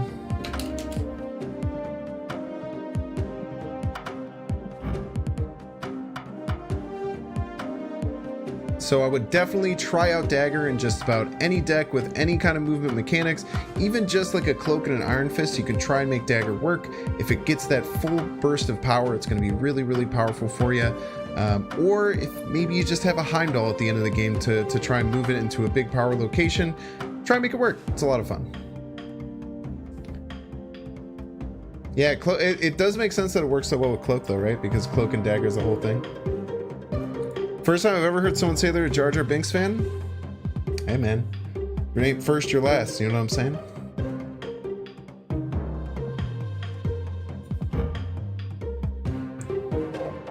I have a lot of love for the prequels. I understand that the prequels are bad movies, but I have a lot of nostalgia and love in my heart.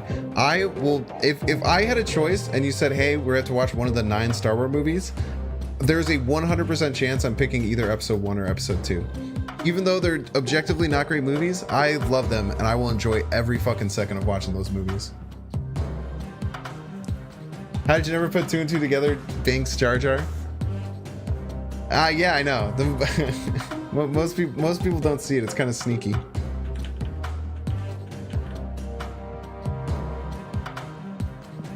It's not why I'm called Binks. I'm called Binks because my old rugby nickname back when I used to play rugby was Binky. So that's evolved into Binks over the years. But I do love Jar Jar Binks, so it all kind of worked out, you know?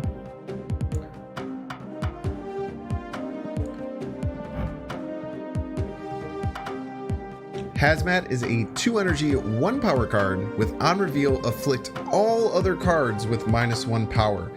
So Hazmat is a really interesting effect where you actually want your opponent to have way more cards than you. So this can work into any deck that's using like the goblins to send cards over. There's cards like debris, which will put rocks on your opponent's side of the deck, or on the other side of location F. I messed that one up. We'll two take Jake that. Who's barking? Is that my dog? Lola.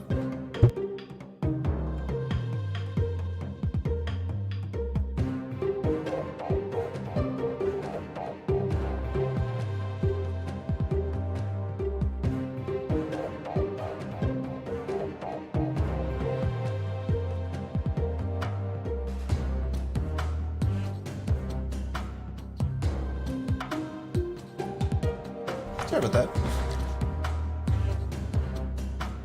Hey, as an Irishman, I played rugby. What position did you play? I mostly played flanker.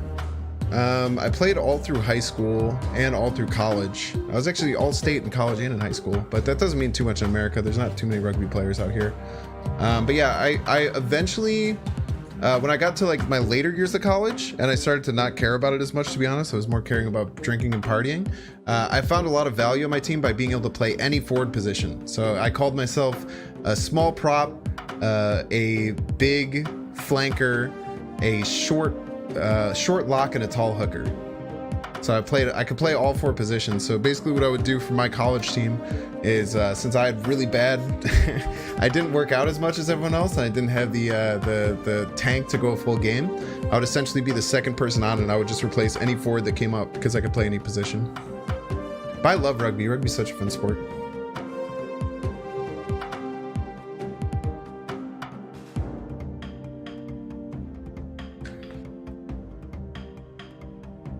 Hazmat is a 2 energy, 1 power card with on reveal, afflict all other cards with -1 power. So it's on your side and your opponent's side. Hazmat's going to give you benefits when your opponent has a lot more cards out on their locations than you do. So usually you're going to use Hazmat in a kind of deck that's going to give your opponent cards like goblins, or using vipers to send cards to your opponent's side. Or you can use like the Widow's Bite that your opponent's forced to play to get these cards on the other side and then give them -1. This can work really well with things like Wong, or Wong Mystique to get multiple triggers of it, and one of the cornerstones of my Exodia deck to get hundreds of triggers of this to make your opponent's cards incredibly negative. Fun card to work out, definitely a very niche card that only fits into certain circumstances, but try it out if you're using goblins or any cards that are putting cards on your opponent's side. Definitely a great card to try. Nice, hell yeah, man. What positions did you play? Or do you more of a back or a forward? I always loved being a forward. I played a little bit of inside center here and there to just be, because I was just a really rough and tumble kind of runner. So there was some times where I would like they would run me at inside center just to like to do a lot of cuts inside and like just kind of like physically beat up the other backs. But most of the time I just always played forward. I used to, but back when I was in high school, I used to do line out jumping. I missed that. Then I got too thick to be lifted up in the air.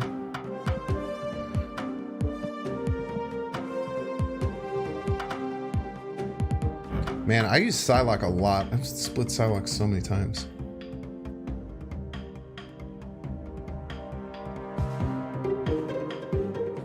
Psylocke is a 2 energy, 1 power card with on reveal. Next turn, you get +1 energy. Dumping C. Oh man, that's so funny. Ryan Hartman, thanks so much for the YouTube sub. I appreciate it. That's a brand new notification. I'm really happy I got that one set up. Psylocke is a 1. Fuck. It always messes me up. It's so much harder to one-take Jake it. I played outside center or wing mostly. Had to stop after bad injury when I was 19. Couldn't keep up the physicality anymore. Yeah, it beats up on your body. I don't think that it gives you as much bad things as like football does, because football gives you like head injuries and stuff. Or I feel like you get more debilitating injuries in football where you tear an ACL and stuff like that.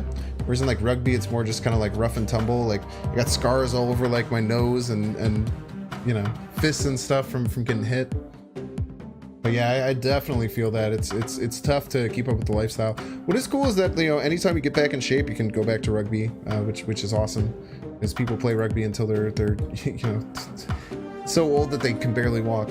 It's wild.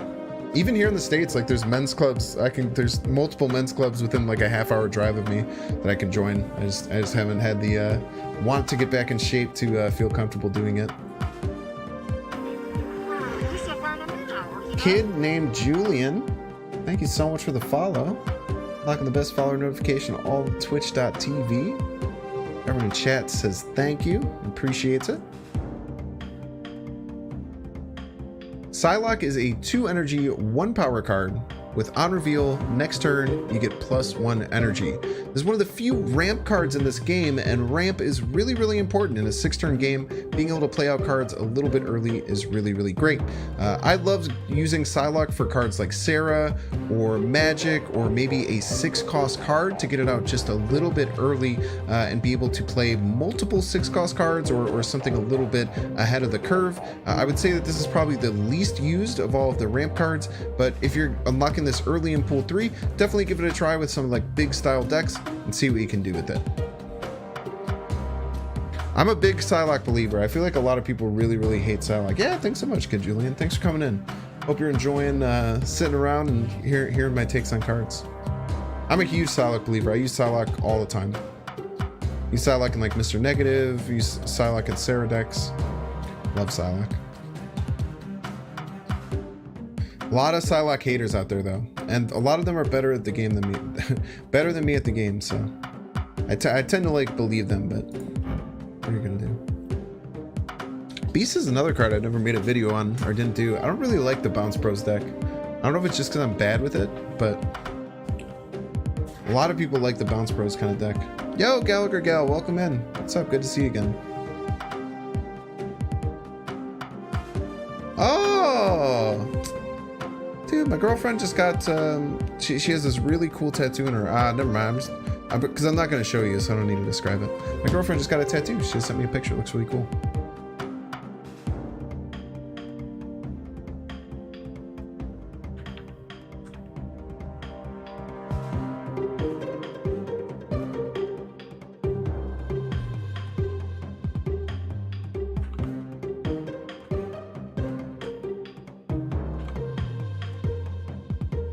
I do. I have a tattoo on my back and I have a tattoo on my ass. And you can't see any of either of them. On my back, I have a Celtic knot because I'm like 99% Irish, but it was also a tattoo I got when I was 19. I'm not super passionate about, but I do really like it. But it's a cool Celtic knot that's right on my back. And then I was in a fraternity in college, so we got me and a bunch of my fraternity brothers all got ass tattoos.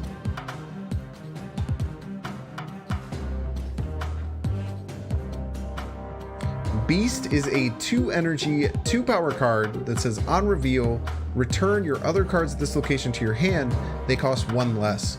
So this is a really fun card that can discount cards that are already out on the field and give you chances to get multiple triggers of different on reveal effects. So you can use things like Korg, Iceman, pull them back for free into your hand. They now cost 0 and get those triggers again. Beast is a key component in these Bounce Bros type of archetype that uses Falcon and Beast to get multiple copies of different 1-drops out into play to buff up things like Bishop and just take advantage of getting multiple on reveal triggers or using things like Angela to pull them back. Beast is a really fun card. If you get it early, definitely try and build that deck. It works best once you've unlocked Falcon because they work really, really well in tandem. I haven't found too many uses for it, but some really, really good decks use it, and definitely give it a try. Yeah, I don't know what it is about Beast. I've just never really been into it. I did the collector already. This is pool 3, so I went through pool 1 starters, then I went through pool 2, now I'm going through pool 3.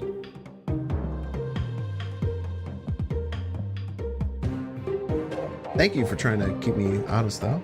Not not in a bad way, for real. I appreciate trying to keep me honest.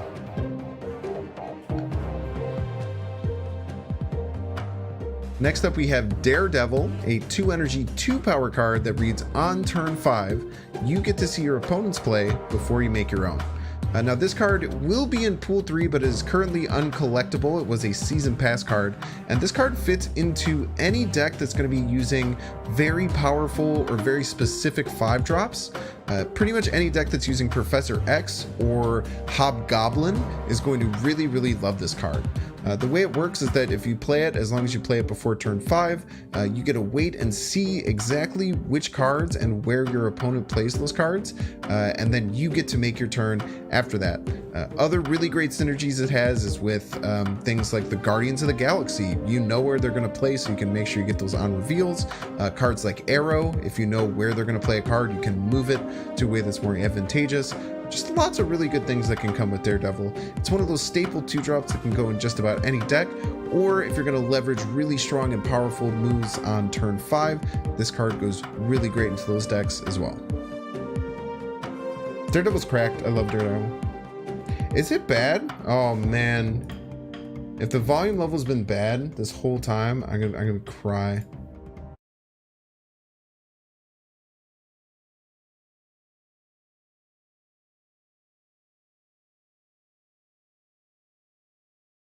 Doesn't actually get rid of all of your cards. So armor is a really, really flexible card. You'll see armor from, dude, you know, pool 1 right when you start getting it all the way through pool 3. So definitely test it out, and it's a good card that you can tech in. But yeah, I think that it'll take the community in second. Well, that's gonna make me sad because I'm not gonna like that the YouTube video is gonna show out that way. Man, I'm really upset that the volume was probably a little bit too loud most of the time. It's hard to tell on my end though. Thank you for letting me know. Yeah, I agree. It was probably fine, but I think that some people will get annoyed by it. So sorry about that. Thanks for letting me know. I usually try and be around like here, so you can hear it and it's nice in the background, so it's not quiet. But yeah, I definitely agree. It was okay, but it is better at like this level.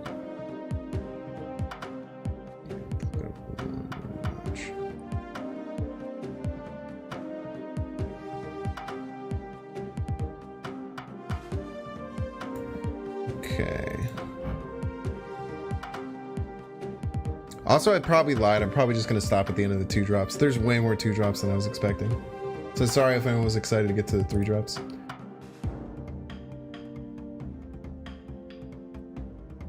I'm going to put out a YouTube video right after this though. So pretty much like right when I end going live, I'll put out a YouTube video from an earlier stream. If you keep wanting to watch me or want something to watch.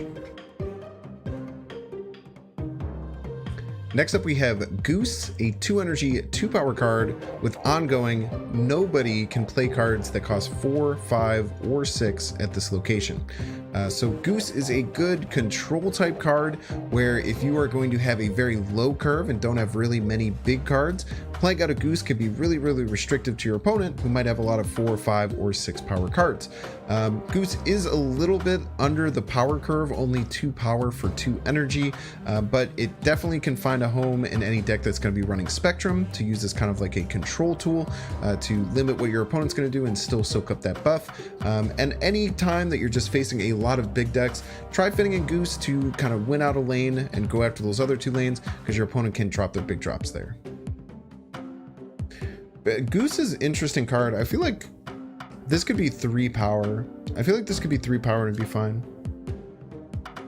How many, like the one I'm about to drop, or for these? I'm doing 6 YouTube videos for this. I'm gonna do every level. So the YouTube videos will probably be about like my typical length, somewhere between 25 and 35 minutes.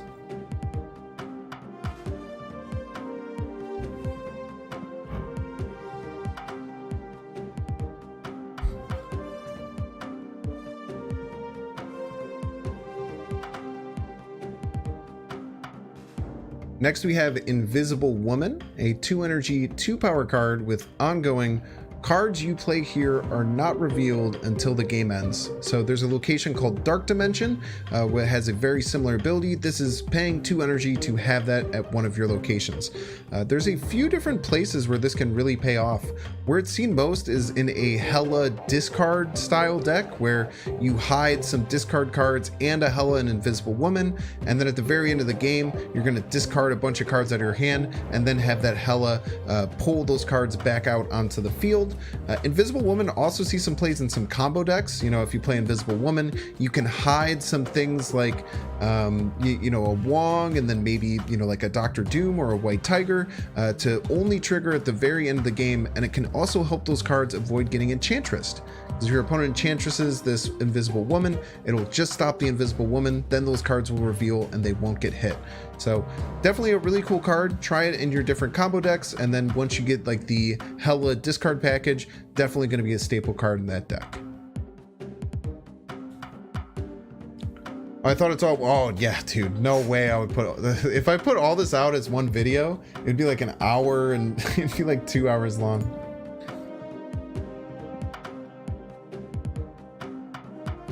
Nah, man, I'm gonna milk the content, baby. I think if, so tomorrow I'm gonna go live and I'm gonna stream with Paper. I don't know if you guys know Paper. He's another content creator. He's gonna teach me either Cerebro 5 or maybe some other kind of deck.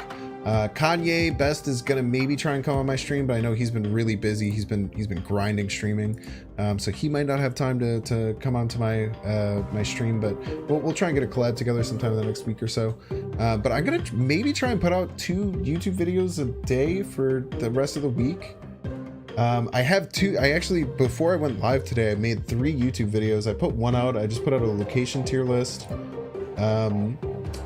And I have 2. I made 2 other videos, so right when I finish, you know what I should do? Wait, can I? This is really interesting. Here, I'll figure this out at the end of the stream. But I think that I'm going to put that one out live right when I get out, and then I'll have 6 videos out of this plus whatever else I do. I've just been streaming so much more than I have been. I was so bad with streaming any more than like twice a week.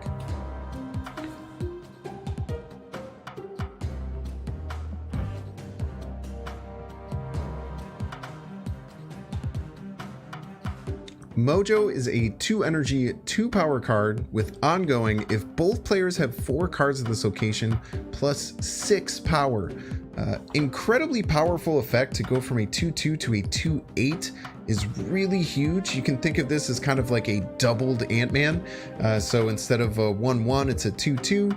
Instead of +3, it's +6. And instead of just your side, it's both sides. So Mojo finds its way into a lot of different decks. Any kind of like big Sarah decks in Pool 3 are using him. Just a great 2-drop card in any kind of Swarm style deck. What's cool is that you don't have to play Mojo early, because you play Mojo early, your opponent knows how to play around it.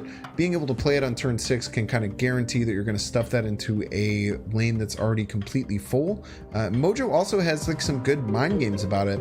You know, let's say you have 2 cards at a location, your opponent has 3, you put that Mojo in there and you're ahead by like 1 power.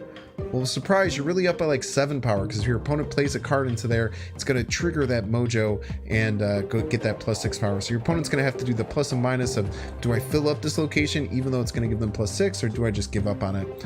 Mojo can be played in just about any Swarm style deck, any deck that uses Spectrum or like a Wong going style deck. Just an incredible 2-drop card. Definitely try and fit it into your decks once you unlock it in Pool 3.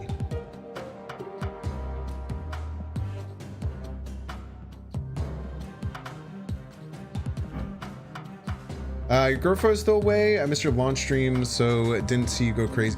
Well, I did a 12-hour stream on Sunday, which was pretty nuts. My girlfriend is away. Yeah, I've been playing Mojo all wrong. What do you think was going on with Mojo?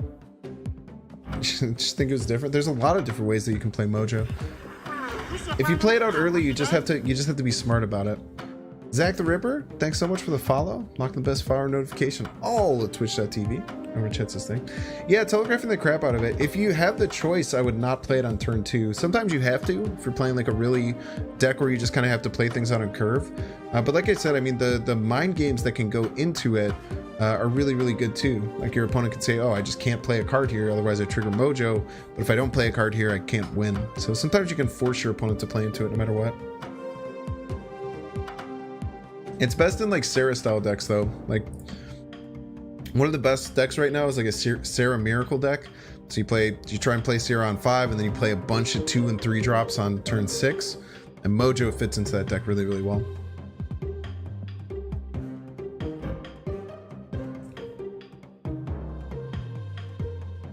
Baron Mordo is a 2 energy, 3 power card with on reveal, your opponent draws a card, set its cost to 6.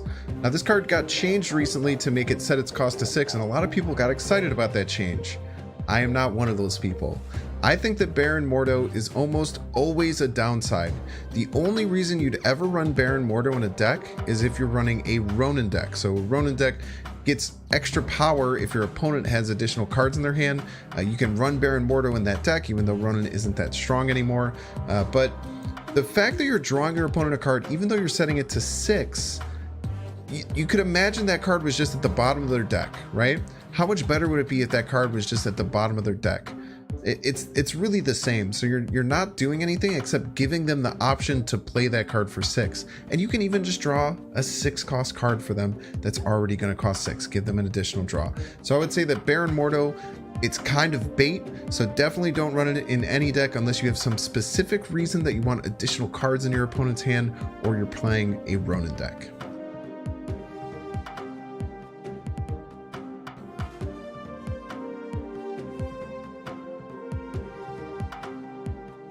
Yeah, it's hard. It's kind of a trap. Baron Mordo is kind of a trap. You think, oh, I'm gonna brick one of their draws, right? I'm gonna make one of their draws cost 6, but you're still drawing them that card, where that card could just be at the bottom of their deck. It's tough.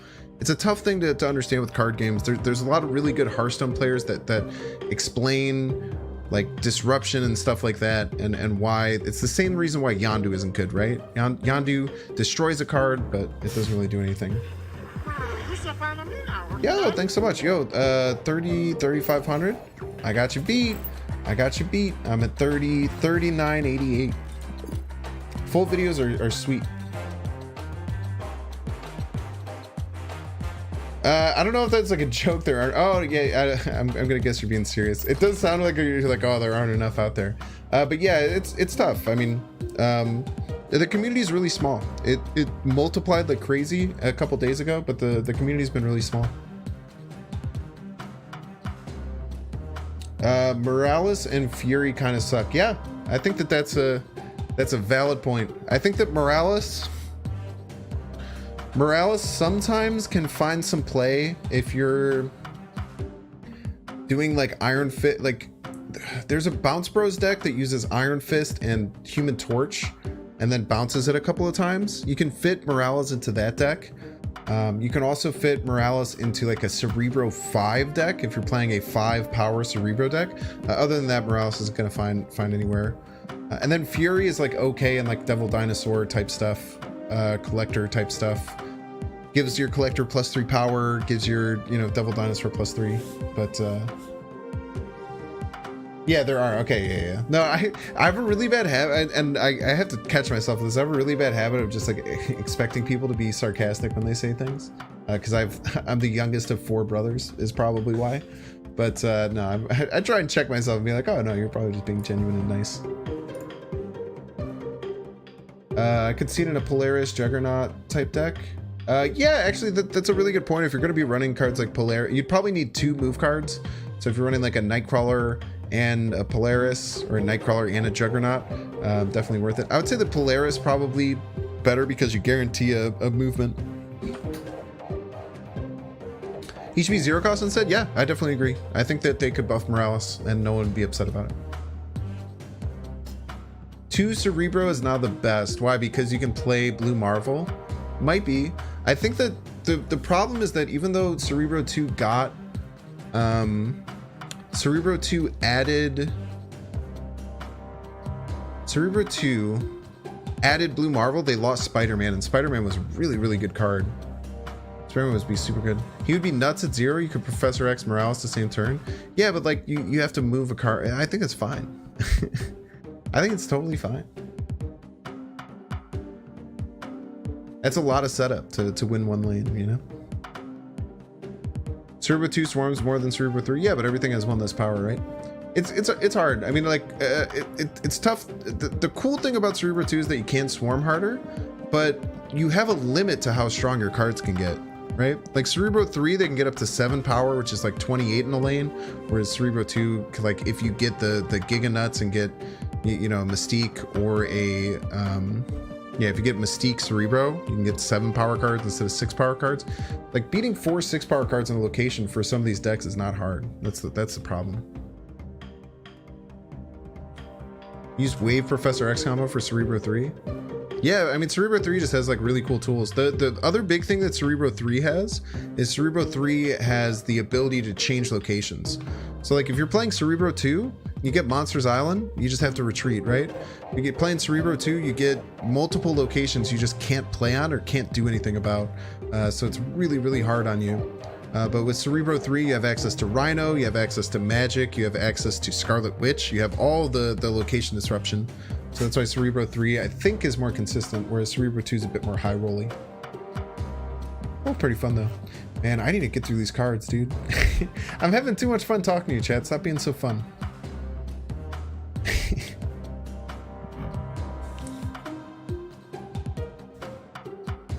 Falcon is a 2 energy 3 power card with on reveal, return your 1 cost cards to your hand. So Falcon and Beast kind of work together really, really well to enable a type of deck that's going to get a lot of 1 cost on reveal triggers. You usually want to play Beast first because if you Beast the cards back, then you play them out for 0. After you Falcon them, they're going to remain at 0 cost, so they're going to maintain that mana discount that Beast got. So if you had the ability and you have both of them in your hand, definitely try and play Beast first. Falcon is just really cool when it pairs with the Collector, getting you a bunch of extra cards in your hand, getting those extra on reveal triggers. Probably really hard to play if you don't also have Beast in that deck, but you know, other things that it can do is pull like squirrels and different bad things that might have dropped onto your locations or dropped onto your side of locations through things like Savage Lands or Central Park. So definitely some utility. Probably if you pull this in pool 3, you're going to have to wait for Beast to make that deck work, but definitely wait for it. Try and make it work. It's a lot of fun.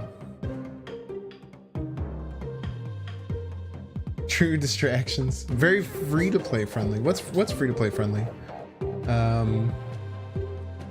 Just the game overall. I think Snap is very pay to win game. Oh, very free to play game, not pay to win. Yeah, there's no pay to win elements. It's just pay to get cards faster. It's awesome. I love the way that they monetize Marvel Snap. And they got rid of Nexus events, and they gave us all of our gold back. If you guys weren't in the community when Nexus events happened, it was like apocalypse, dude. I was like, oh no, I'm never gonna get to play this game because they just made this horrible gotcha monetization mechanic and it's gonna ruin it and everyone's gonna hate it. And then Giga Chad Second Dinner was just like, oh sorry, we shouldn't have done that. It's gone, and also here's all of your gold back and you get to keep all the rewards. It's crazy. It's good stuff. But I think that they're just trying to focus on monetization for variants now, which they should. I mean, the game is very visual. People will like to get new variants. If you keep making cool new variants, people will keep buying them, right? So I love their idea to try and go for the visual side of things. I saw videos about the 1,000 you have to spend to keep up. So that was probably the Dara Jin video, and that was what his video was saying is if you're being a whale. What a whale does is it spends as much money as it possibly can, and like that's what some people could do. And essentially what you do is buy the season pass, then pay like an extra like $100 to get to the end of the season pass, so that you can get more of the season pass reserves that you get at the very end. But it will just it's just rough. Nexus event stop you playing the game till release. I mean, if I were you, I would have went back the moment. I even said the moment the Nexus events happened, I said unless they drastically change this, I'm not spending another $1 in this game, and I encouraged all of my followers to do the same. But I mean, I don't think that there was any reason that once they made up for it, like did you have all the gold, or did you just never spend anything on Nexus events? I guess if you just never spend anything on Nexus events, it kind of sucks. But yeah, that was definitely a slap in the face, but they crushed it. Yeah, the card, especially when you have it in your own hands, right? Like I was telling people for so long, because before release, so many people couldn't get it on their phones. I was like, if you're just watching streamers, like this looks really cool. When you get it in your phone, you move it around, the game looks so beautiful. It's one of the most beautiful card games ever made. No cap. This card sucks.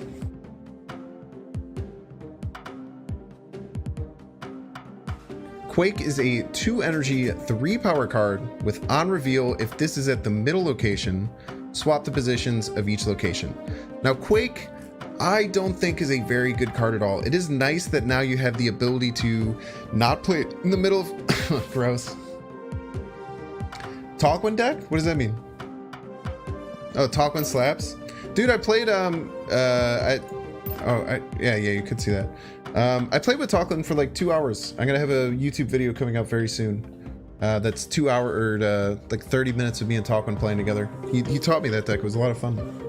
I had so much fun hanging out with Talkwin, dude. He's a really, really cool guy. I think we talked in the back channels. We're gonna try and do collabs a lot more, because both of us just had a ton of fun co-oping. Something about Quake, it looks cool, but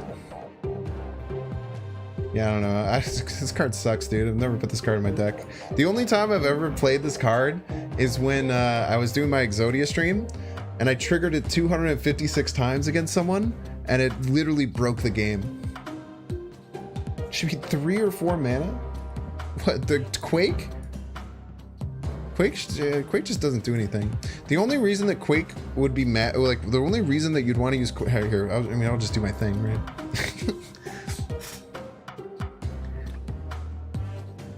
Quake is a 2 energy, 3 power card with on reveal. If this is the middle location, swap the positions of each location. So it is going to do it randomly, so it'll be a random flip of all the different locations that are going to move around. It is fairly satted at 2 energy, 3 power, but it's really hard to ever want to run this into your deck. I have seen this run against me in a kind of cool way, where someone stormed a location and then the next turn they played Quake to, you know, completely confuse me, but I think that there's just better things that you can do. The one reason I think that you might want to run Quake in your deck is that there's a very special, unique, or hot location that being able to change where it is can be absolutely game breaking. But even then, you know, you're dealing with randomness. I really wish this was, you know, it swaps everything one to the right, or you have some more control over it. It's not just random for both you and your opponent. But give it a try. I would not recommend putting this in any deck unless there's some featured or hot location that really calls for it. Yeah, I don't think you'd never... Oh, well, it's funny. That's what this card used to be, Gallagher Gal. They added it to give people more... They added that restriction to it. It used to just... Oh, wait. No. They didn't. No, Quake has always been like this. It was Crystal that they added to it. That's right. If only Quake like roll all locations to the right, you place it in the left location the other way. Yeah, well, what I thought it did is when you place it in the middle location, it swaps the right and left location. That's what I always thought this card did when I was like initially doing it. And then someone played it against me and I was like, what the hell was that, dude? It was so stupid. Quake's really bad. It's basically just Shocker.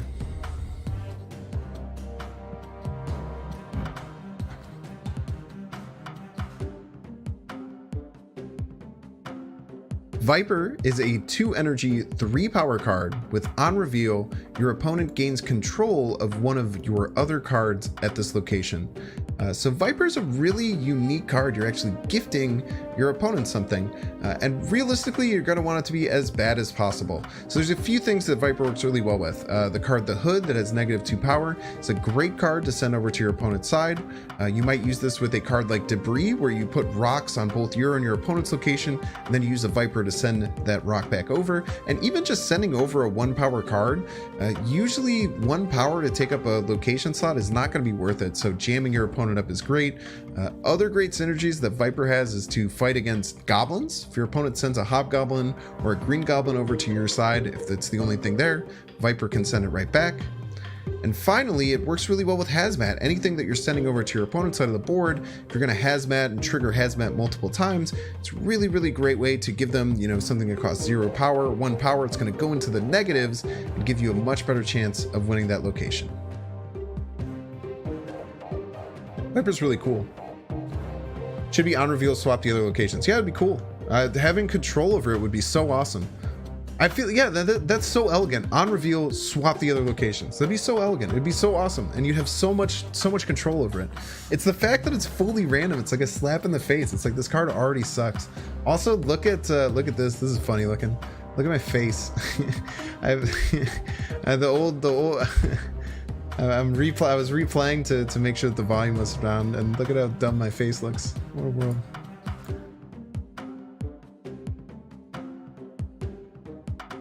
Yeah, I feel like they really missed the mark with Quake. I hope they change it. Like, why would you ever run that in your deck? It's such a shitty pool 3 card to pull. As you can see, Colleen Wing, I think my only common card left. I've never run a deck with Colleen Wing.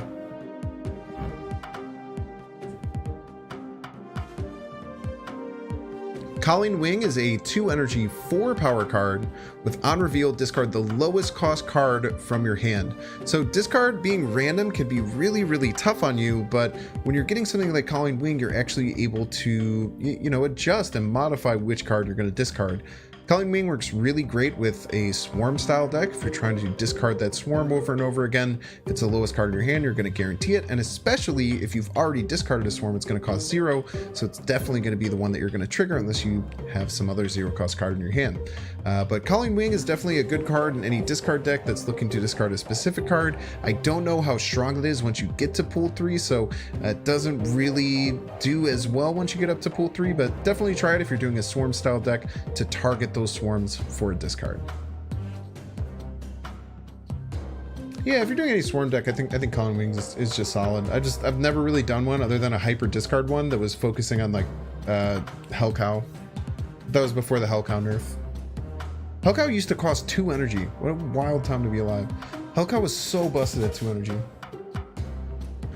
Have to say though, when Broad announced the secret game he was working on was Marvel themed, I thought, uh-oh, too much corporate control. No, I can't stop playing. Yeah, I definitely, yeah, dude, I feel like a swarm deck with Professor X would be pretty cool. It's just, I don't know, it's just hard to get consistency right. Colleen Wing is pretty well statted too, 2 energy, 4 power. I just don't like discarding my cards, I like playing them better.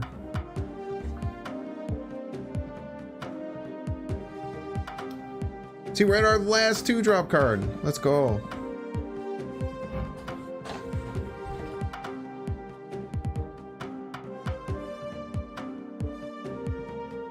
And last but not least, we have Mysterio. Mysterio is a 2 energy 5 power card that reads, as you play this, play illusions to other locations. Disguise this as an illusion until the game ends. This card probably has some of the most unique mechanics in the whole game. You choose a place to play Mysterio, but then what both you and your opponent see is 3 cards being played on all 3 locations. They'll then all flip. You can see visually which one is the correct Mysterio, but your opponent can't. To them, it's just 3 of the exact same cards that cost 0. And then at the end of the game, the card that you played is actually going to flip over and be a 5 cost card. Now, lots of cool things that can happen with Mysterio. Mysterio's clones, so the ones that cost 0 that you don't actually choose to play, will get affected as a vanilla card. So they'll get buffed by Patriot, they'll get buffed by Washington, D.C., and you can destroy those clones that come down. So you can utilize Carnage to take that 0 power that gets played to eat it up. The other great effect it has is with Bishop.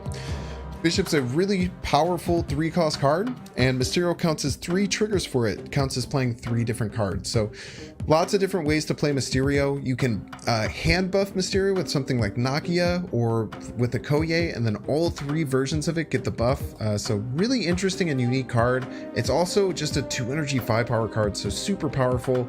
Once you unlock Mysterio, I recommend trying it in a bunch of different decks. It's a really, really cool card, and I really think you're going to enjoy it. I love Mysterio. This is one of the best design cards in the whole game.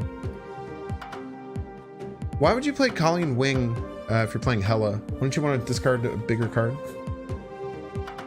I feel like Colleen Wing, you wouldn't want to play in a Hela deck. You want to have the biggest card possible. And if you discard a swarm, wait, if you discard a swarm, will it come back? I don't know how that works.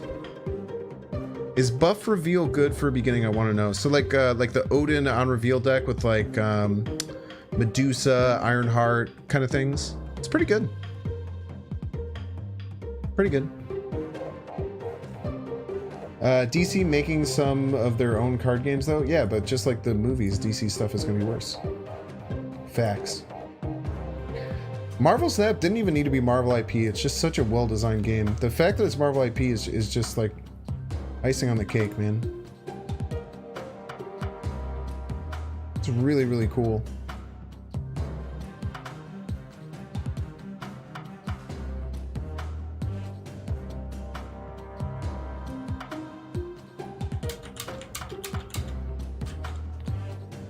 Yeah, what were your guys' favorite 2-drop cards? So I just went through all the 1 and 2-drop cards. I would love to hear what your guys' favorite 1 and 2-drop cards are.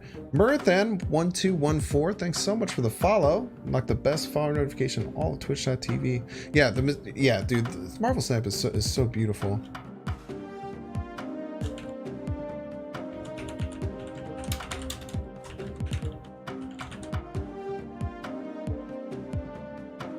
It's elegant in its design. The fact that it's so deep with how few turns there are, how few cards you have, it's just like it's so shocking to me every time I think about it.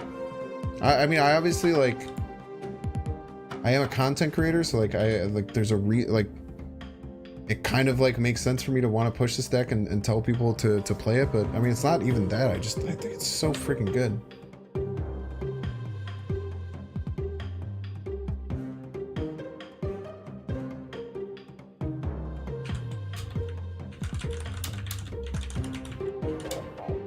Let's see, what do we got here? Design is surprisingly deep. Beast, yeah, Beast is fun. I really don't like Beast. I wish I was a little bit better with Beast. Is that a Val? That's a Valentine one, right? The Snap. So that's great. Black Widow, yeah, Black Widow if you like to mess us up. Yeah, sorry, Marathon, I don't have a Discord. I'm really bad with like community management and stuff. I do have one built, but I don't have it set up right. I'll maybe be doing a Discord in the future. If you want to follow me, the best way is to follow me on YouTube and follow me on Twitter. I post a lot of stuff on Twitter about when I'm going live and things like that.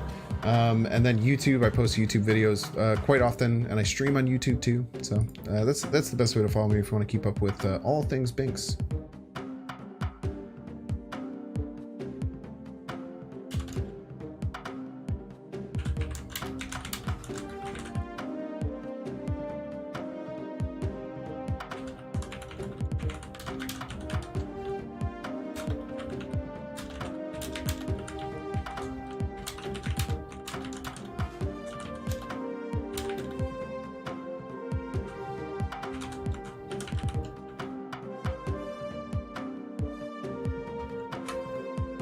Yeah, Angela's the best 2-drop in the game. I feel like it's really hard. If anyone says that Angela isn't the best 2-drop, I feel like you're just wrong, dude.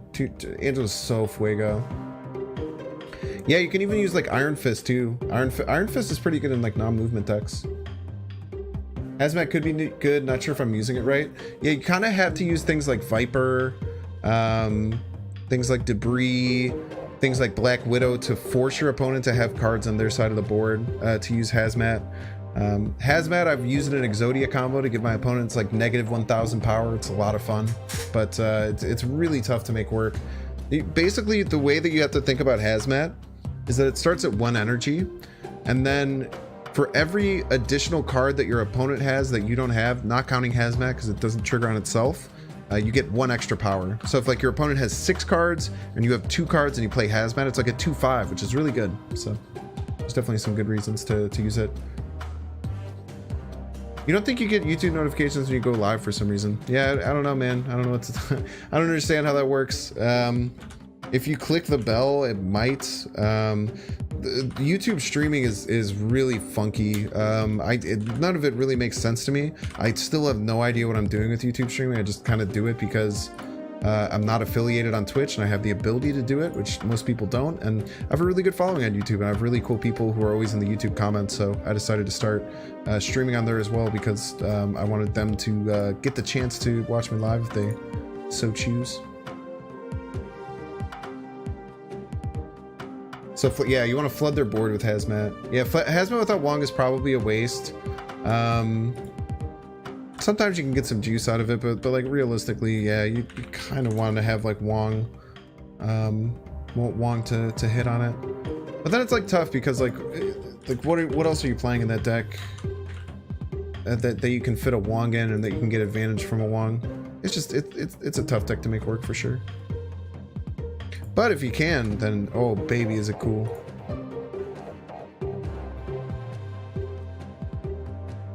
Man, do you guys remember when Ronin started as a 4 energy, 0 power, and then it was a 5 energy, 0 power that got +3 for every card your opponent had for like a brief moment. That card was so good, dude.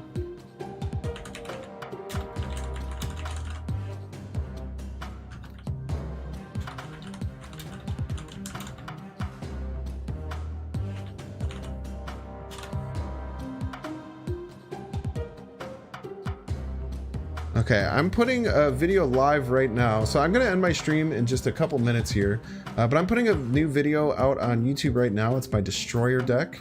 It's 29 minutes and 43 seconds, and it's gonna be a lot of fun. So sorry, you just had to bear with me for a second. For people who are watching me over on Twitch, I'll make sure to raid you over. I'll make sure to raid you over to a different channel.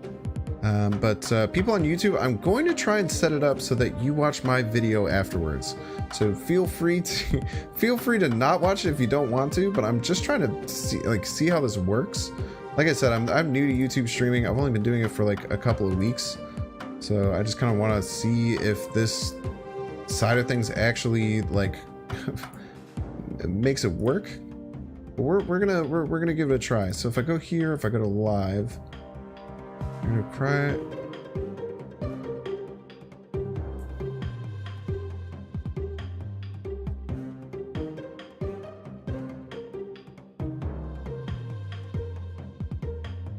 Okay, there's something at the very end I remember. Customization, redirect, add a redirect. Search my videos. Destroy. No magic result, what are you talking about? Choose a specific video. Wait, can you only raid live stream or oh, it has to be a premiere. Ah, okay, never mind. Well, if anyone's watching over on YouTube and they want to watch my video, I just put out a new video over on YouTube. It's my Destroyer deck. It should be a lot of fun. You will be getting. It will take me 3. Yeah, dude, it's gonna be tough. I mean, what? I've been here for 4.5 hours and I only got through 1s and 2 drops, and I think there's more of other drops. But I've also been just having a really good time and hanging out with chat. So. It's time well spent. I really enjoyed hanging out with y'all. But yeah, last things I will say, so I'm going to send you off. I'm going to find you somewhere to raid. If you're over on Twitch, definitely make sure to check me out over on YouTube and give me a follow there. And I'm sorry, I know I just did this somewhat recently, but I'm going to shamelessly self-promote. If you are over on YouTube, definitely come over and hit that follow button on Twitch. And if you're not followed on Twitch, it always just really helps me out. I've been putting my heart and soul into Marvel Snap content creation for the last 5 months, and it'd be really nice to continue to help grow this community. Let me see who else is streaming right now. We have Unwanted, we have Specimen. Let's see here. I'm gonna send you over to Unwanted. I love Unwanted stream. I'm over there a lot. I know he took a little bit of a break, but I'm happy that he's been streaming a lot more recently. And then over there on YouTube, I don't know where the hell it's going to send you, but I hope it's somewhere good. Make sure to subscribe to me over on YouTube so you can catch up any other streams and check out my awesome library of all of my other videos and awesome content. We're going to raid over to Unwanted. Tell him I said hello and happy launch week. Wanted again, awesome content creator. He's been making content for Marvel Snap for a super long time. Gal, thank you so much for hanging in. Very good stream. Yeah, I mean, tomorrow we're gonna have Paper on. So Paper's gonna show me and teach me how to build a deck, and then maybe Kanye Best in the next couple of days. I know he's really busy with streaming, so maybe not. We're still trying to work out the exact days. And then yeah, the next couple times I stream, I'll probably continue doing this, and you'll start seeing these on YouTube. I just posted a YouTube video right now if you want to watch my Destroyer deck, and I have a collaboration with Talkwin I just did. I'll be posting that probably tomorrow over on YouTube. So have fun over at Unwanted, chat by Twitch, YouTube. Thanks for being here. Y'all are awesome. Appreciate you. I don't know where it's going to send you, but hopefully do some of my other videos. Goodbye.